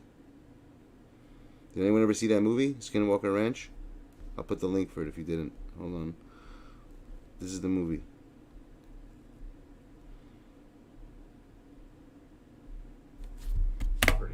And it was Terry, in that first week, he had been digging holes for a new fence. And he had this big fence digging tool. It was about 70 pounds that he was using to dig the holes for the fence. And so he had taken a break after making a bunch of posts for this fence. He took a break, left his fence digging tool, you know, at the last place he had dug a post, and he went in to grab a bite to eat, came back out, and his fence digger is missing. And initially, he just goes into the house and he's like, hey, you know, to his wife, to his kids, like, did you guys move my fence digger? Like, what happened? Did you move my fence digger? Out there? And they're like, no. Did you move my code diggers? I have no idea. And so they couldn't find it. And a week goes by, and he's out patrolling his property looking for wolves. And in the tree, like well away from where he had been digging the posts before, in the tree, his fence digging tool that's 70 pounds is like 70 feet in the air, strung up in this tree. So Terry comes back to the house and he tells his family about the fence digging tool being in the tree. And that's when Gwen tells Terry about her experiences with the groceries going back in the bag and a towel being moved around the house. And everybody in the family starts to really start being scared. We can't explain what's happening on this property, and we're very isolated. And what's the deal with all these locks on all the doors? I mean, they're starting to feel really concerned. Following the fence digging tool being found, Terry started to notice lights on his property. Initially, because this was the first couple of weeks they're there, he would see lights way at the far end of his property that looked like headlights, and he would think someone must have made a wrong turn that wound up on my property, and we were kind of out in the middle of nowhere, and they'll just leave. And so when he first started seeing these lights, that's what he assumed it was, just people making a wrong turn. But he started to see it so often that he wondered if people were illegally hunting on his property. And so one night, he sees these lights on his property, and he goes out to investigate. In fact, he's angry. You know, he's had all these strange things happen. His family's on edge, you know, and now he's mad. And he's going to take it out on this person who's illegally hunting on his property. And he starts charging out to these lights, and he starts getting closer and closer, and he starts to realize it's not making any sound. If this was like a truck, it's not making any sound. And we're in an area where I could totally hear that if it was a vehicle, and he can't hear anything. And as he gets closer and closer, the lights start retreating from him without making a sound, and then float up into the sky and disappear. And Terry's like, what is going on here? The winter rolls around, and it's a particularly brutal winter. And one night, he couldn't account for one of his cows, and so he's out looking for this one stray cow, and he searches his whole property, and there's only one area that he hasn't searched, and it's that forest where that giant wolf had disappeared after marching in there, and they tracked it in there. And so he goes in there, and as soon as he gets to the tree line, he notices there's a bunch of footprints from what looks like a cow. And he's relieved because it's probably his. He follows it into the woods, and much like the wolf that had just disappeared in that muddy, like sodden area in the forest, in the same spot, the footprints that appeared to be this cow had also just, well, disappeared. And then over the course of the remainder of the winter, that would happen 4 more times. The animals would run away and just disappear without a trace. By the end of the winter, after all these animals have just mysteriously disappeared, Terry and his family, but Terry in particular, has really gone into full paranoia mode. He, at night, would just like stalk his own property, like hiding behind bushes with his weapon. I don't think so, bro. To see what was taking his cattle. And so one night, as he's doing another fruitless search around his property, he catches out of his periphery what looks like a kind of mass of something moving around in the trees near his property. And at this point, he was kind of obscured by some shrubs and some plants. And so he kind of crouched down and looked out at the tree line. And he sees in the tree line this like strange shape kind of moving about inside of the trees. And He would describe the mass as looking almost like a stealth fighter jet, but really small, and it was making no sound, and it was hovering about 20 feet off the ground. And he's crouched down, not making a sound, watching it, and it's just kind of like moving around the tree line, and it has these lights that looks to be kind of scanning the ground. And it's just kind of moving around, it's shining these lights, these multicolored lights in the ground, and Terry moves a tiny bit to get a better angle on this thing. And he makes the tiniest of noises against the brush, just like a tiny little, barely audible sound. And this mass that's pretty far away, the lights immediately turn off, and it angles itself so it's facing directly at Terry. And Terry can feel it right away that it's heard this tiny little sound he's made, and now it's staring directly at Terry. And Terry's like terrified, and he's looking at this thing, wondering like, oh my God, like, is it gonna come take me? Like, what is this? Is this the thing that's been taking my livestock? And he's terrified, and he's staring at it, and it just flies away. By the spring of 1995, things have gotten really, really bad for Terry and his family. Now, not only are they losing livestock inexplicably, but they're showing up, the actual cows themselves are showing up back on their property, you know, hours or days later, just kind of in random locations on the property, and they look like they've had surgery done, like precision cuts, and pieces of them are missing. And in addition, some very strange things are happening at the house. At night, they would see these entities walking around their property, these humanoid, they described them as having no expression, just walking around their property. And sometimes they would walk right up to the glass, put their hands on the glass and look in, but there was no face. And like Terry and his family, they had blinds down, and they would use the deadbolts on every single door and window, but they could hear them rapping at the glass, and they could hear them communicating in a language they didn't understand right outside of their house. And this became so regular that it was almost impossible to sleep. Terry's kids started performing very poorly in school because they weren't sleeping. Terry's wife, Gwen, she lost her job at the bank because she wasn't sleeping, and she was like delusional. They were all just at an absolute breaking point.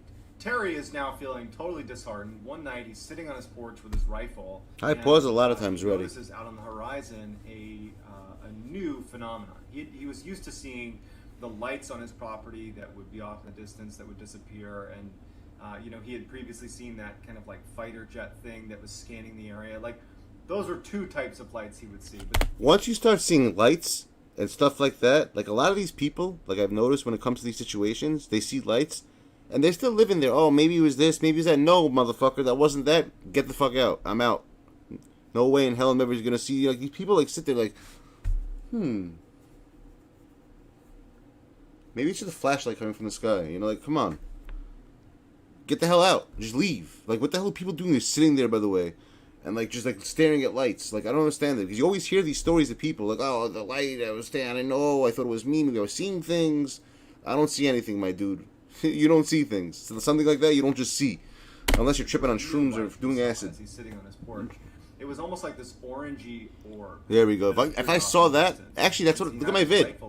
Yo, guys, holy shit. He just lifts up his rifle and he looks through his high-powered scope. And he One second. We gotta go back to that. Yo, doesn't that look like my video? Be honest. Tell me that doesn't look like the video that in my video that I showed you guys that I uploaded with the two little things like that in the middle of the sky. You're right, Spencer. It's not that easy. When you have a family, a life, and a whole bills and stuff. But you want to hear something crazy? You're right, Spencer, but I would never come back. I don't give a fuck, bro. What house I have? I literally rent an apartment the next day, put my house for sale. Yo, this is exactly what I saw above my house, peeps. Hold on one second. I want to put it side by side. Because that really, really is exactly what I saw in my house.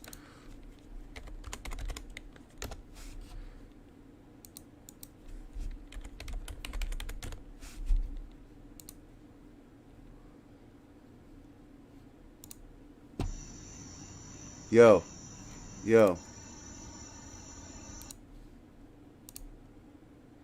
Look at that. That's it.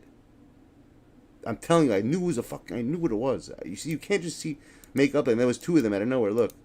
See? Out of nowhere, this other one just appeared. At a freaking OFNW, the second one came. Side by side. Those are UFOs, man. You don't just have stuff like this in the middle of your sky. That's the same exact thing as what he just showed. Like, if I could zoom into this thing, you guys would see it would look exactly like that, what he just showed us. If you zoom into that.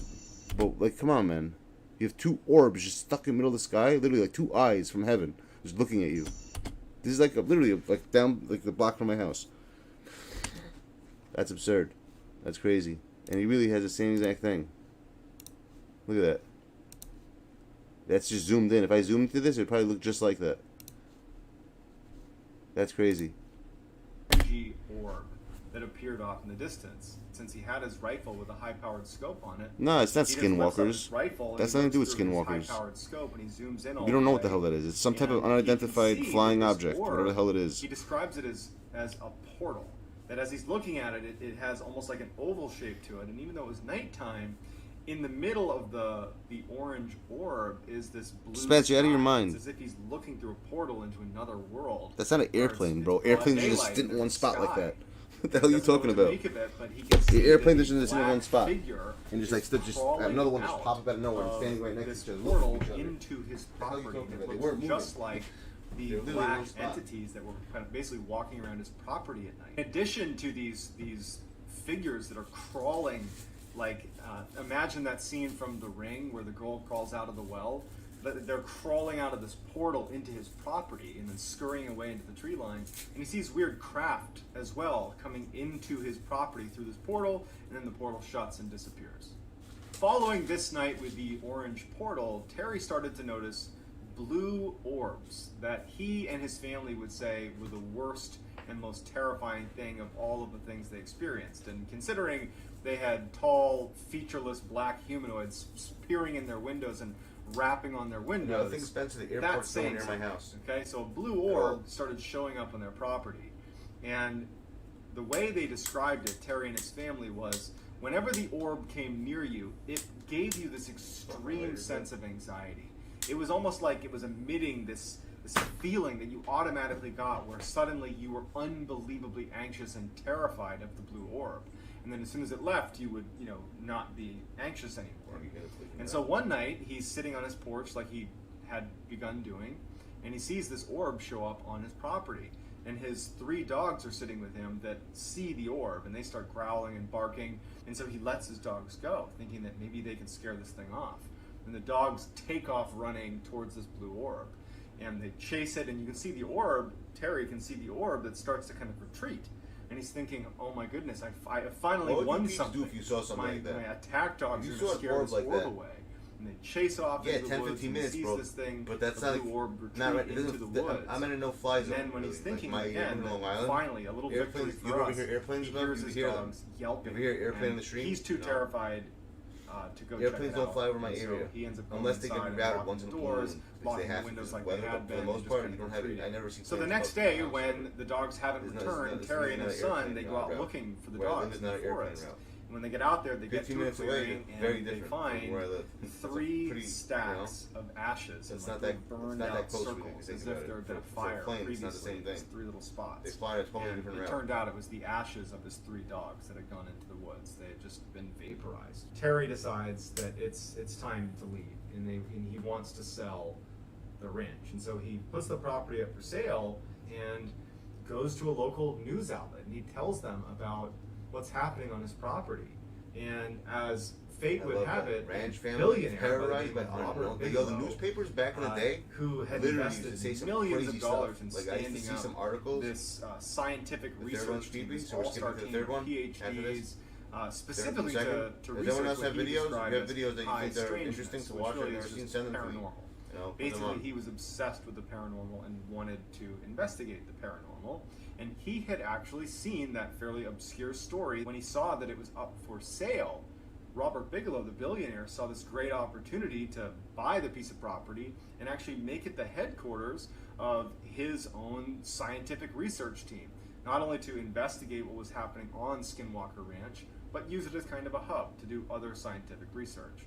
So he purchases the ranch, and Terry actually, even though he did not want to spend any time at the ranch, on Your some level notification must be wanted working, 'cause to I know see in what my the research was notifications gonna that show, my because screen he pops was up in very there. I curious, never used to get that what is before. going on at this ranch that's been plaguing my family. So I think So he notifications offers to start stay working on as YouTube, kind yeah. of like the ranch manager, because I never used to you know see it. I never Robert seen it in my Bigelow and his life, team actually. are a It's the bunch of first time I've ever seen scientists that. and It says business online, people. but They no don't have any notifications. experience It on the says ranch, and so they're whatever happy to it may keep be him. or So whatever title it may be. Terry is still connected to the ranch, but at this Never point seen he it sold before. it to Robert Bigelow. So Robert Bigelow's scientific team was called the National Institute for Discovery Science, or NIDS, N-I-D-S, NIDS for short.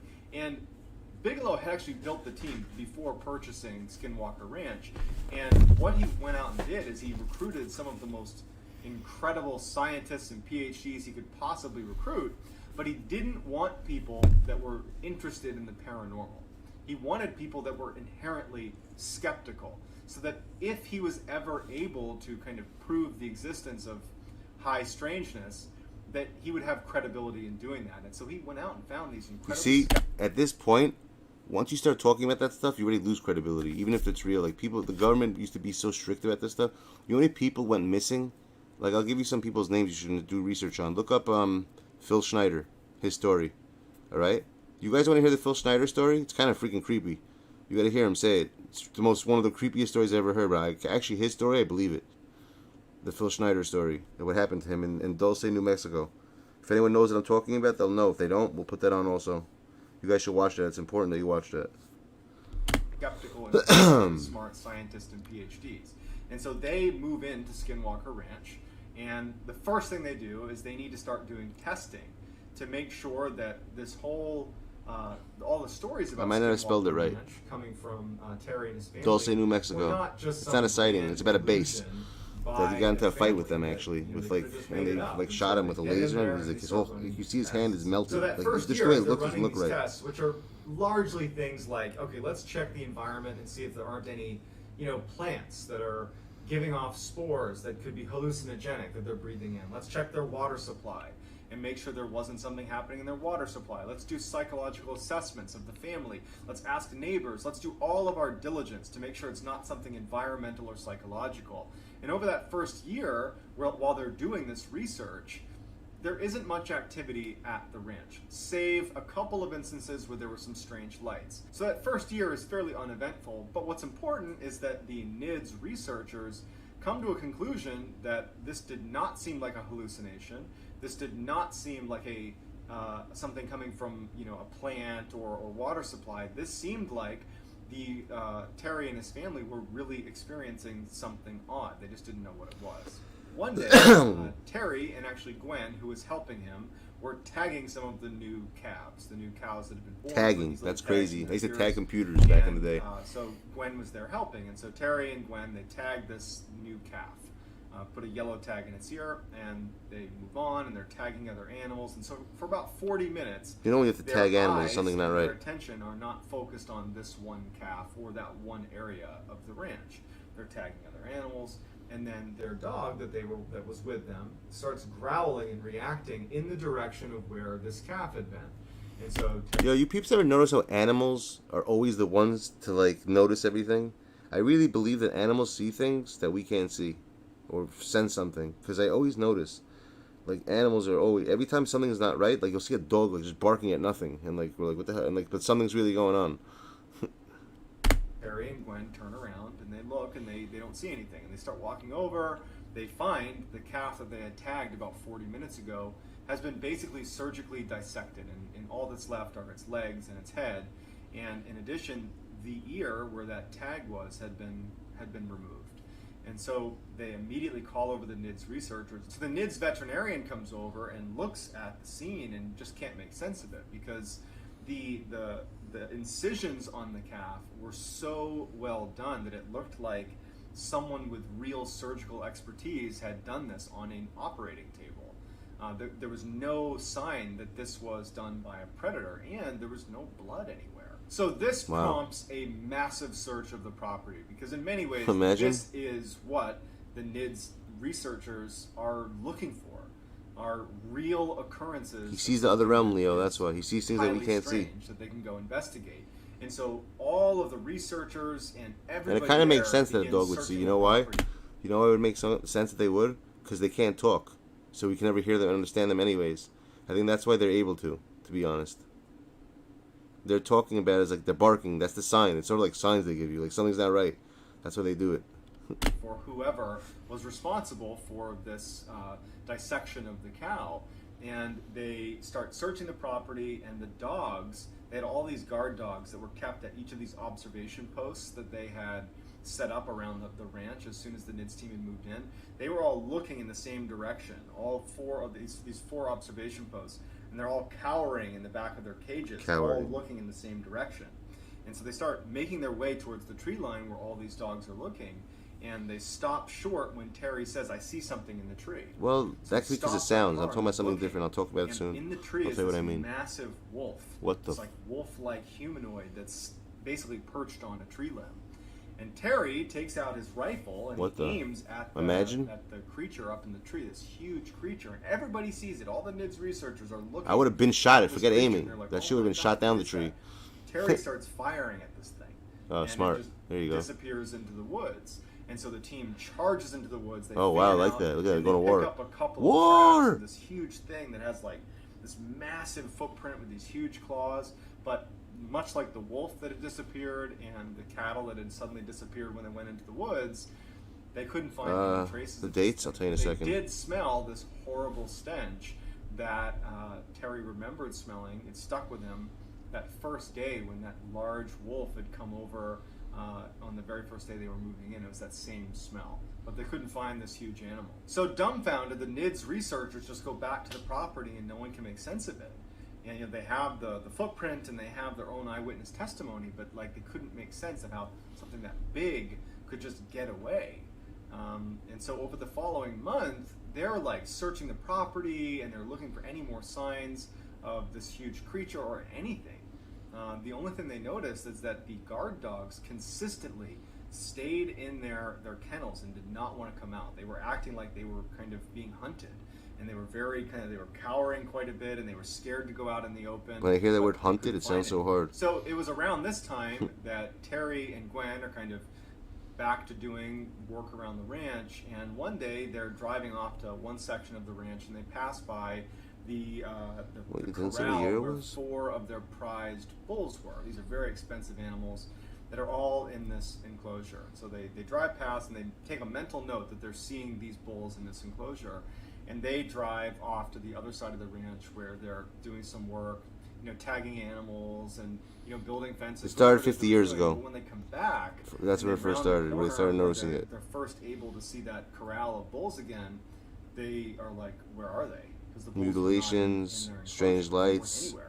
And so they're panicked because these are very expensive animals, and they run over, and Terry sees that the gates to the corral are still locked, but there's no bulls in there. There's no sign of a struggle or anything.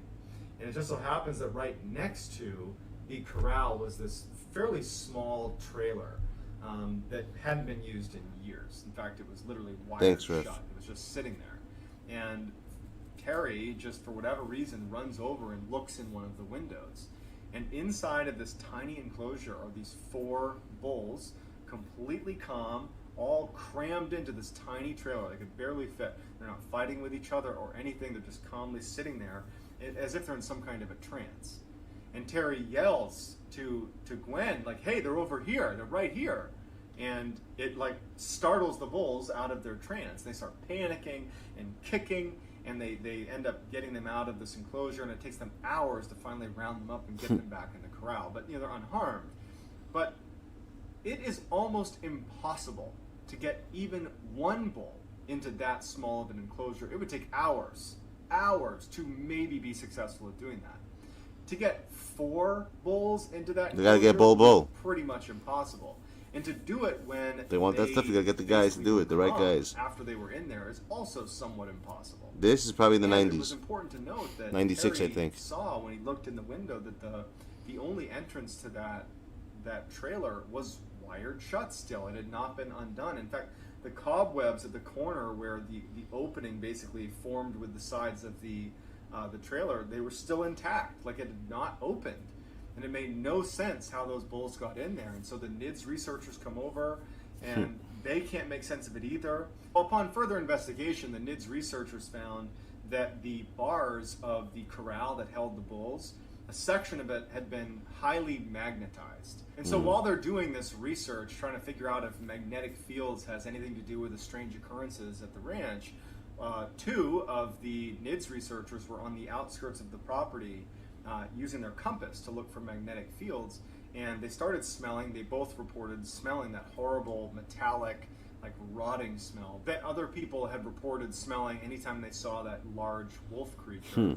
And when they started smelling it, their compass started to flitter and then pointed away from north towards wherever the smell was. And they remember thinking that they felt like they were being watched. And it went on for a few moments, and their compass didn't waver. It was aimed in the direction of the smell, and they're both on opposite sides, pointing in the same direction. And then at some point, the smell stops, and they stop feeling anxious, and the north arrows go back to the way they should have been. And then one of the most terrifying of all of the paranormal occurrences that happened at Skinwalker Ranch happened at the very end of 1997. Yeah, see, 97, I think that's right. Were up on a ridge line overlooking the homestead. Every night it became commonplace to basically position NIDS researchers all over the property to basically be on the lookout for weird things that are happening. And these 2 researchers are up on this ridge, kind of obscured and hidden, and they see this orange orb take shape right near the homestead. And one of them had an infrared goggles, and so he looks down at the orb, and he can clearly make out that it's this oval-shaped opening that sounded an awful lot like what Terry had seen on his porch when he saw that humanoid creature crawling out of the portal into his property. Well, these 2 researchers... That'd be crazy. Imagine those little orb things are just literally portals for those things to come out. I never even thought about that. Instead of being like a ship, they could just open up like... They could open up like different like portals to come into our realm. That's crazy. Are looking at this portal. I never even thought about that. And it makes sense though. They see the same thing. They see this black human-like creature crawling out of Imagine, this holy crap. Onto And why would they stay there? You see something like that, you don't stay. No matter how much money you're losing, you leave. They're like frozen with fear. Oh wow! They start smelling that horrible, rotting, metallic smell. Imagine you saw that. Big human-like creature bounds up the mountain, and they can hear the shale under its feet as it runs up, and it goes right past them. About 30 feet away from them, they're looking at it, and it just barrels past them at a full sprint up into the mountainside. The following year, in 1998, the activity on the ranch declined significantly. All they have is the occasional strange lights here and there, but for the most part it was done. And in fact, even though NIDS remained on the property, by 2004, the research just wasn't amounting to anything, so they pulled the plug on the operation. They did have footage of a number of the lights that were seen, but again, no one's going to take a picture of some random lights and say, oh, there you go, proof. They demonstrated that there were magnetic fields, and they have images of these calves that would reappear after looking like they'd had surgery done to them. They had hundreds of eyewitness reports. They have all this information, but none of it was really definitive proof, which was very frustrating to Robert Bigelow. Why? Because back then they didn't have camera phones. And the way they described it is they felt like they were dealing with an entity or a group of entities that were just consistently one step ahead of them. Makes sense. They could catch glimpses of what they were doing, but it was never enough to really understand what was happening. They never felt like they were in control. It was always clear that this entity or these entities were in control of the situation, and they never were in a good position to really record hard data or get good footage. Not to mention, this is 1998. This is the late 90s. Yeah, no one just had an iPhone they can pull exactly. out and snap pictures. I just said that. Real cameras. And so the best they could do was some pictures of light and some of the animals that had been mutilated. There's been numerous books put together by some of the people that were a part of this NIDS research team, and to this day they believe that what they saw was a result of some paranormal activity. And to this day, many people believe that this is one of the most credible instances of paranormal activity occurring. So I'd love to hear what you think in the comments, whether That's you think crazy. This is a total fact or a total That's hoax. some crazy or somewhere in stuff, the middle. though. I'd love to hear about it. What do you guys people think about that stuff?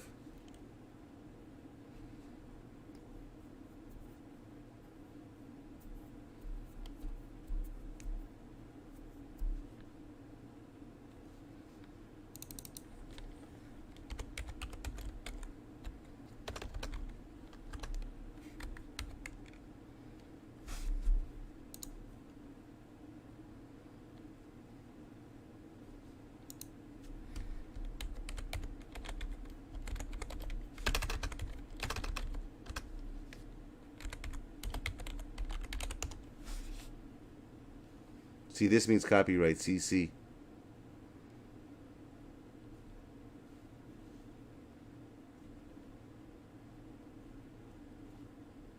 Laser spewing alien base? The hell is that? No, it's not. Where's the Phil Schneider? They probably took it down because that guy was murked. There he is. This is the story. This dude right here is freaking crazy.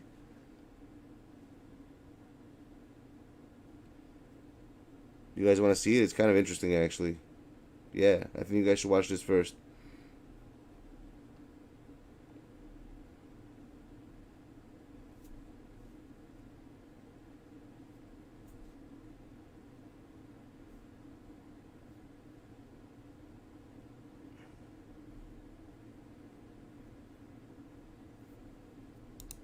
Never saw this one. Let's see what this is.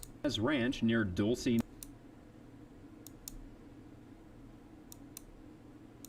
Permeating out of it. Phil says that there was. This is it.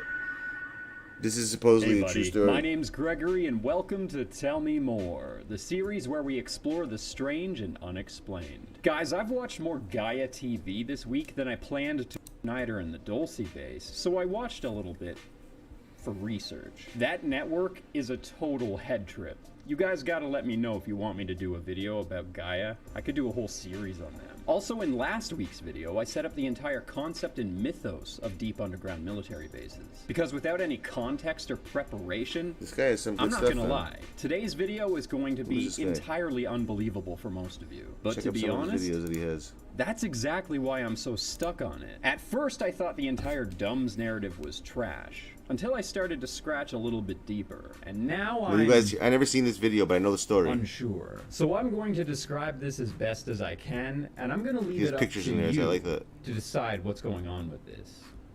So let's start from the beginning.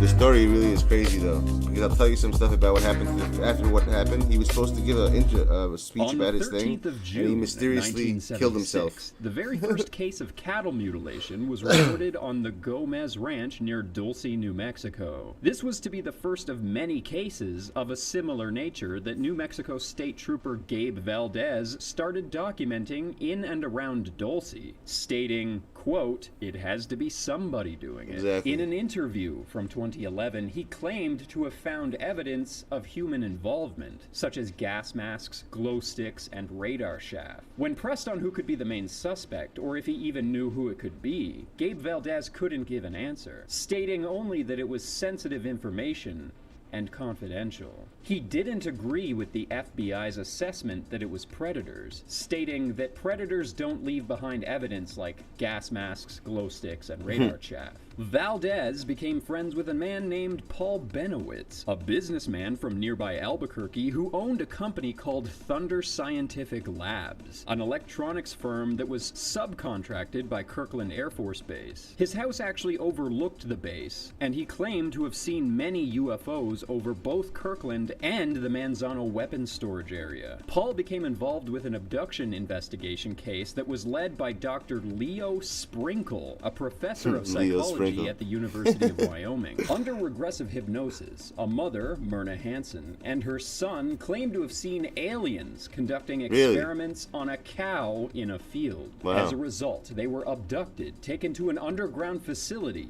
and injected with implants before being returned to their car. This was later confirmed when both mother and son had CAT scans done to reveal that they did indeed I remember have this story. foreign objects in their body. That's crazy, yo. That's some crazy stuff. I remember hearing that a long time ago. I don't remember the whole thing. Right? Yeah, Unsolved Mysteries too, but this is crazy. A woman and her son literally said they everyone thought they were crazy. They got CAT scans on them. They found these chips in them, like these implants that they couldn't explain what the hell it was. I gotta find that whole story for you. That stuff was crazy. I remember watching that years ago, though. But I know what he's talking about. That's pretty crazy. And they literally found it, and they removed it from their bodies. Her and her son. And they all thought they were crazy also. Later, another woman was abducted, and she gave a nearly identical account to Myrna. She was told by the people conducting the experiment, quote, "This has to be done," which apparently is exactly what they told to Myrna Hansen.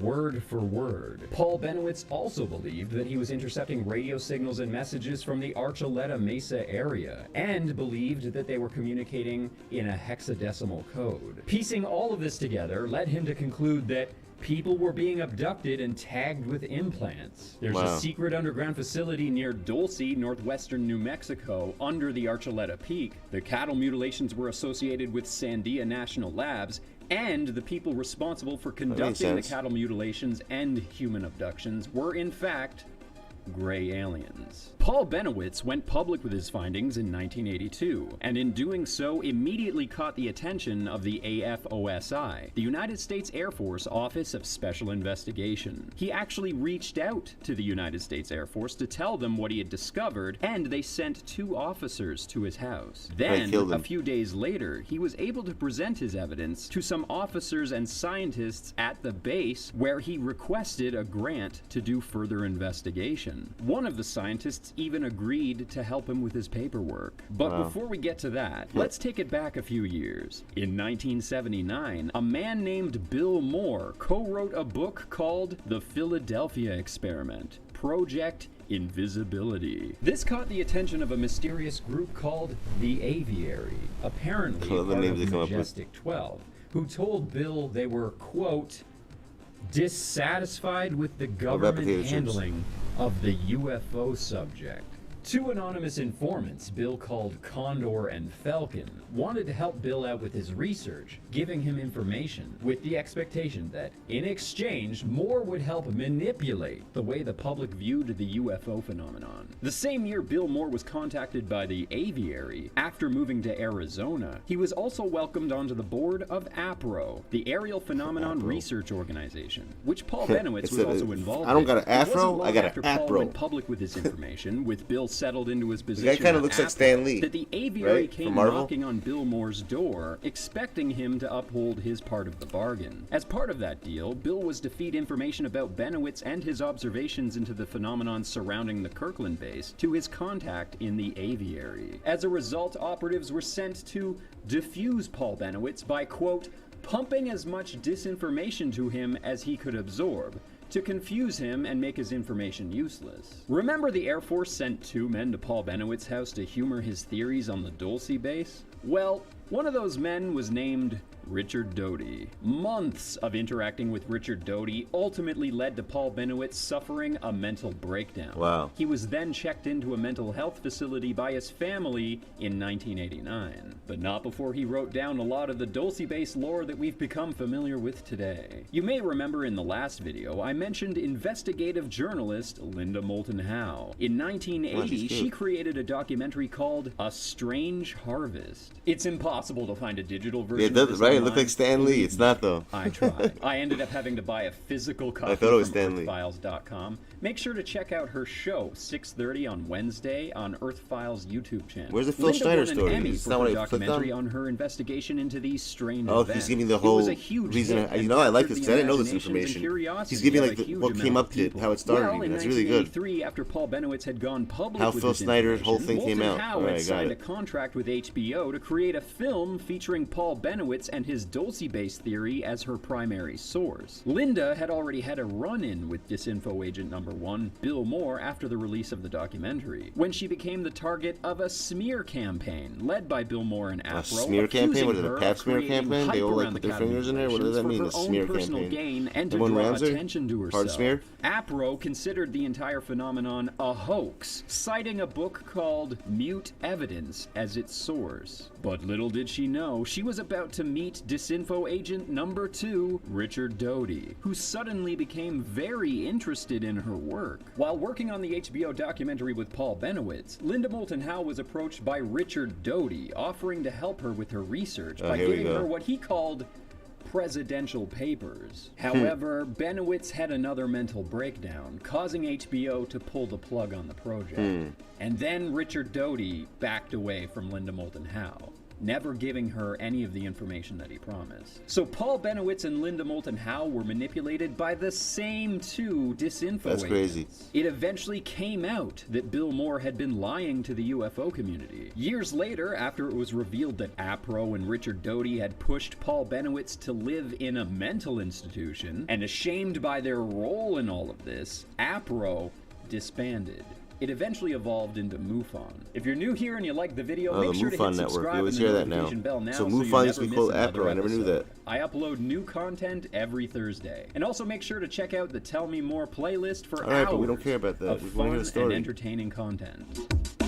Here we go. I want to This say is right it. off the top, I wanted to focus on Phil Schneider and his 1979 claims about working as a geologist at the Dulce base. But it should be known that Phil Schneider's claims are not just about the Dulce incident. It turns out that he's quite the character. Like most subjects in this series, I quickly found out that nothing can quite be as simple as just making an episode on Phil Schneider and the Dulce base. Maybe I'll In bet to fact, learn the some stuff about research him. on this subject was extremely dry and difficult to find. I watched hours of Phil's lectures, and there's so much to unpack. There is. First, Phil claims that his father was a German U-boat captain who was captured by the US in 1941 and participated in the Philadelphia Experiment Project. His father didn't tell this to anyone in his family, Philadelphia including Experiment. Phil, until just before his death. His father's entire life story was apparently a fabrication.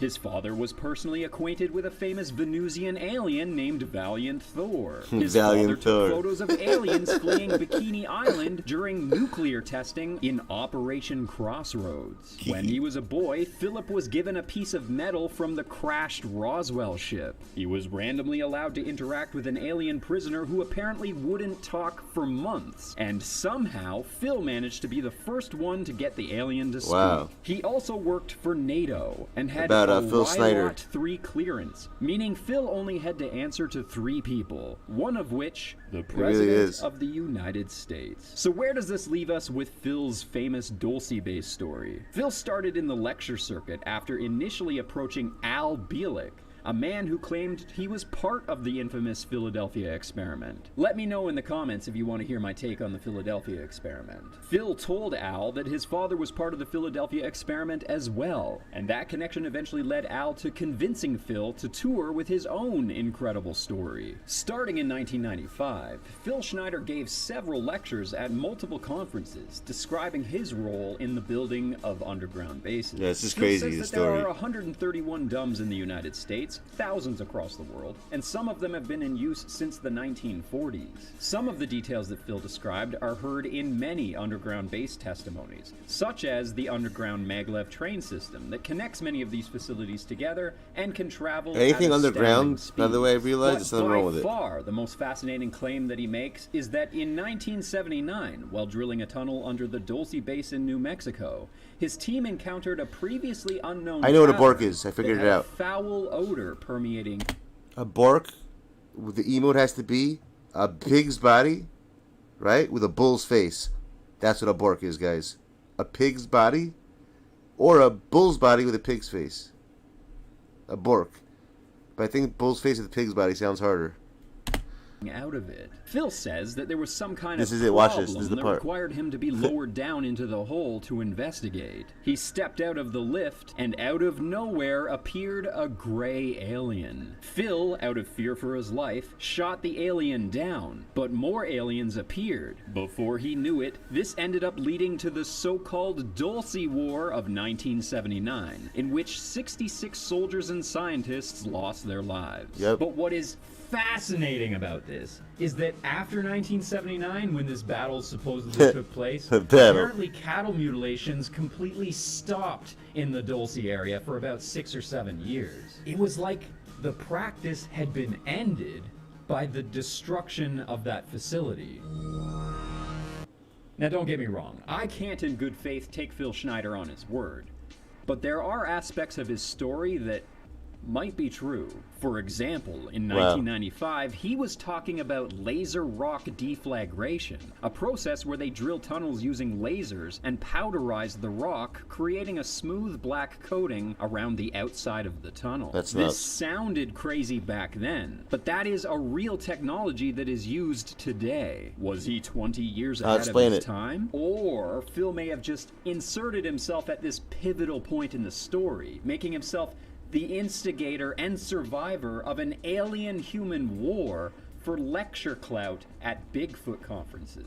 The thing is, his story about the Dulce War wasn't even original. Paul Benowitz told us about the Dulce War in 1984. This could all just very well be part of the disinformation that was fed to him by the likes of Bill Moore and Richard Doty. There's nothing to say that Phil Schneider couldn't have just created his narrative around the information that was already available on the forums and chat rooms of the early days of the internet. A security guard named Thomas E. Costello came forward in 1988, claiming to have worked in an underground facility. John Lear said back in the early 2000s that he believes that Phil Schneider copied his story based off of Costello's story. Costello described seeing uncomfortable things he didn't understand, being told that the people down there were not sane and not to talk to them, but it didn't sit well with him. He was even responsible for leaking a photo that purportedly contained an alien-human hybrid in a sack of fluid. After giving his testimony, Costello disappeared. Another strange Oh, yeah, coincidence that guy is vanished. the book that Bill Moore Isn't that wrote crazy? that got the attention of the Majestic 12 and was his entry into the world of disinfo was on the same subject that Al Bielek was doing lectures on. Al Anyone named Bielek, Bielek? of course, being Come the on, one man. who convinced Al Phil Bielek, Schneider to dude. come out with his story. Could this just be a tangle of UFO disinfo with the Philadelphia experiment at its center? Even 15 years later? Phil's own family didn't even really believe him. His ex-wife said that he would often make up fantastical stories. That was just the kind of guy he was. A weird detail here, though, is that for some reason, when Phil unexpectedly died in a bizarre way, See? she Unexpectedly. asked Gabe Valdez, the New Mexico state trooper who investigated the cattle mutilations in the 1970s around Dulce, to Magically died look also. into Phil's death, saying that it didn't make sense to her, Exactly. even doubting that it was really his body. But she stopped short of calling it murder. I really want to understand that better. Speaking of Gabe Valdez, in one of the last interviews he did before he died, he said that he personally didn't believe that there were aliens involved in this, and that he thinks that someone or some group wanted to make us believe that aliens were responsible for the events around Dulce, New Mexico in the 1970s. So what do you guys think? Are aliens operating out of deep underground military bases in the United States? I don't think Did so. Phil Schneider really work at Dulce? Let me know in the comments But you missed the section whole part below. of how his Make laser sure to hand got check shot out up. my Yo, second this guy Phil channel, Schneider, Armored Gregory, his where I hand. do I only see the vlogs picture of his responding hand. to some of my favorite comments. I also started a new podcast called Full Metal Tuxedo that you can check out on Armored Skep. Here we go. Oh, it's CC copyrighted. Damn it. Dead men tell no tales. This has no copyright on it. I'm gonna show Author you his Ron hand. Rummel has, and my thoughts, So or I show you his one of the hand. great officials. Here's some other elements that it also is in. It's the other hand. There it Are is. alien black crystals on it. The scalene, well, illegal. And of course, 66. Why? Where the hell? Why is he not showing his hand? Yes, this lady here. Damn it. We're never gonna see his hand. The guy left out so much information. We should have watched this one. This one probably has more info. We're not gonna watch it now. And German troops and, but you know that. Alright, whatever. You wanna watch your other video?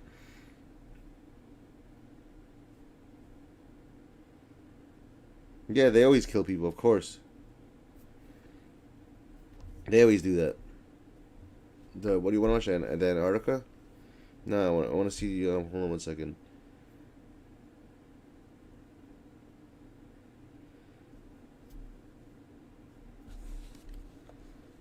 This is really good.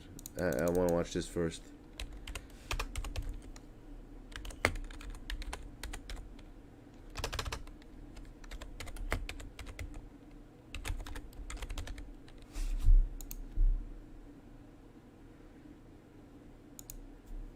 If you weren't already afraid of the woods, you will be by the end of this video. Oh, hell But yeah. before Love we the get woods. into This today's stuff's the stories, real if you're a deal. fan of the strange, dark, and mysterious delivered in story form, so if that's of interest to you, please release a massive saltwater crocodile. Get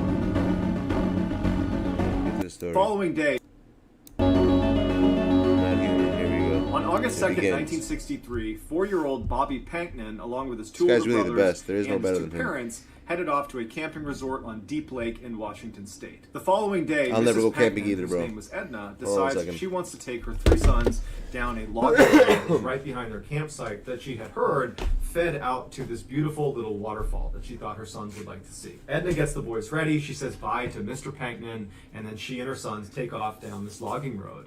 And as soon as she's on the road, it occurs to her that it's totally overgrown. The grass is really high, it's rocky and bumpy, and she's thinking to herself, there's no way any vehicle is getting down this road. And probably there's been no vehicles on this road for a very long time. This is a very isolated place on this campsite. So they walk for a little ways on this overgrown logging road until they see there's a turnoff that leads down to That's a the good water question. and I this never little understand- I'll never waterfall. understand And so how right people away get she saw there was all this brush they were going to need to Like, walk through, I and the used to ground remember when I looked was pretty in, rough. when I lived And in, Bobby, her youngest, the 4-year-old, Middle East, he didn't it was have like shoes 2 years on. after He was high going through a school, phase where he and I refused to went on wear a camping shoes, trip. I and stayed so it hadn't really outside for a while, mattered my friend woke the up with entire me, duration of walking like, up the half road, the but street. it seemed like this might be Like, too oh, I much didn't for him wanna to sleep walk outside. on.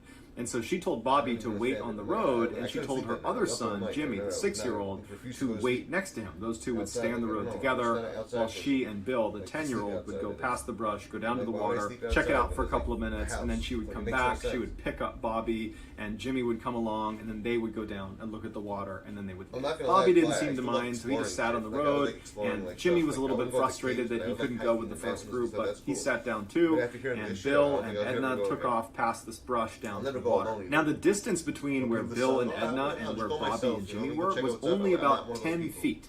There was You just do this that shit. brush I'm not right in the going middle of somewhere. them that did obscure their I don't view. care They what's could there. not see Nothing each other. that's But they good are enough, very you close know, to for each me other. see And that, so Jimmy is no sitting good next to enough, right? Bobby, and he's getting increasingly more and more restless. He wants to go down and look at the waterfall. You go see He that wants shit. to I be wanna down see there it. with his older brother and his mom. And so at some point, he just can't take it anymore. And Jimmy does something that to this day Right, he one regrets every single day. And that is he got up and left his brother. He went through the brush down to where Bill and Edna were. And as soon as Edna saw him, she was mad at him and she goes, "What? You left Bobby up there? Come on." And so they turned around after about 60 seconds and went right back up. And when they got back, Bobby was gone. And at first, they're not like, "Oh my goodness, someone's abducted Bobby," because there's no one on this road. They'd come up here and recognize that it's very remote, it's isolated, there's no cars that come through here, they hadn't heard anything. And so their first instinct was, okay, he probably got up, you know, and is behind a tree, or, you know, he walked down the hill over here, or he's nearby. And so they're yelling for him, they're walking around, and no one's panicking shit. yet. In fact, really, Edna was just annoyed with Jimmy that he had left, you know, Bobby, and that he's to blame right now, Yeah, his but name it's is just an Jimmy. inconvenience Yeah, at Jimmy, this he point. said. But after a couple of minutes, when they can't get Bobby Brother to Jimmy, yell yeah. back where he is, they start to realize they might have a problem here. And so Edna becomes more panicked, and she's yelling at the top of her lungs for her son. She's having her other two sons go look down by Alright, the Leo, water, check go that look out. over there, but there's no trace of him. And they Right, can't back believe there, it. It so didn't make any sense because, I mean, he's 4, he's got no shoes on, they didn't hear anything. How could he be gone? But he was gone. And so finally, after a couple of Jimmy, minutes, you think you Edna smashed rounded all up the her wrong other things, two I hear boys, that. and they ran all the way back to the Smashing? campsite You don't got it, where you don't they got want it. Mr. Panknin, and they hailed the police, and very quickly, a big search was launched up on that logging road. As soon as the police arrived, the first thing they did is they pressed Edna and the other two boys about, what did you hear? You know, you had to have heard something. He was only 10 feet away from you, and he was within earshot of you, certainly. You know, what did you hear? Did a vehicle come through? Did you hear an animal? Did you hear anybody talking? And Edna and the other two boys, they swore that they heard nothing, that they're just as baffled by it as anybody else. And so the police really didn't have a good starting point of where Bobby could have gone. And in that area, there wasn't any, you know, steep drop-offs or obvious places that Bobby could have fallen into or gotten trapped. The water for the waterfall, it's not deep. It's this little tiny brook. You know, it'd be difficult to drown in that little brook. So they just basically started fanning out in all directions, hoping they would, you know, find a piece of clothing or some other clue that would indicate where he went. After 3 days of searching that yielded nothing, they finally brought in a bloodhound to try to find him based on scent. You ever notice one thing, Jimmy? Whenever he says when someone goes missing, it's always the largest like in like street like fine party ever with dogs and stuff. It's always the same thing that happens. And so they had the dog smell one of Bobby's shoes. You smell something, and the dog and you go immediately find. seemed to Smell key and in you shall on his find. scent in the area where Bobby had gone missing. And the dog turns and starts running up the logging road away from the campsite, so farther into the forest. And it runs for almost 2 miles. And it never seems to waver. It's clearly picked up Bobby's scent. And it stops at this fork in the road about 2 miles away from where Bobby had gone missing. And it keys in on this one area right at the fork where there wasn't anything significant. It was just this bare patch of dirt. And so the police, they uncover the dirt a little bit. There's nothing there. They're looking at the area. That there's no indication that Bobby was ever here. So they give the scent back to the dog. And again, the dog just keeps tracking to this one section in this fork in the road. But they didn't know what to do with that information because there was nothing there. The search for Bobby was called off after 7 days because they could not find anything. And so the lead investigator came out and did this press release where he basically said, "We have no idea what happened to Bobby. However, we do think he was abducted." And his reasoning for this was pretty straightforward. Bobby was a young kid that had no shoes on in an unfamiliar forest, and he was only out of eyesight for 2 minutes. So how far could he really have gotten? Certainly not far enough that his family wouldn't have found him after those 2 minutes were up and they began looking for him. And so if you go down the abduction rabbit hole, you start with, okay, a person must have taken Always got a flannel. But for a person to take Bobby, that means a person had to be in this area that was super isolated and remote, and they hadn't seen anybody in the area, and there were very few campers at the campsite. So realistically, if a person was going to abduct Bobby, they had to have been planning it and had to have been hiding in the trees and were stalking this family until they got to that spot where Jimmy left Bobby, and then this person, runs out of the tree line, runs over to Bobby, picks him up without Bobby making a sound, he muffles him, and he runs away into the woods carrying this child, all in a 2-minute window, which was a totally abrupt window. It wasn't like this obvious thing that Bobby was going to be left alone. It looked like Jimmy was going to be sitting there with him, which would have been a deterrent, you would think, if someone was trying to abduct Bobby. But nonetheless, this window presents itself and this person runs down and takes Bobby. It just seems like that person would need to be really fixated on Bobby, one, and there wasn't a clear reason for why anyone would be very fixated on Bobby or this family. And two, they would need to be very strong and quick and agile, more than the average person. So we're talking like a professional athlete level of agility and physical fitness. And so while it's certainly possible that a professional athlete had been stalking this family and then ran down in this tiny little window of time and stole Bobby away without getting detected and then evaded the law for 7 days in the middle of the woods, while that's possible, it's pretty unlikely. And investigators reached this conclusion. They thought, it does seem pretty unlikely that a person did this. So they moved on to animals, and they said, okay, maybe a bear took Bobby. And so they brought out bear-sniffing dogs to search the area for signs that a bear had been there, and there hadn't been. And so they said, okay, maybe a cougar had been there. And so they brought out a cougar expert who looked around the area, and there's no signs of a cougar in the area. Plus, there was no blood anywhere around the area where Bobby had been taken. There was no drag marks where if a predator were to grab you, how do people just vanish like that? Away. There was no drag marks. So it seemed like, okay, the large predator theory also has problems with it. And so the next theory offered up was, That's maybe crazy. a giant eagle swooped down and picked Bobby up and flew him away, which would account for why maybe it was quiet and there was no drag marks, there was no blood, and why he's just gone. But that was when authorities said, okay, we clearly have no clue. And so that's why they gave the press release and basically said, we just don't know. And so while we probably will never know what happened to Bobby, it does seem likely that something took him. And whatever that something was, someone. It was intelligent, it was fast, it was strong, it was agile, and it had been watching that family. Because as soon as that 2-minute window presented itself, where Jimmy was gone and Bobby was vulnerable, it swept Of course, in Jimmy's so the one that fast had to be gone, right, no Jimmy? one heard it, no one saw it, and it took Bobby somewhere and did something to him. Out of all Whatever people. it did, it probably wasn't good. Yo, imagine, peeps, how crazy is that? Like, literally, the amount of time that these people vanish in, that's what boggles my mind. Like, how fast it is.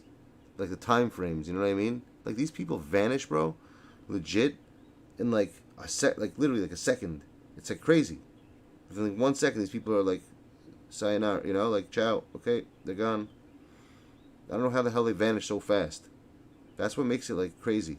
Like, the amount of time it takes for them to like disappear. You know? In December of 1961, James McCormick Sr. was on vacation from his job as a fire inspector for the city of Portland, Oregon.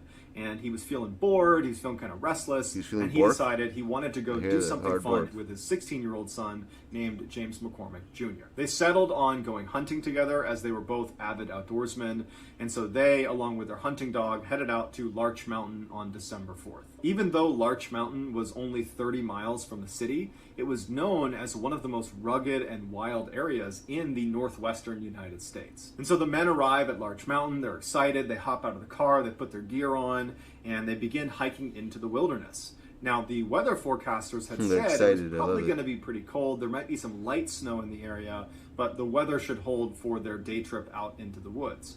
And so they hadn't brought any equipment to stay out for multiple days. This was just going to be a full day event, but back at night. But after walking for several hours into the mountains, they started to notice the temperature was dropping rapidly. And then it started to rain, and then it started to snow, all in a very short period of time.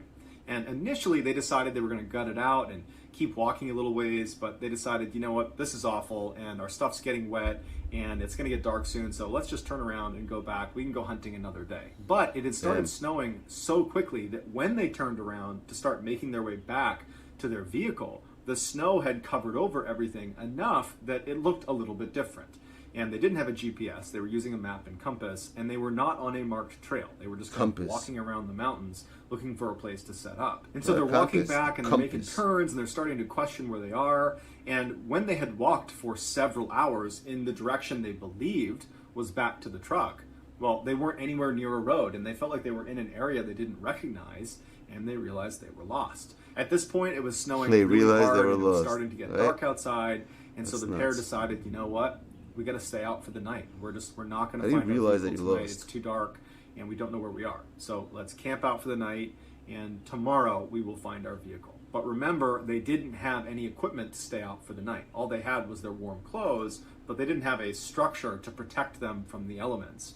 And so they decided their best bet was to climb up into a tree, because at least that way they're off the ground, protect themselves from predators potentially, and the branches of the tree would kind of protect them a little bit from the snow and from the freezing rain. So that night, James Sr., James Jr., and their dog, they huddle in this tree. It's a totally sleepless, miserable night as they are just destroyed by snow and freezing rain and wind. And then finally the sun comes up the next morning and there's a glimmer of hope, although it's still absolutely dumping snow on them. But they're thinking to themselves, this is going to make a heck of a story. Something or someone, you hear that? So they climb out of the tree, they stretch, they kind of, readjust themselves, and then they begin walking in a direction that they think is the direction towards their vehicle.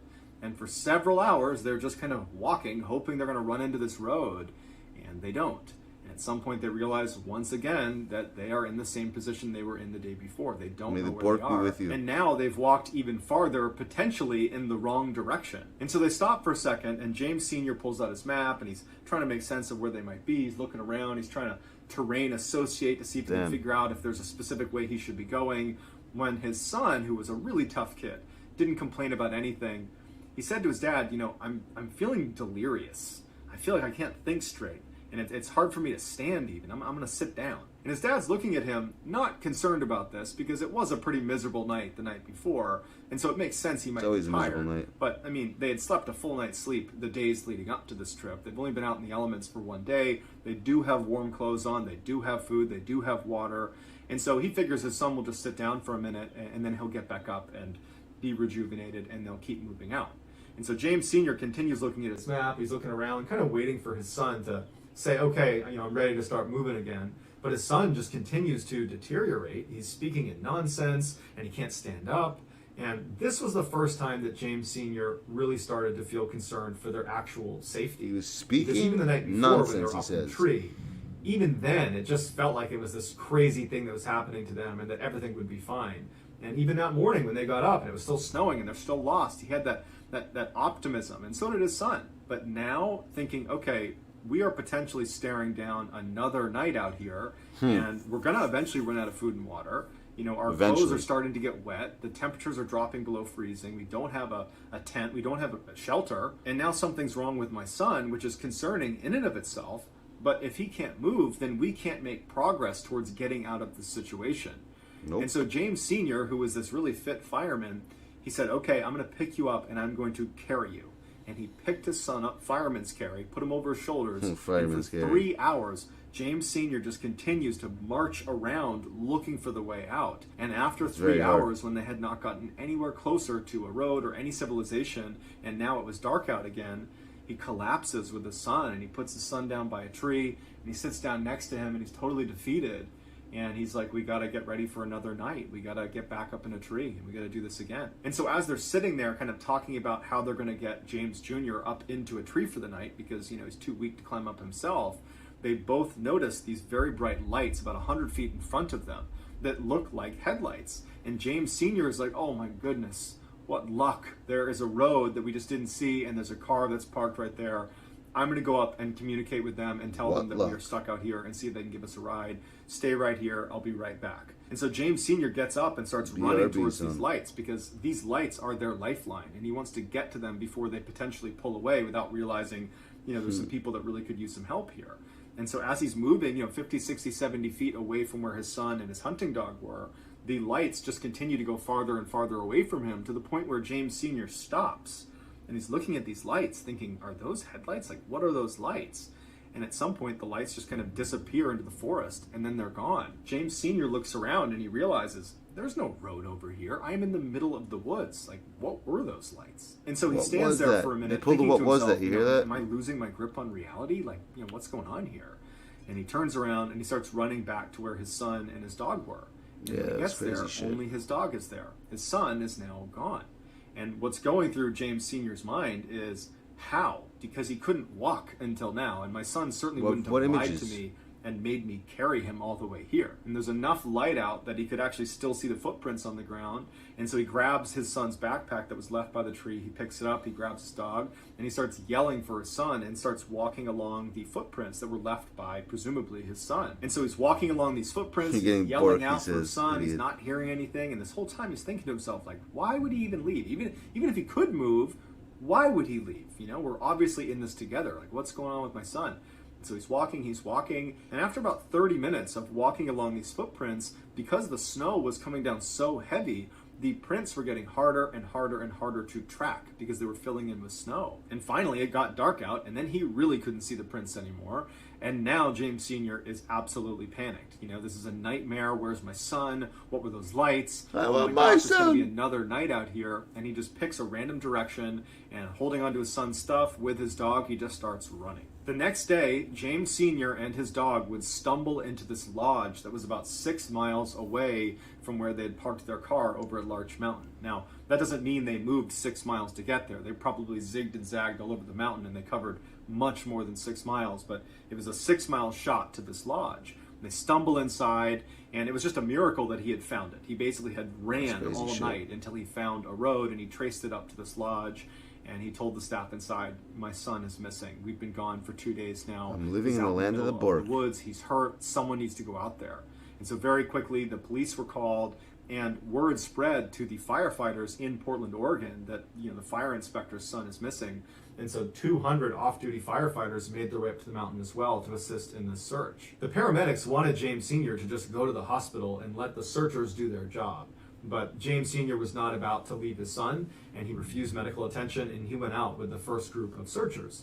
And somehow he was able to get them to the rough area that he was able to recognize as, you know, roughly where his son had been sitting when he went missing. They searched that area and very quickly found James Jr.'s glasses case, as well as his boots and his socks, but no James Jr. Later in the day, though, they would find James Jr.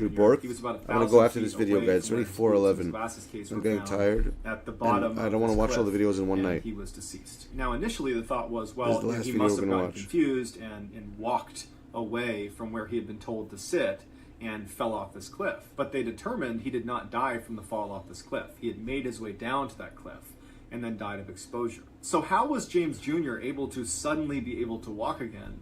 And once he had that skill back, why didn't he go to his dad? Why did he walk away from him? And why did he take his shoes and socks off to do that as well? And what were those lights that James Sr. saw in the middle of the woods? Because they weren't headlights, and it was only when he went to investigate them that suddenly James Jr. up and walks away. Wow.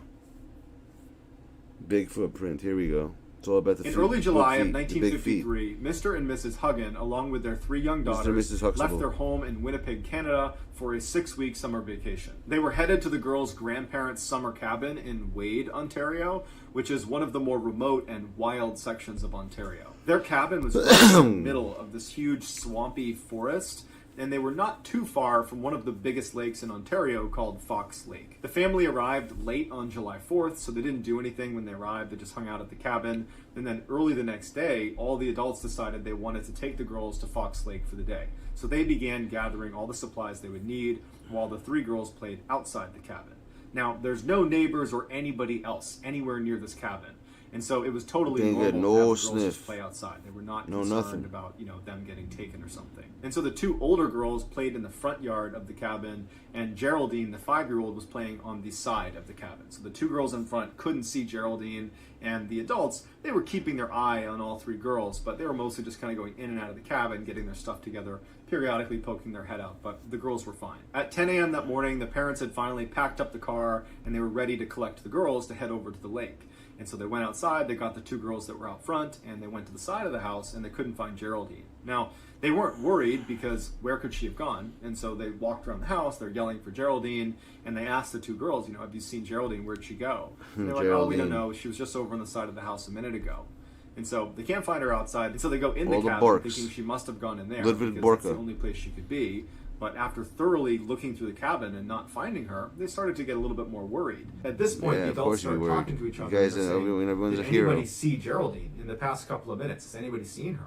And they all said, yeah, I poked my head out the window and I saw her within the past 10 minutes right on the side of the cabin. I poked my head out the window. So they all agreed within the past 10 minutes they had seen her right outside the cabin. So they're alarmed they can't find her, but they're thinking, we're gonna find her. So they go back outside and they're looking around and they're yelling for her. Now, this is such a remote section of Ontario that there's really no noise pollution and sound travels really, really well. And so when they were yelling her name, it was booming through the woods. And even if Geraldine had, sprinted for 10 minutes away from the cabin, she still easily would have been within earshot. And all she had to do was just, yell back and they would see her. But she didn't yell back, and there was no sign of her anywhere. And so at this point, the family is panicking, and so they call the police. The police show up, and they're looking around thinking, we're not going to be able to search this very effectively on our own. This is a huge, wild, remote section of Canada. And so they called in some professional trackers that were familiar with this area to come in and help them with their search. They also called the Army in Winnipeg to send over some people to assist as well. But as soon as the search started, the skies opened up and dumped rain all over the entire area, basically washing away any footprints that they could have used to potentially find her. As the day wore on and the sun was starting to set and there was still no sign of Geraldine, her father said something to the searchers that was intended to help them find his daughter, but it was just this incredibly heartbreaking Yeah, they never comment. find anyone. And what he told them was his daughter was afraid of the dark, and that once it got dark out in the woods here, she's just going to sit down and cry. And so that will stop her from moving farther away from us, hopefully, and we should be able to find her. But they didn't. And for I'm stopping this here, guys. I'm going to pass out. I'm going to continue this tomorrow. I want to get, like I said, today was good. I liked the first video was really good. But I'm exhausted. I'm going to pass out. Ugh.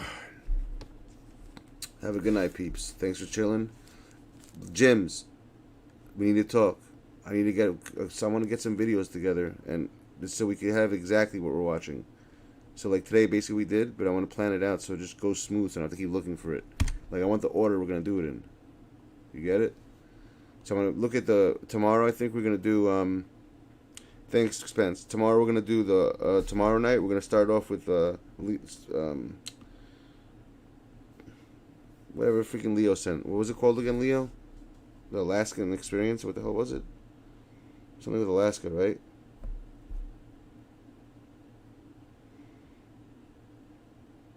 Yeah, we do gotta finish this, bro. We're gonna finish this up. There's a lot of stories, and these are all true stories.